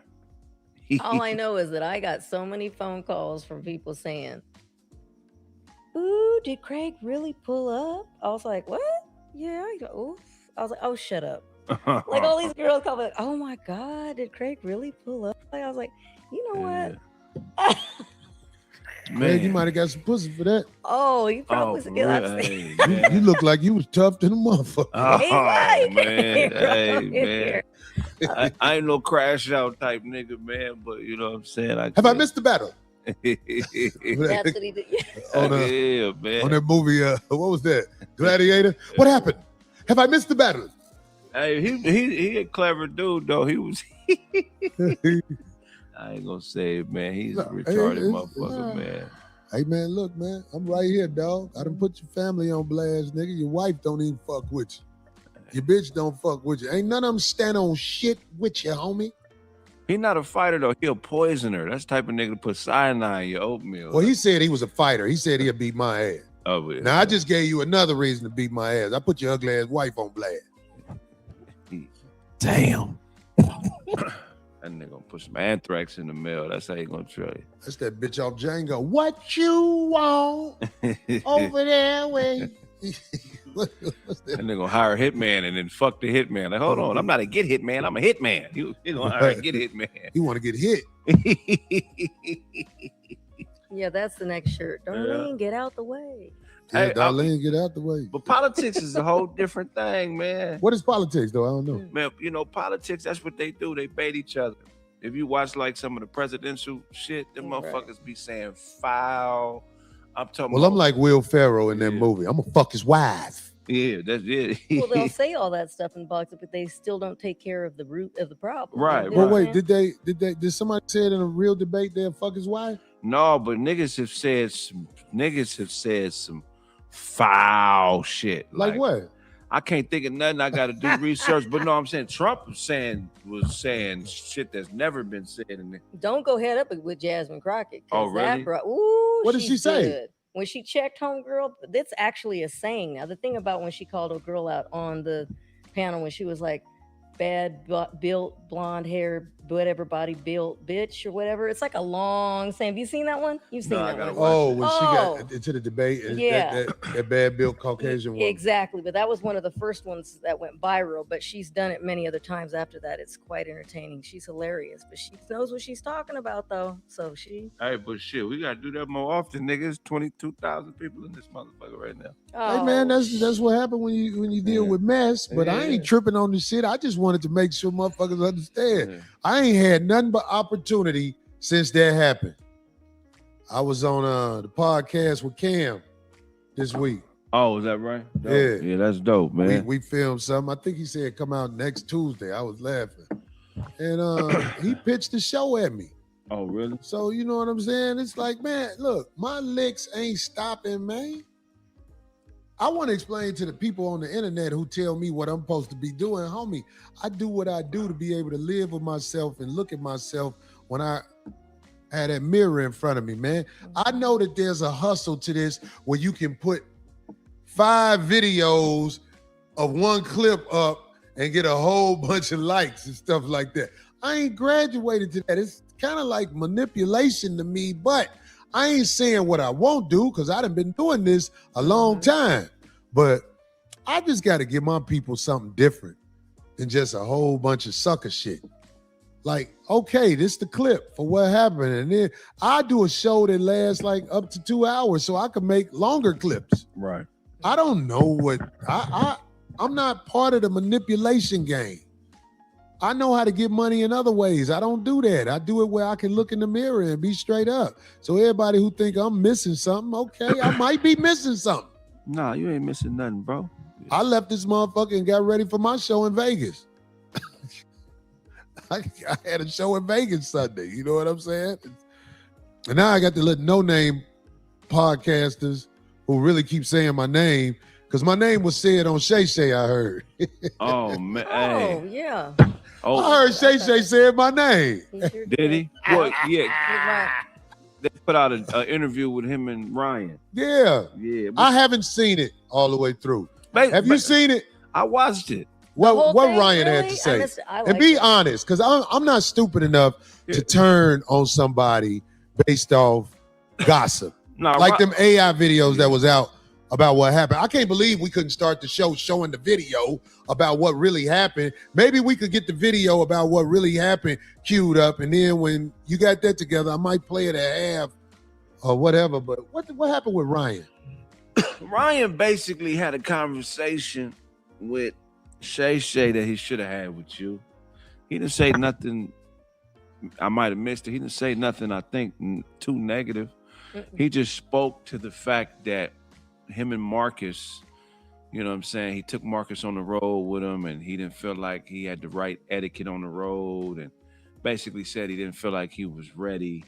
And he said basically that Marcus was probably the reason y'all fell out, because he was probably giving you misinformation. He was. Yeah, so now my brother Ryan is a very arrogant young man. Super. But Ryan has found a way to stay relevant. He's found a way to, he's on Shay. Right. That's an amazing place to be.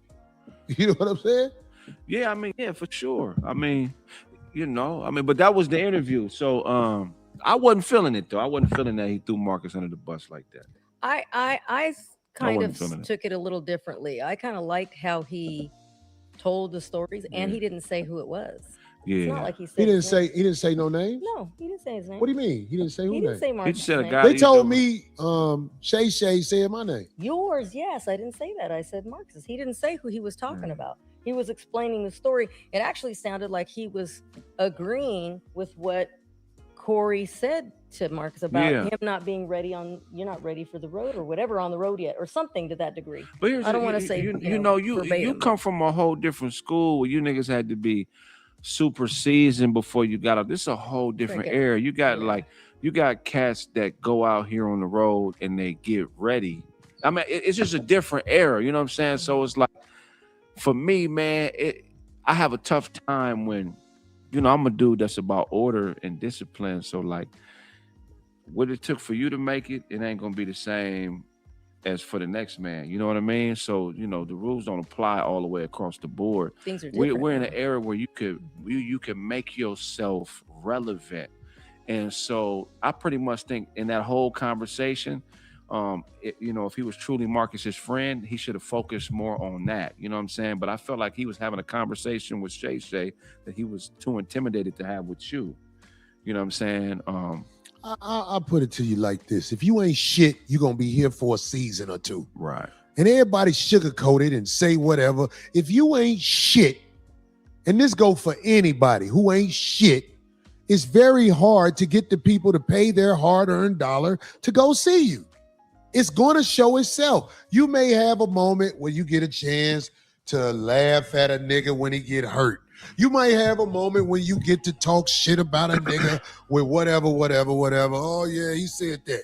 But you just go down after the big dogs steer clear of you. And that goes with all talent that has to be carried. Right. If what's the ugly boy name? Who? I was like, there's more than one. No, the ugly boy. Who? God damn. The ugly joke stealing motherfucker who got loud with me at the motherfucking Lab Factory. Why I can't think of this ugly ass boy name? Goodness. Ashy Larry nigga. If he's not doing controversy, like when he gets a chance to go, he's cool with Charlamagne. So he'll go on the Breakfast Club and say some controversial stuff. If he's not riding Dave Chappelle dick or something like that, they all go down. You can't maintain and go up unless you the truth. When you the truth, people, even though people throw shit under you, even though people make AI videos about what happened on a show, when you are the truth, you just keep on rising and rising. Before you know, them busters on the way down. Like you said, how many people in the chat? Shit, 22,000. Okay, it's 22,000 in the chat. And this ain't our best show because we talking about nonsense. But I'm saying, like, All them guys that ain't shit are looking for a way to kick up dust so they can be in the algorithm. All the bitches that ain't shit. Like, I'm going to bring up this name because I don't give a fuck. At one time, this woman's name was in the algorithm almost with everything on everything. And I'm going to use an example. Lori Harvey. She was almost in every algorithm, but now she's gone down and she's got to stand on talent. So what's she going to do now? The Braxton girl. What's it? Is it Lamar Braxton or whatever? Tamar. Yeah. At one time, she was on that TV show, and she was, but now they're not. So they go down. Vivica Fox. I'm gonna talk about 50, and then they go. Once that you're not in demand, how do you stay in the game? Your boy right here, I keep rising, and licks are coming without Hollywood. Motherfuckers in the streets recognize what I do. Motherfuckers, you know what I'm saying? Motherfucker who brought that purple to the crib. You know what I'm saying? Them motherfuckers recognize what I do, and I love it. Because I always knew it'll be the streets that grab me and pull me up. It won't be these booty motherfuckers. So I don't, like I said, I haven't seen the Club Shay Shay interview, but whatever Ryan said, I believe he said it in a nice way. Yeah, he said it in a nice, arrogant way, but at the end of the day, man, if you're trying to really fit in with anybody, I don't give a fuck who it is, and you're going outside yourself to fit in, it's whack. I don't give a fuck if you're a millionaire, a billionaire, broke. If you can't be yourself in an environment and make it, it's trash. I don't understand. I'm trying to figure out, well, because like if he said what he said, did he say something where he didn't say it right? You say he should have said it to who first? I feel like he should have said it to Marcus. I feel like it's a level of arrogance with Ryan where he wants to be like amongst the greats, which we all want to be amongst the greats, but he places himself there and speaks from a plateau like he's one of those niggas. Okay, hold on. Let me just cut you off with this one, Craig, because I just got to say this to you. And a lot of people might not understand this. I heard old boy was talking shit about me. Who? The nigga who you just said. Okay, Ryan. Okay. No, not Ryan. Mm-hmm. Who? The nigga when I hurt my wrist, he thought that made his day. Yeah, right. I heard he was talking shit about me. You think I'm finna say his name? No. That nigga is swimming under the mud. Right. I don't gotta say no nigga name no more. I really if I say a nigga name, it's because he at least has a car. What the fuck, Ryan or Corey look like talking to a nigga that ain't on shit? Ryan is on Shay Shay show. Right. I got respect for the nigga for finding a way. The nigga that nigga ain't on shit. Ain't doing shit but trying to mimic me, and I told that nigga it ain't gonna work. Cause you ain't got it. You want my spot flash? Well, you ain't gonna get it. Cause you ain't got it. So it don't matter what somebody say about me. I'm not recognizing them niggas no more. All the podcasts in poverty will swim in poverty. Right. I can't save you by saying your name. When I had motherfuckers right up under me, and the motherfucker tried to motherfucking destroy me, but I ain't mad. That's the main thing. I just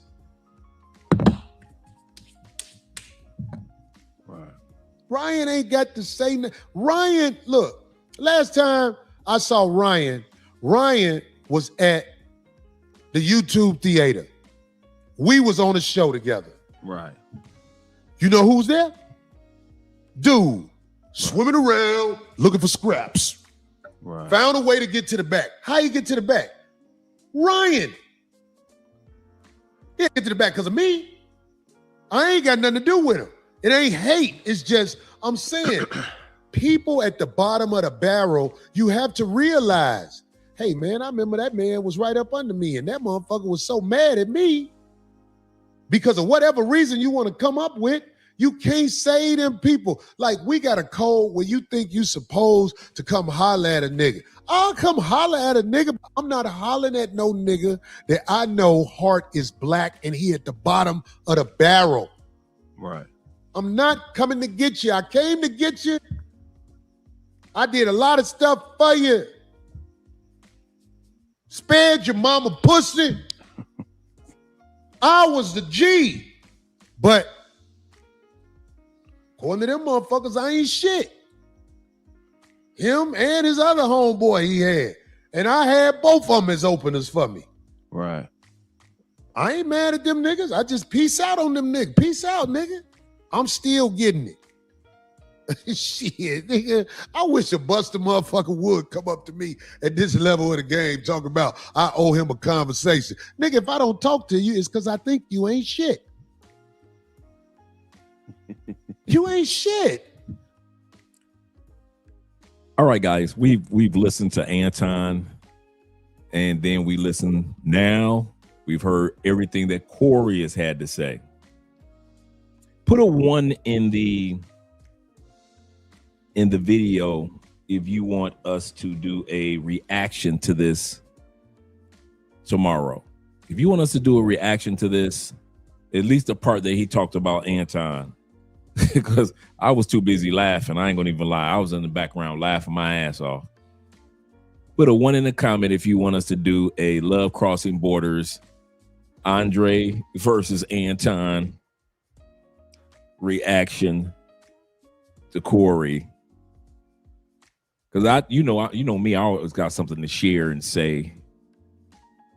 Okay, so we'll do that. We'll do that tomorrow, because one of the reasons why I was so quiet, I was recording that segment, so I don't have to watch the whole show tomorrow. I actually have a recording of that actual segment right now.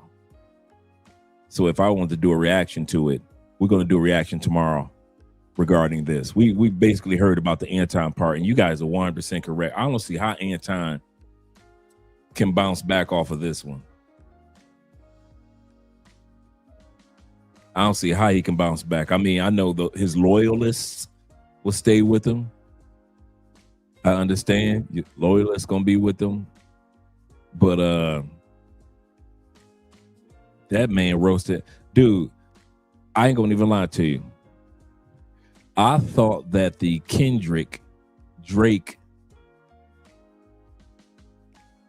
scenario was crazy. I mean, this man took it all. He took his beef all the way to the Super Bowl stage. Kendrick and Drake. I thought that was the ultimate roast, the ultimate beef, the ultimate battle. I don't know. This man brought this man's kids. He brought a picture of his wife. I have that video that his wife did.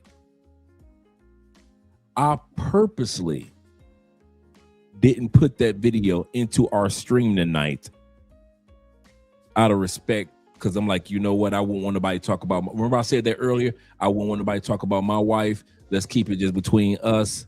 And so I was like, yeah, I thought, let me not. Yeah, I came across that video and I say, I got it. I could put it in if I was dirty, but then I didn't put it in. Here come Corey. Here come Corey with the exact same video of this man's wife with the wig on, with the weave, looking like she just got out of somebody's basement, looking like she was drinking some Ripple, Boone's Farm, and Wild Irish Rose. And this man put this woman video out there. I say, Corey, you a monster. But then when we thought that Corey was monster enough, like I said, we're going to do our reaction tomorrow. We're going to have some damn fun tomorrow. And when this man,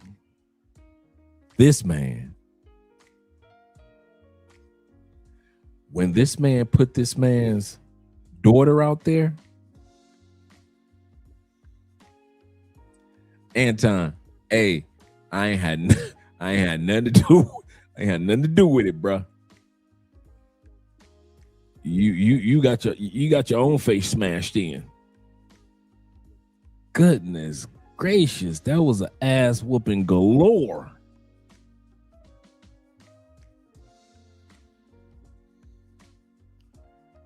But then there you go. You know, when you try to go against comedians and dudes like Corey have been doing it since the 90s, man. Think about it. Let's be for real. Let's be for real. Corey come from Comic View. Comic View was right after Def Jam. This dude's been cracking jokes. It's certain dudes that still making money since Comic View. D.L. Hughley still making money since Comic View. What's the white brother from Ohio? Funny as could be. He was married to the black girl. He's from Cincinnati. And he was a Comic View host, and now he's still going strong. I know, and I watch him all the time. But Gary Owens still making Comic View, still making money since Comic View. Thank you, gentlemen. Shout out to Gary. One of my favorite comedians that should have got way more than what he has. Yes, sir. Thank you, gentlemen. You cannot crack jokes with these dudes, man. You can't, dude. And he was right. And I know I'm doing like a mini reaction right now, but the brother is right, man. Anton said, he said, I told myself that I would never go on a live show from now on, somebody's panel or somebody's live show again. He said, from now on, I got to show up. And he's 100% correct. The exact night that all happened, he went on that brother's Yuckmouth channel. Shout out to that brother Yuckmouth.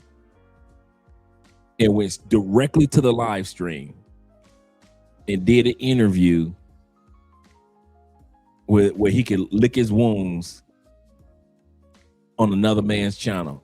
Right after saying, I don't do interviews no more. It's got to be live. I mean, I got to be there. I don't do live stream interviews anymore. And that's why Corey was like, you better believe Corey was getting ready for this one.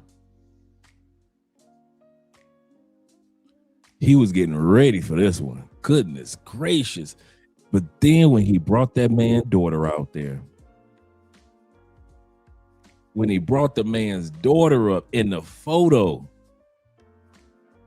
and brother, did he not destroy Micca? He destroyed Micca.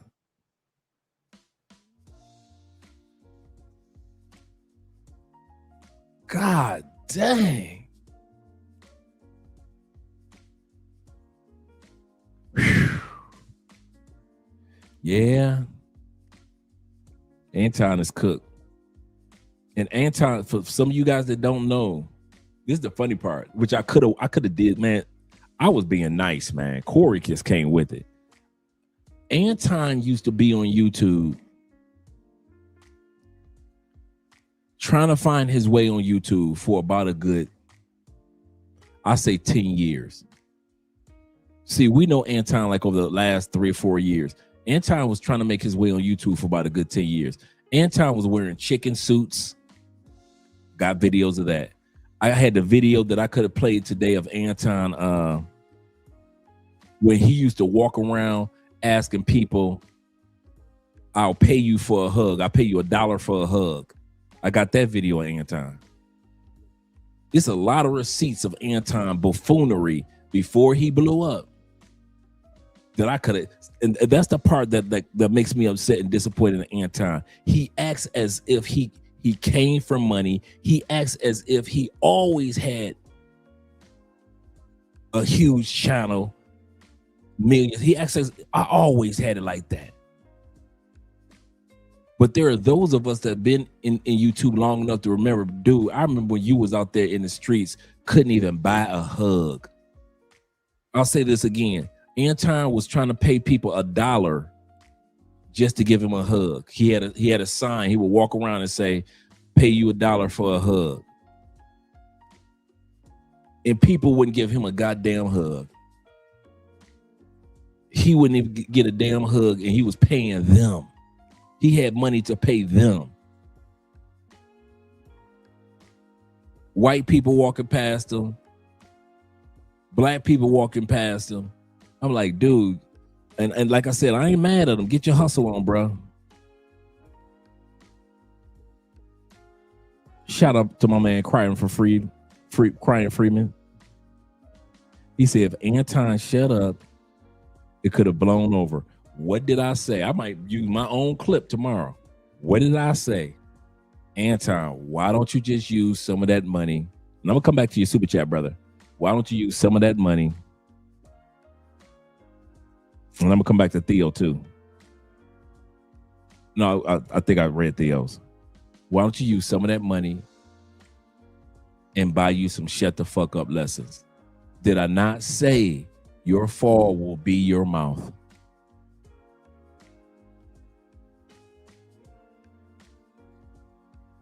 You know what Anton problem is? I was thinking about this while Corey was talking. Y'all ready? Anton don't know how to talk niggas off a cliff.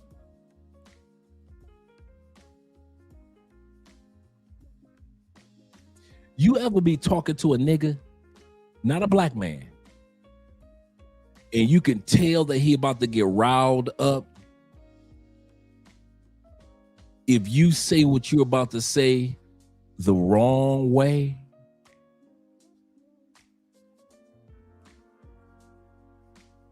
now I'm not talking about backing down or being a punk, but you know you talking to a nigga, and so you kind of like, I gotta be a little bit strategic with how I say so this brother is not offended and he gets the definition or the gist of what I'm about to say, compared to if I was talking to one of my constituents.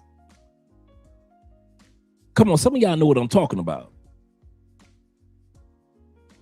Some of y'all know exactly what I'm talking about. You know that some of y'all co-workers or constituents you can say certain things to, but then certain brothers you just can't bring it out as flat to their face. So you have to sit back and say, okay, I want to make a point. I understand where this brother is coming from. I don't want to start a veer off of our topic. So let me like I say, I often say this, and I got it from somebody who got it from President Obama. Put it where the goats can get it. You ever notice how I tell a lot of stories?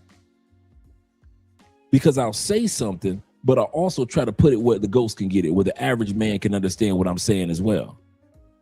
Because a lot of guys don't travel with passports like a lot of us do, but they watch the channel. So I can't just say everything about travel, because all you dudes that travel, you get what I'm saying. But there are some other brothers that haven't traveled yet. I've got to put it where the ghosts can get it. I got to get it. I got to put it where the average man can get it and understand it and not think that's me being offensive.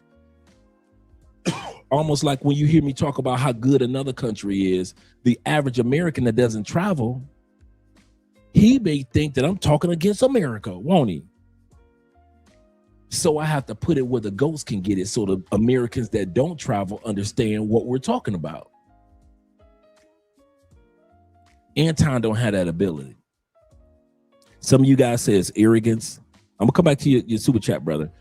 Some of you guys say it's arrogance. Some of you guys say it's because he got a few dollars and he one of them people that once God give him some money, he don't know how to act. Some people do that. They act like they never had none. Just like some dudes act like they never had no pussy. Some dudes act like they never had no money.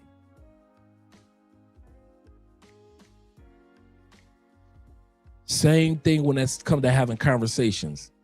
I've never had a conversation with a brother that I knew that this brother was still kind of like on the hood side. Let me not say nigga. Let me say more on the hood side, that I couldn't have a conversation with that brother. You know why? Because I know how to respect men from every different walks of life. And I don't force somebody to agree with what I have to say. Anton should have went there on listener mode. He should have went there and listened to what that man had to say, whether he agreed with it or not. But like you guys said, his arrogance He wrote a check that his ass couldn't cash. I said that too. I say, Anton, one day your mouth gonna write a check that your ass can't cash. I also said this. I said, Anton, didn't our grandmother say this? If you don't have something nice to say, shut the fuck up. Did I not say that? Not even a week later, everything I said that y'all thought that I was, oh, well, Andre just talking to be talking.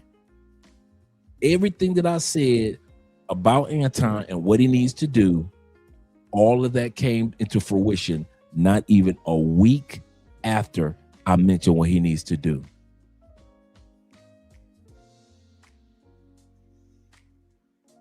You've got to be able to communicate with people by way of listening and not only by way of speaking. I don't know everything. Sometimes you guys will, I'll give you a perfect example. As soon as the show started, one of you brothers say, wait a minute, Andre, she's not Dominican, she's Cuban. I could have been like, well, wait a minute. Well, I thought she was Dominican, so I ain't gonna change the title. No, one of you brothers say, hey, Dre, she's from Cuba. She's black and Cuban. I just went straight to the edit. Edited the title, and now it says Anton Daniels, alleged Cuban side chica Micca speaks out and 5150 Live.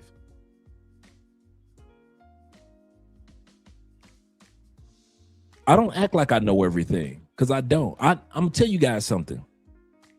Even though not every one of you have the moderator's title, all you Negroes are moderators on this show. Don't think that you cannot correct me on something. I'm gonna let y'all know I'm serious about that. I'm 58 years old. I'm beyond that ego point where a man can't correct another man. I will live and I will die in the middle of learning something. If you ever want to know what mode I wake up on learner mode. You will never hear me talk to you guys as if I'm the shit.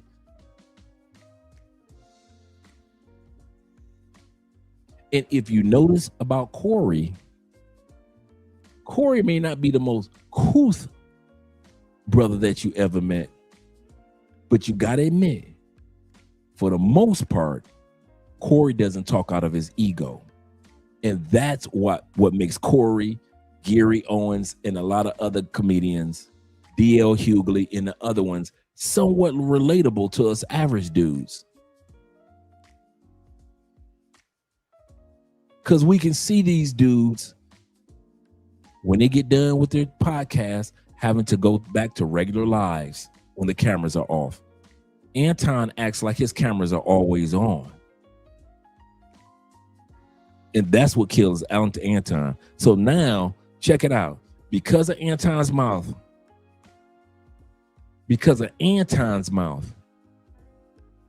Micca trashed. His wife trashed. His child trashed. His reputation trashed. All that hard work. All those people that didn't have nothing to do with none of this have been trashed and thrashed over the last hour and a half because this man didn't know how to shut the fuck up.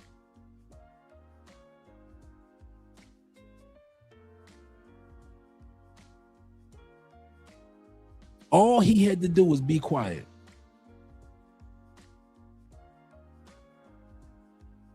All he had to do was go on that man's show,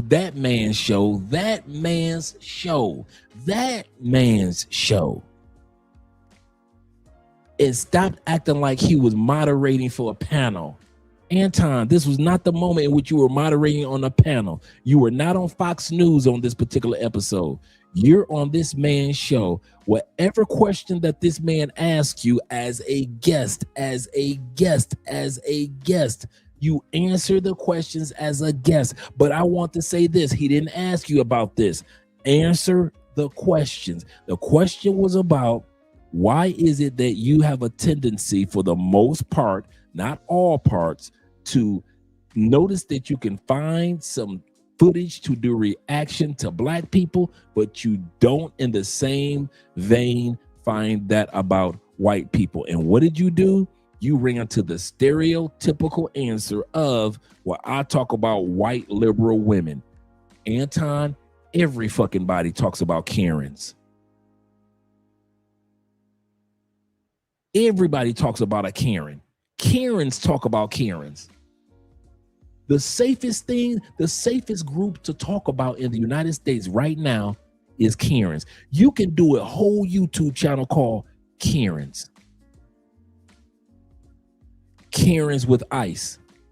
Karens with black women getting beat down. Karens with white men protesting. Karens that are straight. Karens that are LGBTQ. Karens in politics. Karens on vacation. That's the easiest outs in the United States right now. They're the worst ones that ever happened to America. Karens? White liberal women? Karens are the worst thing that ever happened. Wait a minute. Slavery wasn't the worst thing. No. The market crash of 1930s, the Great Depression, that wasn't the worst. No. Bubonic plague. Well, that was a little bit before, but polio, that wasn't the worst thing. No. All the deaths during the civil rights movements, the freedom riders, that wasn't the worst. Karens are the worst thing that ever happened to America. The fuck are you talking about, Anton? Answer that man's. You know what? Here's the problem with dudes like Anton, and I'm glad God, thank you, Lord, that I do not have this problem. I have the superpower to say, I don't know. It seems like it's getting harder and harder on social media to find somebody that can say, I don't know. You guys have heard me say that plenty of times. You know what? You'll send a super chat and I'll be like, I don't know. You guys heard me pronunciate words. You've seen me struggle stream. I don't sit around like I got this thing down to a science. I don't even have life down to a science. My job is to quit. You know what my job is in my final years, and I mean this. My job is to encourage you, men and women, that it's okay if you don't have life down to a science at this point in time. Why do you think I tell all my horror stories going to prison? Why do you think I tell my stories about my mom was a great mom, but my mom was a pimp? My mom was the weed lady. My mom was selling crack before crack even came out. My mom would beat women down the streets while I was coming home from school. Hey, mom, can I get a peanut butter and jelly sandwich? Go on in there, baby. I'm about to beat this bitch ass for my $500. And I'll be watching my mom beating bitches' asses while I'm eating peanut butter and jelly sandwiches on the front porch. Why do I tell those stories of how if you a dude that got 1,000 women that you slept with, don't brag, because that shit wasn't even worth it. And all you dudes that only got like maybe 15 women that you slept with, I wish I was on that level too. I ain't gonna even lie to you. I'm gonna tell you something for real. All of it, dude, I'll easily tell you 90% of the bitches that I fuck wasn't even worth the fuck. The pussy as it wasn't good, the head wasn't good. They were just pretty as hell, pretty bitches. Ain't nobody telling you pretty bitches got the worst fucking sex that you ever had. Get with a pretty bitch, you gotta sit up here and like 50-50 gamble. Like, I hope she can suck a dick. I hope she know how to throw it back. Half your pretty bitches, and anybody that ever fucked a pretty bitch will tell you, half the pretty bitches that you ever fucked, bitches was a goddamn starfish, because she's so spoiled with her beauty that you like, damn, this bitch can't even fuck. I try to tell y'all that I ain't got this science of life down pat. And it's okay that you ain't got it down pat. But listen to these Anton motherfuckers. You feel like you behind the eight. Dude, if y'all listen to an Anton on a regular basis, you will feel like your fucking life is in shambles. If you got $1 million, you can have $1 million in the bank, and a dude like Anton will make you feel like your life ain't shit with your $1 million and your happily married wife and your 2 dogs and 2 kids in a beautiful home. You listen to them goddamn Anton dudes, you be looking like, damn, I thought my life was good. Shit. Okay, Anton, let me turn you off until tomorrow, I guess. Damn, I turned it off at the old school TV. turn the TV. I'm Generation X. I'm turning the TV off like this instead of like with a remote. Right? I'm showing my age, people. I'm showing my age. Yeah. No, I ain't got the 2 million. But I ain't gonna lie to you. If somebody offered me 2 million, if they offered me all of Anton's money plus 2 million,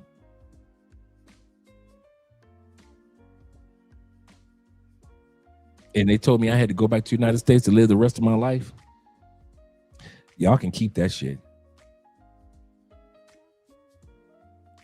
Y'all can keep it. I love what God has done with this thing called life. I feel so young at 58 because there's so much to learn. When you, for example, you get in a Theo's class, your ass feel like you just started college again. You feel like I got to learn this, I got to learn that, I got to this, I got to study my study group. I got my group leader. All this stuff. I got courses. I got all this stuff. It makes you feel like, okay, I didn't just already live life and I got to wait around to die. No, when you're in Theo's classes, for example, it makes you feel like now I'm on the next chapter of who I am. Some of you guys, you retired ex-military like my brother Ronan Travelers, right? And you feel like I'm in Philippines now. Now I'm on the next chapter of my life. Like my brother Will, Chill with Will. Beautiful, brand new, just wonderful home, that condo that he just purchased in Medellin. Got his new vehicle in Medellin. You got T-Mac, J. Clyde.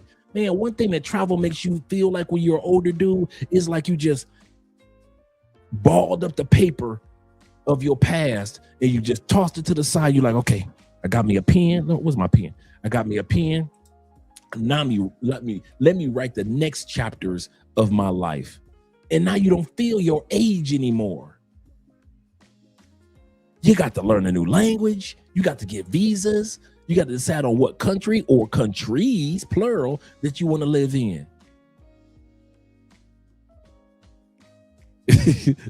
I'm coming home, like Anton. I'm coming home. Shout to Barry. Seriously, that newness, that freshness just makes you feel young. The ladies that love you in the States, they're telling you, getting with a younger woman, you a fool. She's a fool and you are a pervert.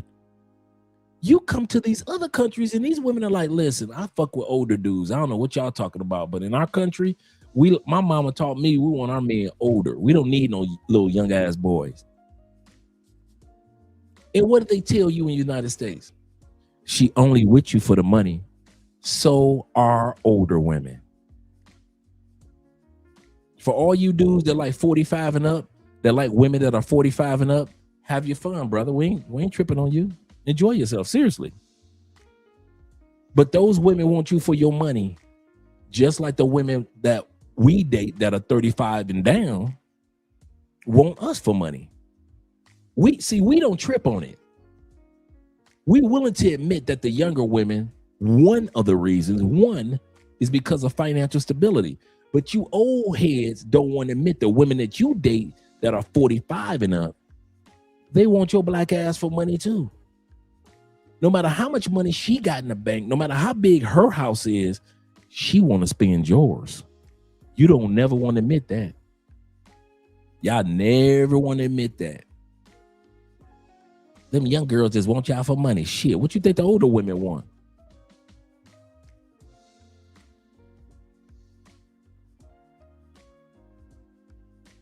What do you think the older women want? The same damn thing.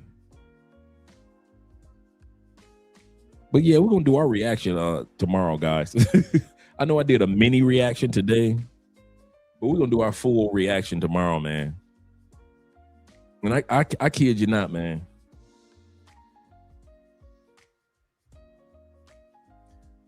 Dudes like Anton, they try too hard. They're trying too hard. And I'm gonna tell you something.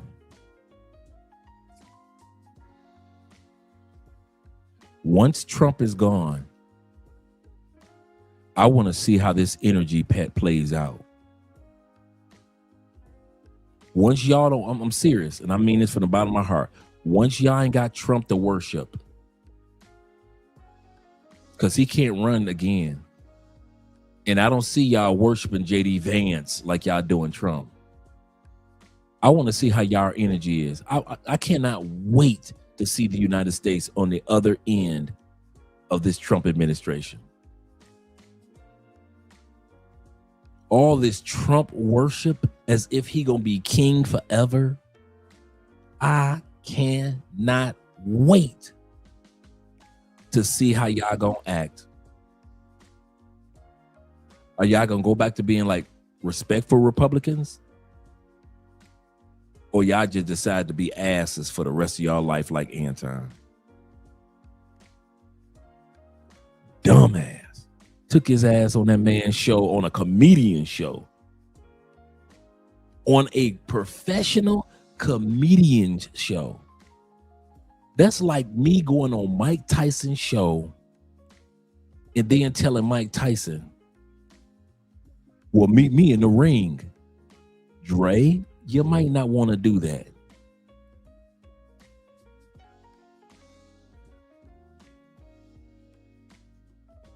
And a comedian with a microphone. And 20,000 people listening to him. You do realize that that is a goddamn stadium.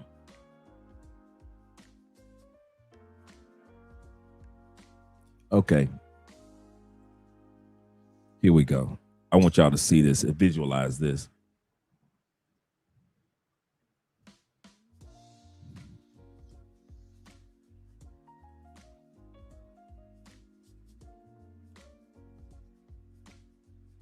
I want y'all to visualize this.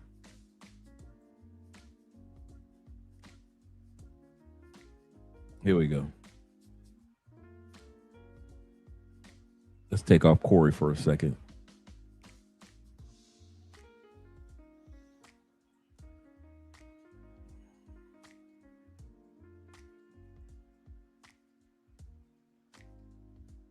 Let's screen share this. That's just 20,000 people.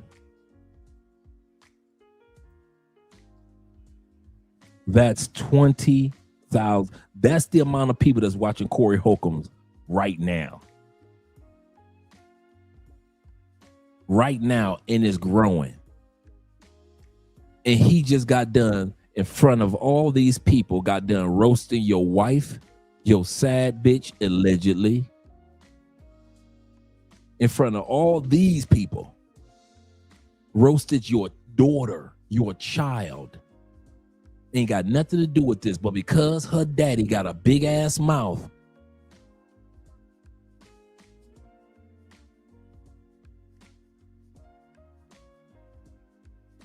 in front of all these people, as if your daughter stood in the middle of this stadium and just let somebody get on the microphone and roast the hell out of your daughter.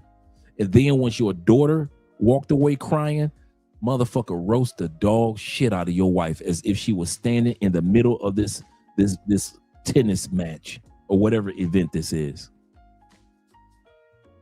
And then when they got done roasting and making your wife cry, then your sad bitch, allegedly, Micca, had her stand in the middle of the stadium to roast her. That's 20,000 people. And it's growing on Corey's show. And all this happened, Anton, because you didn't know how to shut the fuck up. And you had to prove your point. And your point never got made. That's the other part that Anton doesn't want to acknowledge. He kept running off at the mouth and his damn point didn't even get made.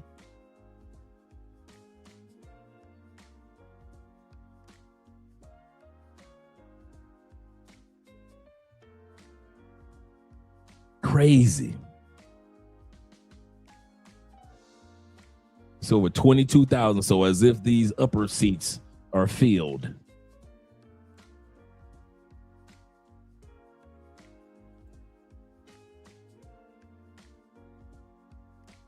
Right. Let me go back to my brother's comment. I hadn't forgotten about you, brother. He said, if Anton shut up, it could blow over. But he wanted to monetize the content. True. Folks were stepping around, or folks were sleeping around back at Latifah. Yep, at Latifah, because they shit. Let's not even go about. I said Latifah, but Latif Network. So I wouldn't doubt that he was sleeping with Micca, but I think his wife knows. I believe so too. Folks knew that he was sleeping around back at Latif Network.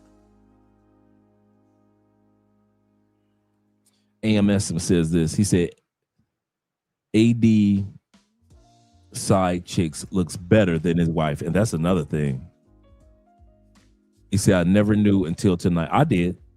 And like I said, I knew that me and Anton was having our moment, but I didn't want to put somebody's family out there like that. I wouldn't want anybody to do that to me, right?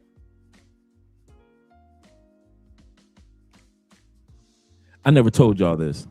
Somebody did a reaction to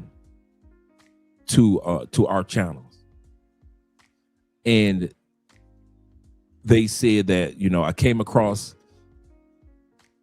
Andrea Wallace TV, came up on my algorithm, and the brother said, I thought to myself, why the fuck is this man allowing his wife to speak on dating in Colombia?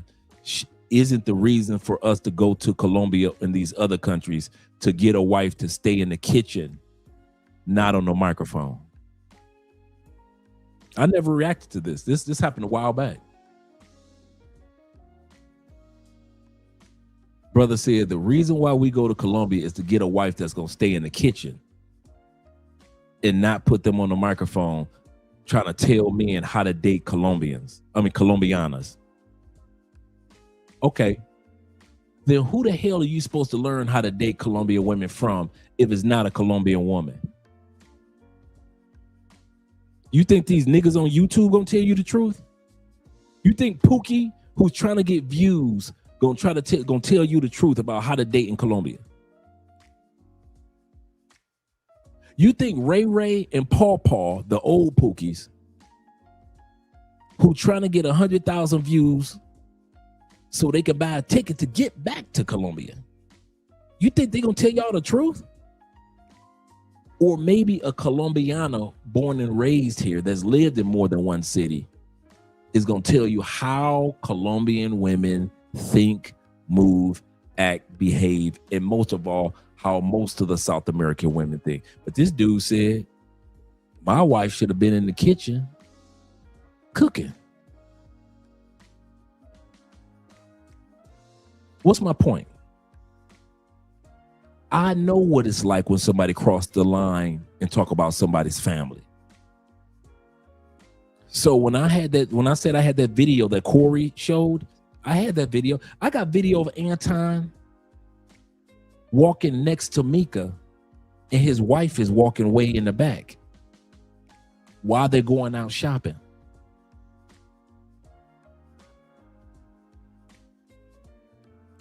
I got those photos. Some of you guys didn't even listen to the video what Anton's wife said. She said that he's dangerous and he could delete somebody. That's what she was saying. that he could delete somebody.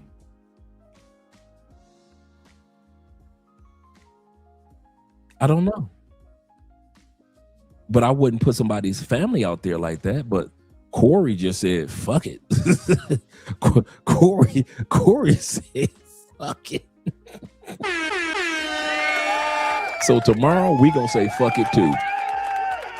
Tomorrow we are going to say fuck it. If Corey laid the foundation, we gonna build on top of that foundation. So just like when a couple weeks ago, when our brother Floyd got arrested and I came with the receipts.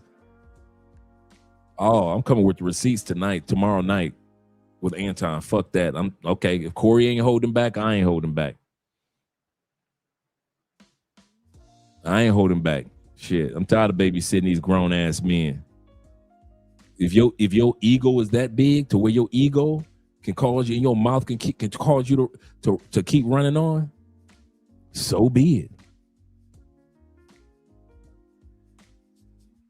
Why you think I'm bold enough to say that I was incarcerated?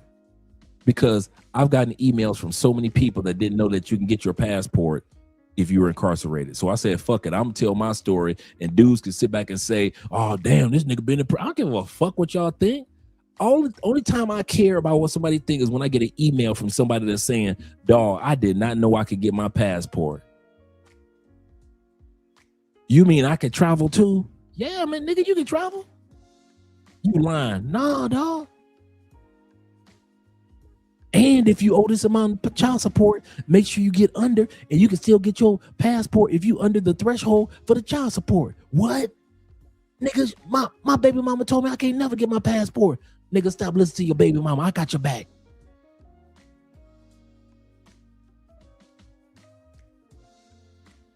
I tell my truths because I know my truths help other people. And I would rather have 5 million motherfuckers criticizing me if I can help at least 1 or 2 brothers not feel like they're ready to jump off a goddamn bridge in the United States. And I mean that from the bottom of my heart. I give no fucks. I'm 58, and at 58, if y'all think old people don't give a fuck, you right, we don't. We give no fucks. We ain't got no time to be fucking around with y'all giving fucks. Well, I better not say that because they'll criticize me. Nigga, at my age of life, they criticize me for looking too young to be this old.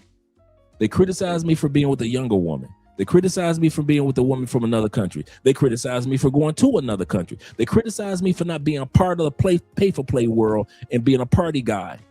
They criticize me for treating the countries with respect. They criticize me for not being disrespectful to a country. Dude, some of us, your whole journey gonna be criticized. Fuck them. Your family gonna criticize you. You want to move to Brazil? What's in Brazil? Your friends gonna criticize you. You moving to Panama? What's in Panama? Your ex-girlfriends, you must be one of them passport bros. That's what you is. You a passport bro. Everybody got something to say. Got news for you. Fuck them all. Live your life, bruh. You get one of these times, one life, one chance, one time. That's it. That's it. Before I let you guys go, I was looking at the video of it was called and I don't know why my screen is small like that. Oh, there we go. I don't know why my screen was small like that. I was watching something yesterday called the Motown Curse. And maybe Anton needs to watch this too. The Motown Curse is they don't know why the top performers that built the label of Motown died. Most of them in their 30s. I think one made it to 55. The one that blew me away the most was Tina Marie. Tina Marie was at home. She had a giant painting over her bed. While she was asleep, that giant wooden painting one night crashed down on the side of her head. She got up. She was fine. No problem. Went back to sleep. Lived her life. Shortly after that, I believe it was a couple of weeks or a couple of months later, I think it was a couple of weeks, her daughter found her dead in the kitchen on the floor. Brain issues. Brain issues.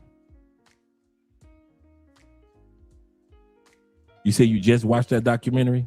That was good. The Temptations, how all them dudes were dying. I mean, it was just how Tammy Terrell died. She was dating, the one that was singing with Marvin Gaye. I didn't know she was 22 when she died. I know Tammy Terrell was 22. Ain't nothing but the real thing, baby.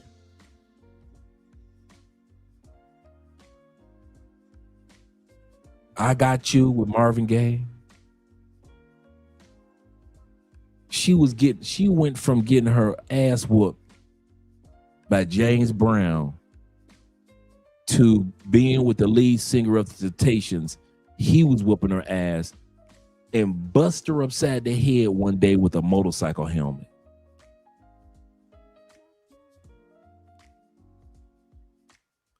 Found out on stage when she's with Marvin, collapses in Marvin's arms when she died.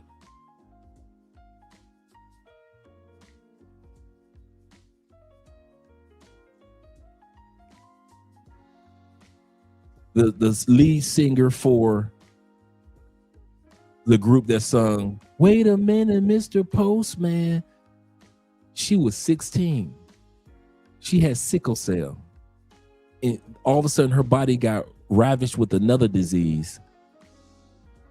Motown didn't even pay for her medical needs.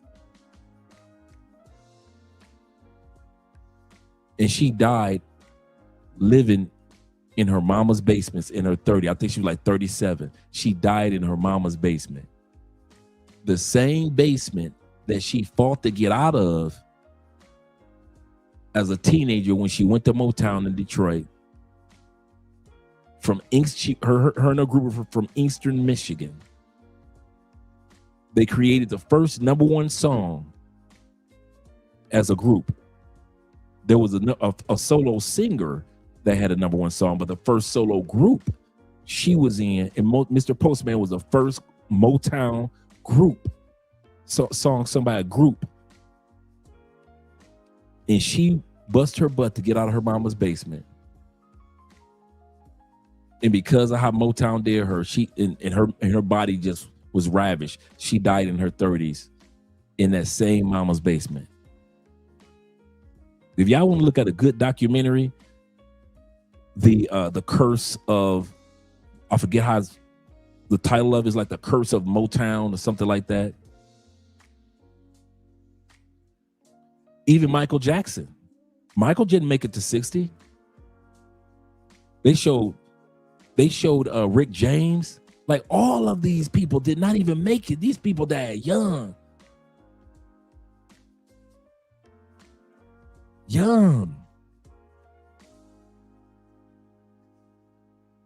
What's my point? We all get one time, one chance, one life.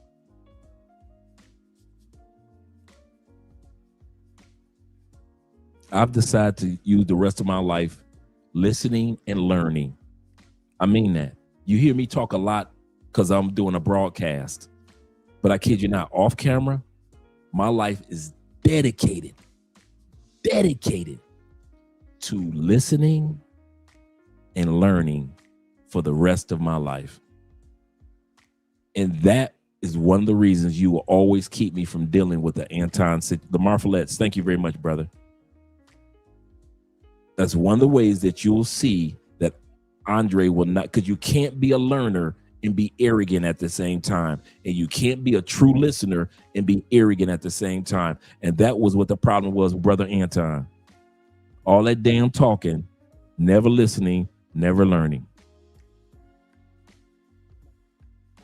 And like the brother said, I bet his wife knows. And if she didn't know before, she better stop lying to herself. And you know who this scenario remind me of before I go back to these next super chats? There's another thing that's sad with Anton. When was the last time we saw a brother on social media? This is an easy one over the last couple of years. Crash out. A brother on social media. Huge following. Over 1 million. Wife wasn't that attractive. But the mistresses were. Derek Jackson.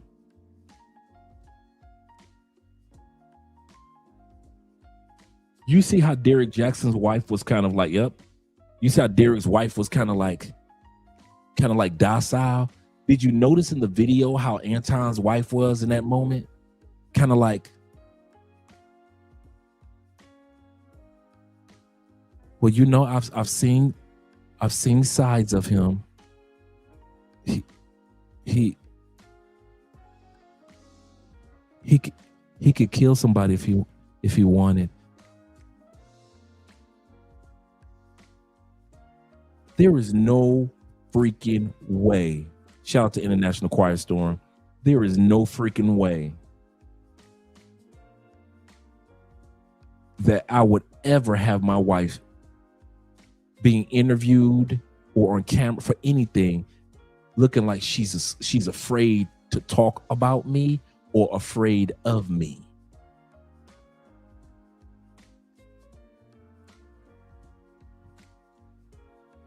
Soon as I saw that video, and like I said, I didn't even want to show it. Corey did. It's okay. Okay, let's see. Here we go. Let's go here.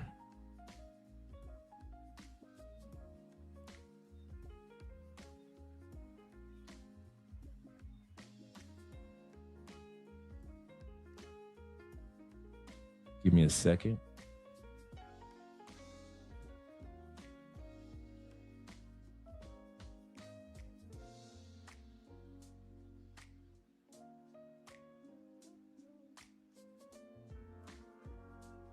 Let me see if I can find it.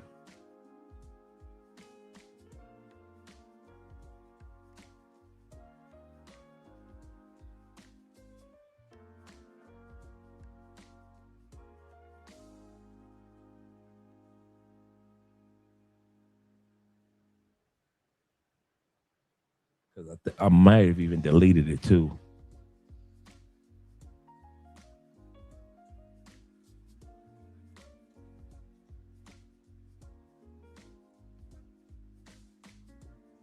Yeah, I might have deleted it. Because like I said, I told myself, no, Dre, that's not cool. Let me see.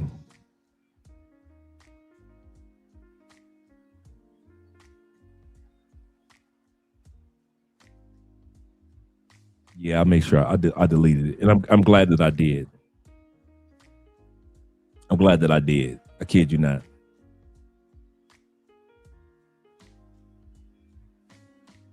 But at the end of the day, guys, live your best life, man.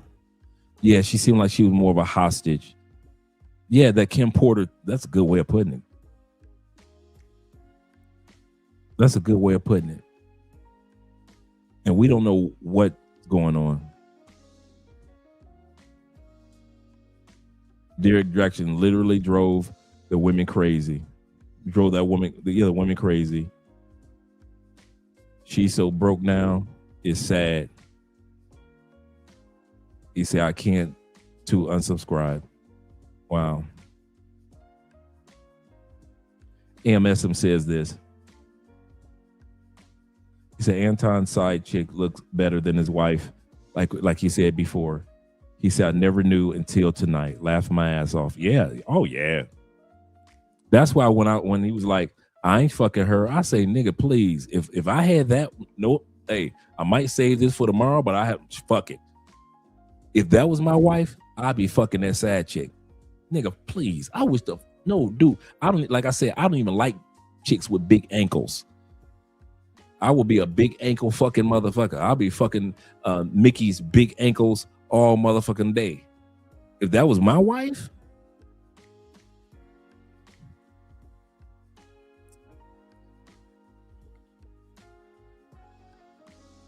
David says this. He say, Dre, in the words of Alonzo in Training Day, my nigga, in the most respectful way, let them have it, Dre. That's true. I'm tomorrow is on, because I kid you not. And shout out to you guys for all the support for this evening. I kid you not. There is no fucking way I'm making that type of money and my wife gonna have a busted ass weave on her head. My wife gonna have the best facials, the best nails at all times. One thing that Andrea will tell you, that presentation is everything. That's why the few of you guys that have run across Andrea in the mall, y'all ain't never seen my wife looking shabby. Hair always on point. Colombian women don't wear that much makeup anyway, but the little that she might wear, always on point. Outfit, always on point. Andrea's always putting me in check. Hey, you never know who you're gonna run into.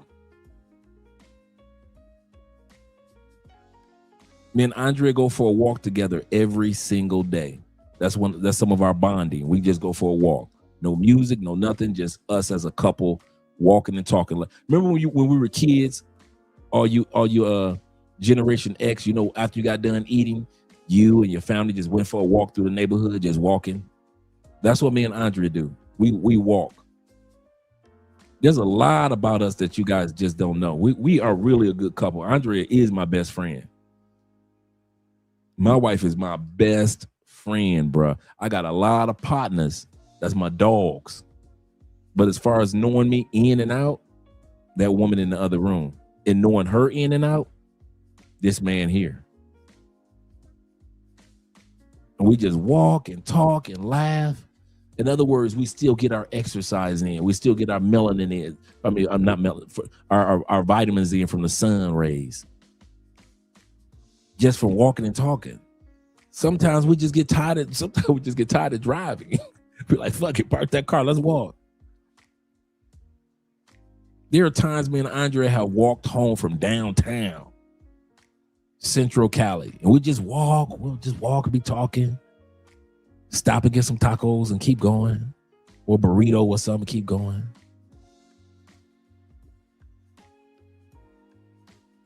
You'll never see that with Anton, man. You should never have more joy in your eyes with a sad bitch than you do with your wife. But here's the kicker, and I want to mention this, guys. The mistake that a lot of us make, we get married early, but that chick ain't built for the evolution of who you are. Hear me out. So let's be real. Some of us married some chicks that's cute while we making 40,000. Can we be real? Some of us married a chick, she was cute when we were young, making 25,000. Some of us got wives. Their looks, their demeanor, it ain't built for 100,000. It ain't built for 300,000. It ain't built for 2 million. Some women, once their man make 2 million, their confidence gets so shot to hell.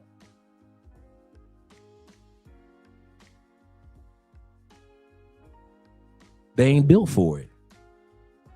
Because these dudes tear the women down. And one of the ways you can tear your woman down is by bringing badass bitches that you know look better than her. Why the fuck you gonna bring Island Girl Q around your woman, knowing your woman ain't a baddie? Why you gonna bring Micca around your wife, knowing your wife ain't a baddie? At least American style baddie. How your wife supposed to feel about that? Your wife was around you when you ain't have shit. When you was trying to make it on YouTube and you was just doing tech work. When you were nobody, just a fat ass goddamn chocolate donut, right? Let's be for real. When you wasn't shit, she was there. She ain't never seen you with no fucking baddie, ever. Now you blow up on YouTube. Now you got a few dollars in your pocket. And now every time she turn around, it's a badass bitch in your face. How the fuck your wife supposed to feel about that? That's supposed to just raise her self-esteem. That you bringing, your wife is chocolate. And you know chocolate bitches and high yellow hoes don't get along at all. And you bringing these high yellow heifers with fat asses in their own curly bitch. What is you thinking? Cause somebody, this nigga can't be from Detroit. So I need this nigga birth certificate. This nigga from Inkster some goddamn way. He from Grand Rapids. This nigga from Southfield. He ain't from Detroit. He on the other side of 8 Mile. He like on 13 Mile Road. Cause anybody from Detroit know what the fuck. Your wife is wearing fucking weave. Dark-skinned women in the United States already got a self-esteem thing going anyway. And now you bringing bad-ass, sexy-ass, thick-ass island girl Q. And then on your other arm, you got this other high yellow heifer from Cuba with all this good-ass curly hair going down her back. And the best that your wife can do is put a goddamn wig on her head. Nigga, what is you doing? And you wondering why your wife's self-esteem is fucked up. That's just even niggas from the west side of Detroit got more game than that. The fuck is wrong with these dudes, man? Y'all niggas ain't got no fucking game. You give a nigga a few dollars, he really think he can do all.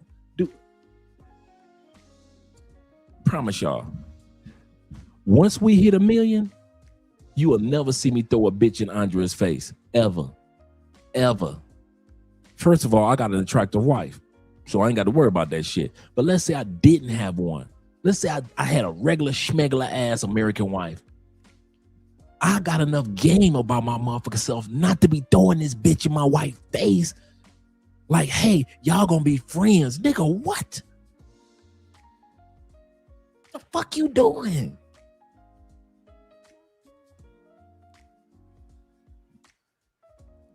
Right. You bringing badass thick island girl Q with all her good ass hair around your wife with them pretty ass lips. And then you gonna bring a Cuban bitch around your wife who's already got low self-esteem because of the fact that your ass making money, and now you flying these heifers everywhere, but your wife wasn't getting flown everywhere. God damn it. And then, did not Corey say one of the reasons I respected you, bruh, is because you married? That hit me.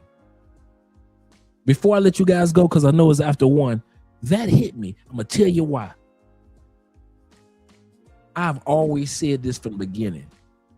I know 80% of the reason why guys listen to Andre is because of Andrea. I'm going to say this again. I am not stupid enough to believe that y'all was just so into a brother on YouTube talking about Colombia. I'm not stupid. Even Ace told me the reason y'all need to start a channel. Ace said this. He said, do you know how many brothers would love to see this is 2018. Ace says to me, he said, do you know how many brothers would love to see another brother in another country winning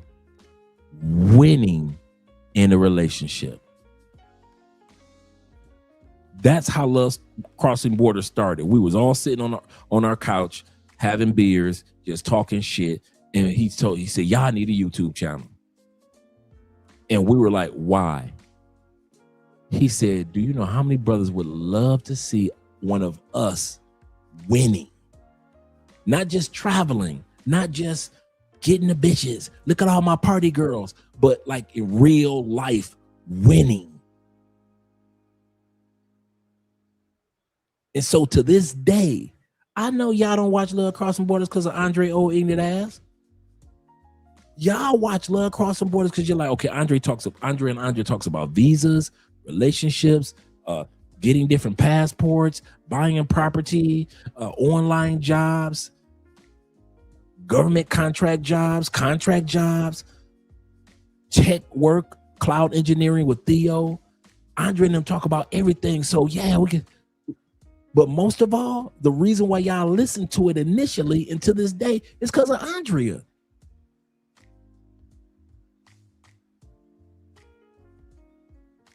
You think I'm gonna bring some bitches? I don't care how much money I make. You think I'm gonna bring one of these pretty ass Venezuelan bitches on the show to replace Andrea? Because that's what Anton basically been doing. Showcasing other bitches as if they're his wife. In every blue moon, he'll let his wife sneak in front of the camera or behind the camera.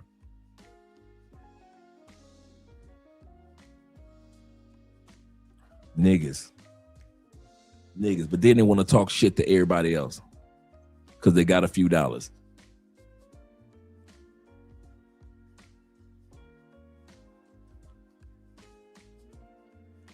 Oh man, the International Quiet Storm says this. He said, I admit, Dre, he said, I was single. He said, I'm just talking about chicks. He said, I would have unsubscribed a long time ago. Yeah, if I was just talking about chicks, yeah. Andrea brought balance to this channel when all the noise was coming to South America for clubbing. Look at this butt. Look at this woman's butt. Look at this female's butt. Pay for play here, pay for play. It was so much noise that was just being thrown out there on, you can get this young girl, you can get that young. It was so much noise. And then it was Andre and Andrea. And I kid you not, I'm not saying in a braggadocious way, we were the only just regular people. And that's what people wanted to see. They were like, this is just a regular brother from our neighborhood, from our country, who went to Colombia and met a beautiful, educated, regular woman who speaks full English. So now we don't have to guess what Colombian women think. We can actually ask Andrea, what about this? What about that, Andrea? How do y'all women think about that? What do y'all think about this? He doesn't have a woman that only knows Spanish, and so he has to translate for her, or he has to pretend, or we can't talk to her directly. So now, for a while, I was on the back burner because you guys were asking questions. Andrea, what about this? What about that? That's why we started Andrea's channel, because you guys had so many questions that you couldn't ask other Colombianas because of the language barrier. You could just ask Andrea directly. Same thing with Maya Afro-Wahia. She knew English, so now you can ask Maya direct questions. Same thing with our girl Kizzy. She knew English, so you can ask her about Afro-Colombian women direct questions.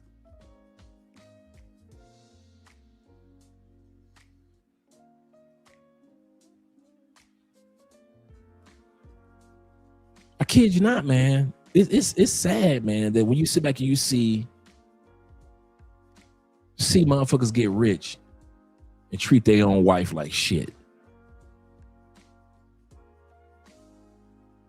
Not only it's one thing to treat your wife like shit to where her self-esteem is just shot to hell to where she's wearing fucking plastic wigs and plastic weave. That was the worst. You a fucking millionaire, Anton. What the fuck, your wife got the worst looking weave I've ever seen before. weave looked like it was made of plastic. But then the icing on the cake is you actually flexing side bitches in her.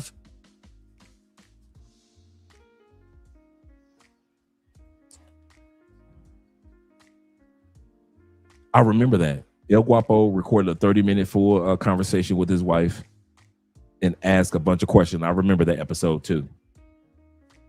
Just because Guapo is protective of his wife, of his family, doesn't make him different. It makes him protective.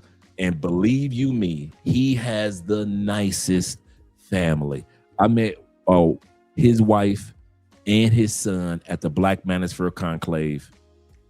He drove me over to there because their hotel room was their hotel was a little few blocks away. So after the conclave, we jumped in the truck that he had rented, and we rode over to his hotel. And his wife and his son came down, and we just conversed. And the cool part was, I just so happened to be on video chat with Andrea. So as I was meeting his wife was meeting my wife. So they got a chance to converse. And I'm talking about what I love about El Guapo's family. It's a real off-camera family. Whatever you think that family is when a dude finds love in another country, that's El Guapo. Bullshit you not. And a lot of you brothers are like that, from Ronin Travelers all the way to Richie Mack and all the other brothers that have women that they brought back to the States, some of them, and it works out great. All the way to my brother, Love, Purpose, and Passports, him and his wife in DR. When these cameras go off and all this bullshit, there are some real couples that ain't got shit to do with partying and look at me and look at the bitches that I got and come to Brazil because I got all the. When all that bullshit dies off and you need genuine motherfuckers, that's El Guapo and his family. That's Richie Mack. That's Ronin Travelers. Real people, man. And that's us. To some of y'all, man, me and Andre are boring as fuck in real life. I kid you not. To some of y'all, me and Andre are boring. We like to go to the small towns. We're not flying to Cartagena all the time. We'll go to the beaches, but we do all-inclusive beach locations where if you ain't got no money, you can't go to those type of beaches. So when we do go to the beach, we're nowhere near the beaches that you guys go to. Not braggadocious. I'm not saying it in a bragging way. What I'm saying is we don't go to the touristy areas when we do go to beaches. So if we had a choice between San Andreas, for some of you guys know what I'm talking about, San Andreas Island or Cartagena, give us San Andreas 100 times over. Give us Bogota before Cartagena. I mean, not Bogota, but give us Barranquilla. Give us Barranquilla over Cartagena all day long. All 100 times. Dude, if I had a chance, if I was single, if I had a choice between Cartagena and I'm living and Barranquilla, Cartagena would be for business because you can't make your money in Cartagena. Shout out to all the brothers that are down there. But for me, Barranquilla. Because I do not want to be around all you goddamn tourists. I swear, I got burnt out with that shit living in Tampa and Orlando. So why would I want to go back to another tourist city such as Cartagena? But that's Andre being burnt out on tourists. But I'm telling y'all, man, behind the scenes, man, these are dudes like El Guapo, Richie Mack. These are some real dudes in real relationships, not for social media, just real. When we're done doing social media, we'll still be married. We'll still be in solid relationships. It's Jay Clyde. Real relationships, dog.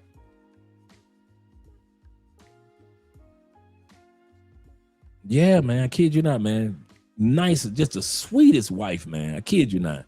The sweetest wife, El Guapo's wife.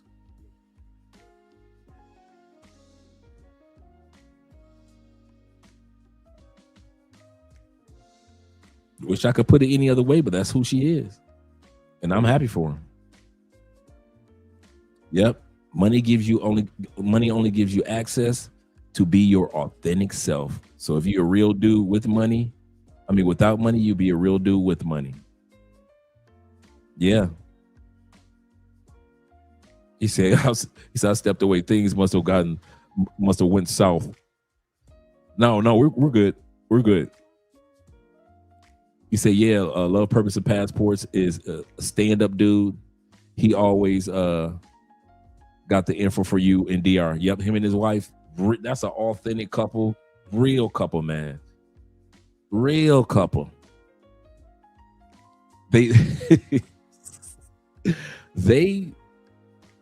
will call you. If you haven't talked to them in a while, they will call you. And every year on New Year's, for the last, I think 3 or 4 New Year's, they've called me. So here, I think I told you guys this. So here I go this year. I'm going to get them. I'm going to call them 20 minutes before New Year's Eve. Before the clock strikes, I'm going to get them. I pick up my phone. True story. To call them. How come my phone start ringing and it's them? And I'm looking like, what? So it's Mr. Pro for You and his wife on video chat like we do every year. And we're laughing and talking for about a good 20, 30 minutes. And I told them, I said, man, my plan was to get y'all first. And they got me first this year with the Happy New Year's. But they're a real couple, man. Just real everyday people, man. And I think the best part of one of the best parts of doing YouTube is all the authentic guys that I meet. You guys are real, man. It's not like you guys are in the comments and then when I meet you in real person, you're completely different. You guys, when I meet you in real life, you are exactly what I thought you would be. Every one of you that I've met in real life, like, I can see that. Every once in a while, I'll meet somebody and I thought that their personality was like this or that. But you guys are so authentic, so down to earth, so real, so manly, so stoic, so controlled, so focused, so blessed. I'm never surprised when I meet you guys. Never. When you meet Richie Mack, that same energy, you're going to get that. Promise you that. If not more. Kosher Condition, same thing. You're going to get that same energy from Kosher Condition that you see on the show. He's no different. Really good dude. So yeah, when you guys come to the Black Manosphere Conclave this September in Las Vegas, we all get a chance to meet up and we all get a chance to chop it up and just to hang out. Dude, the best parts of the conclave is not the conclave. The conclave is great. The sitting around in the hotel room lobbies, just talking for hours. The hanging out in the restaurants. It's like as soon as you get there, everybody's hungry. So we're walking, no matter what city, we all walking to go get something to eat together. And so it's 20, 30 of us walking together to go get something to eat. And we're just chopping it up and blah, blah, blah, blah, blah, blah. That's the fun part of the conclave. After we've got done having a meeting that day of all the speakers, and we all just go to the lobby, and we're just sitting there in the lobby having drinks and talking or whatever. That's the conclave. That's the fun part of the conclave. Just sitting up there, just talking, and then you meet this guy, and you're like, hey, like like International Quiet Storm got me. Do you know who I am? I was like, no. And when he told me who he was, because my goal for my first time going to the conclave, it was not to meet Theo. It wasn't to meet Obsidian. It wasn't to meet El Guapo or Richie Mack. My goal was I am going to meet the International Quiet Storm. That was my goal. And so when he was talking to me, I didn't even know who he was, because he gave me his real government name, right? Which I'm not going to tell. And before the conversation was over, he said, "You still don't know who I am, do you?" I'm like, "Yeah." So I told him his name, and he was like, "Nope." And he said who he was, man. And that just blessed my day. I could have got back on the plane after that. I kid you not. I was so happy, man. He said, "Yep." He said, I showed him my photo. I couldn't believe it. Yeah, I couldn't believe it. He gave me the biggest hug. Yes, I did. Yes, I did. I was a fan. I was a fan of International Quiet Storm. He doesn't even have a channel. So yeah, man. Let me let you gentlemen go. I'm going to do one outro tonight. I'm going to see you guys tomorrow evening. And I just want you guys to know that I love you, and I know you guys got love for me and Andrea. I appreciate you guys being with us all these years. It's been 7 years this April 9th. And I appreciate you, gentlemen. Really do. We'll be here. Oh yeah, we doing our own roast tomorrow. We are doing our own roast. The roast of Anton Daniels. Oh, we doing our own roast tomorrow. So if Corey can do the no hold barred, so will we. So will we. Let's get us an outro video going. Let's go. We can go to our classic.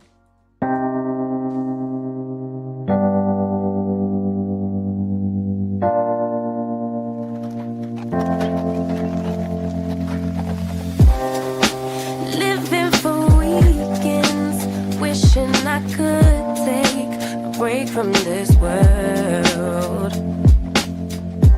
Running on a hamster wheel, but searching for something I can't feel.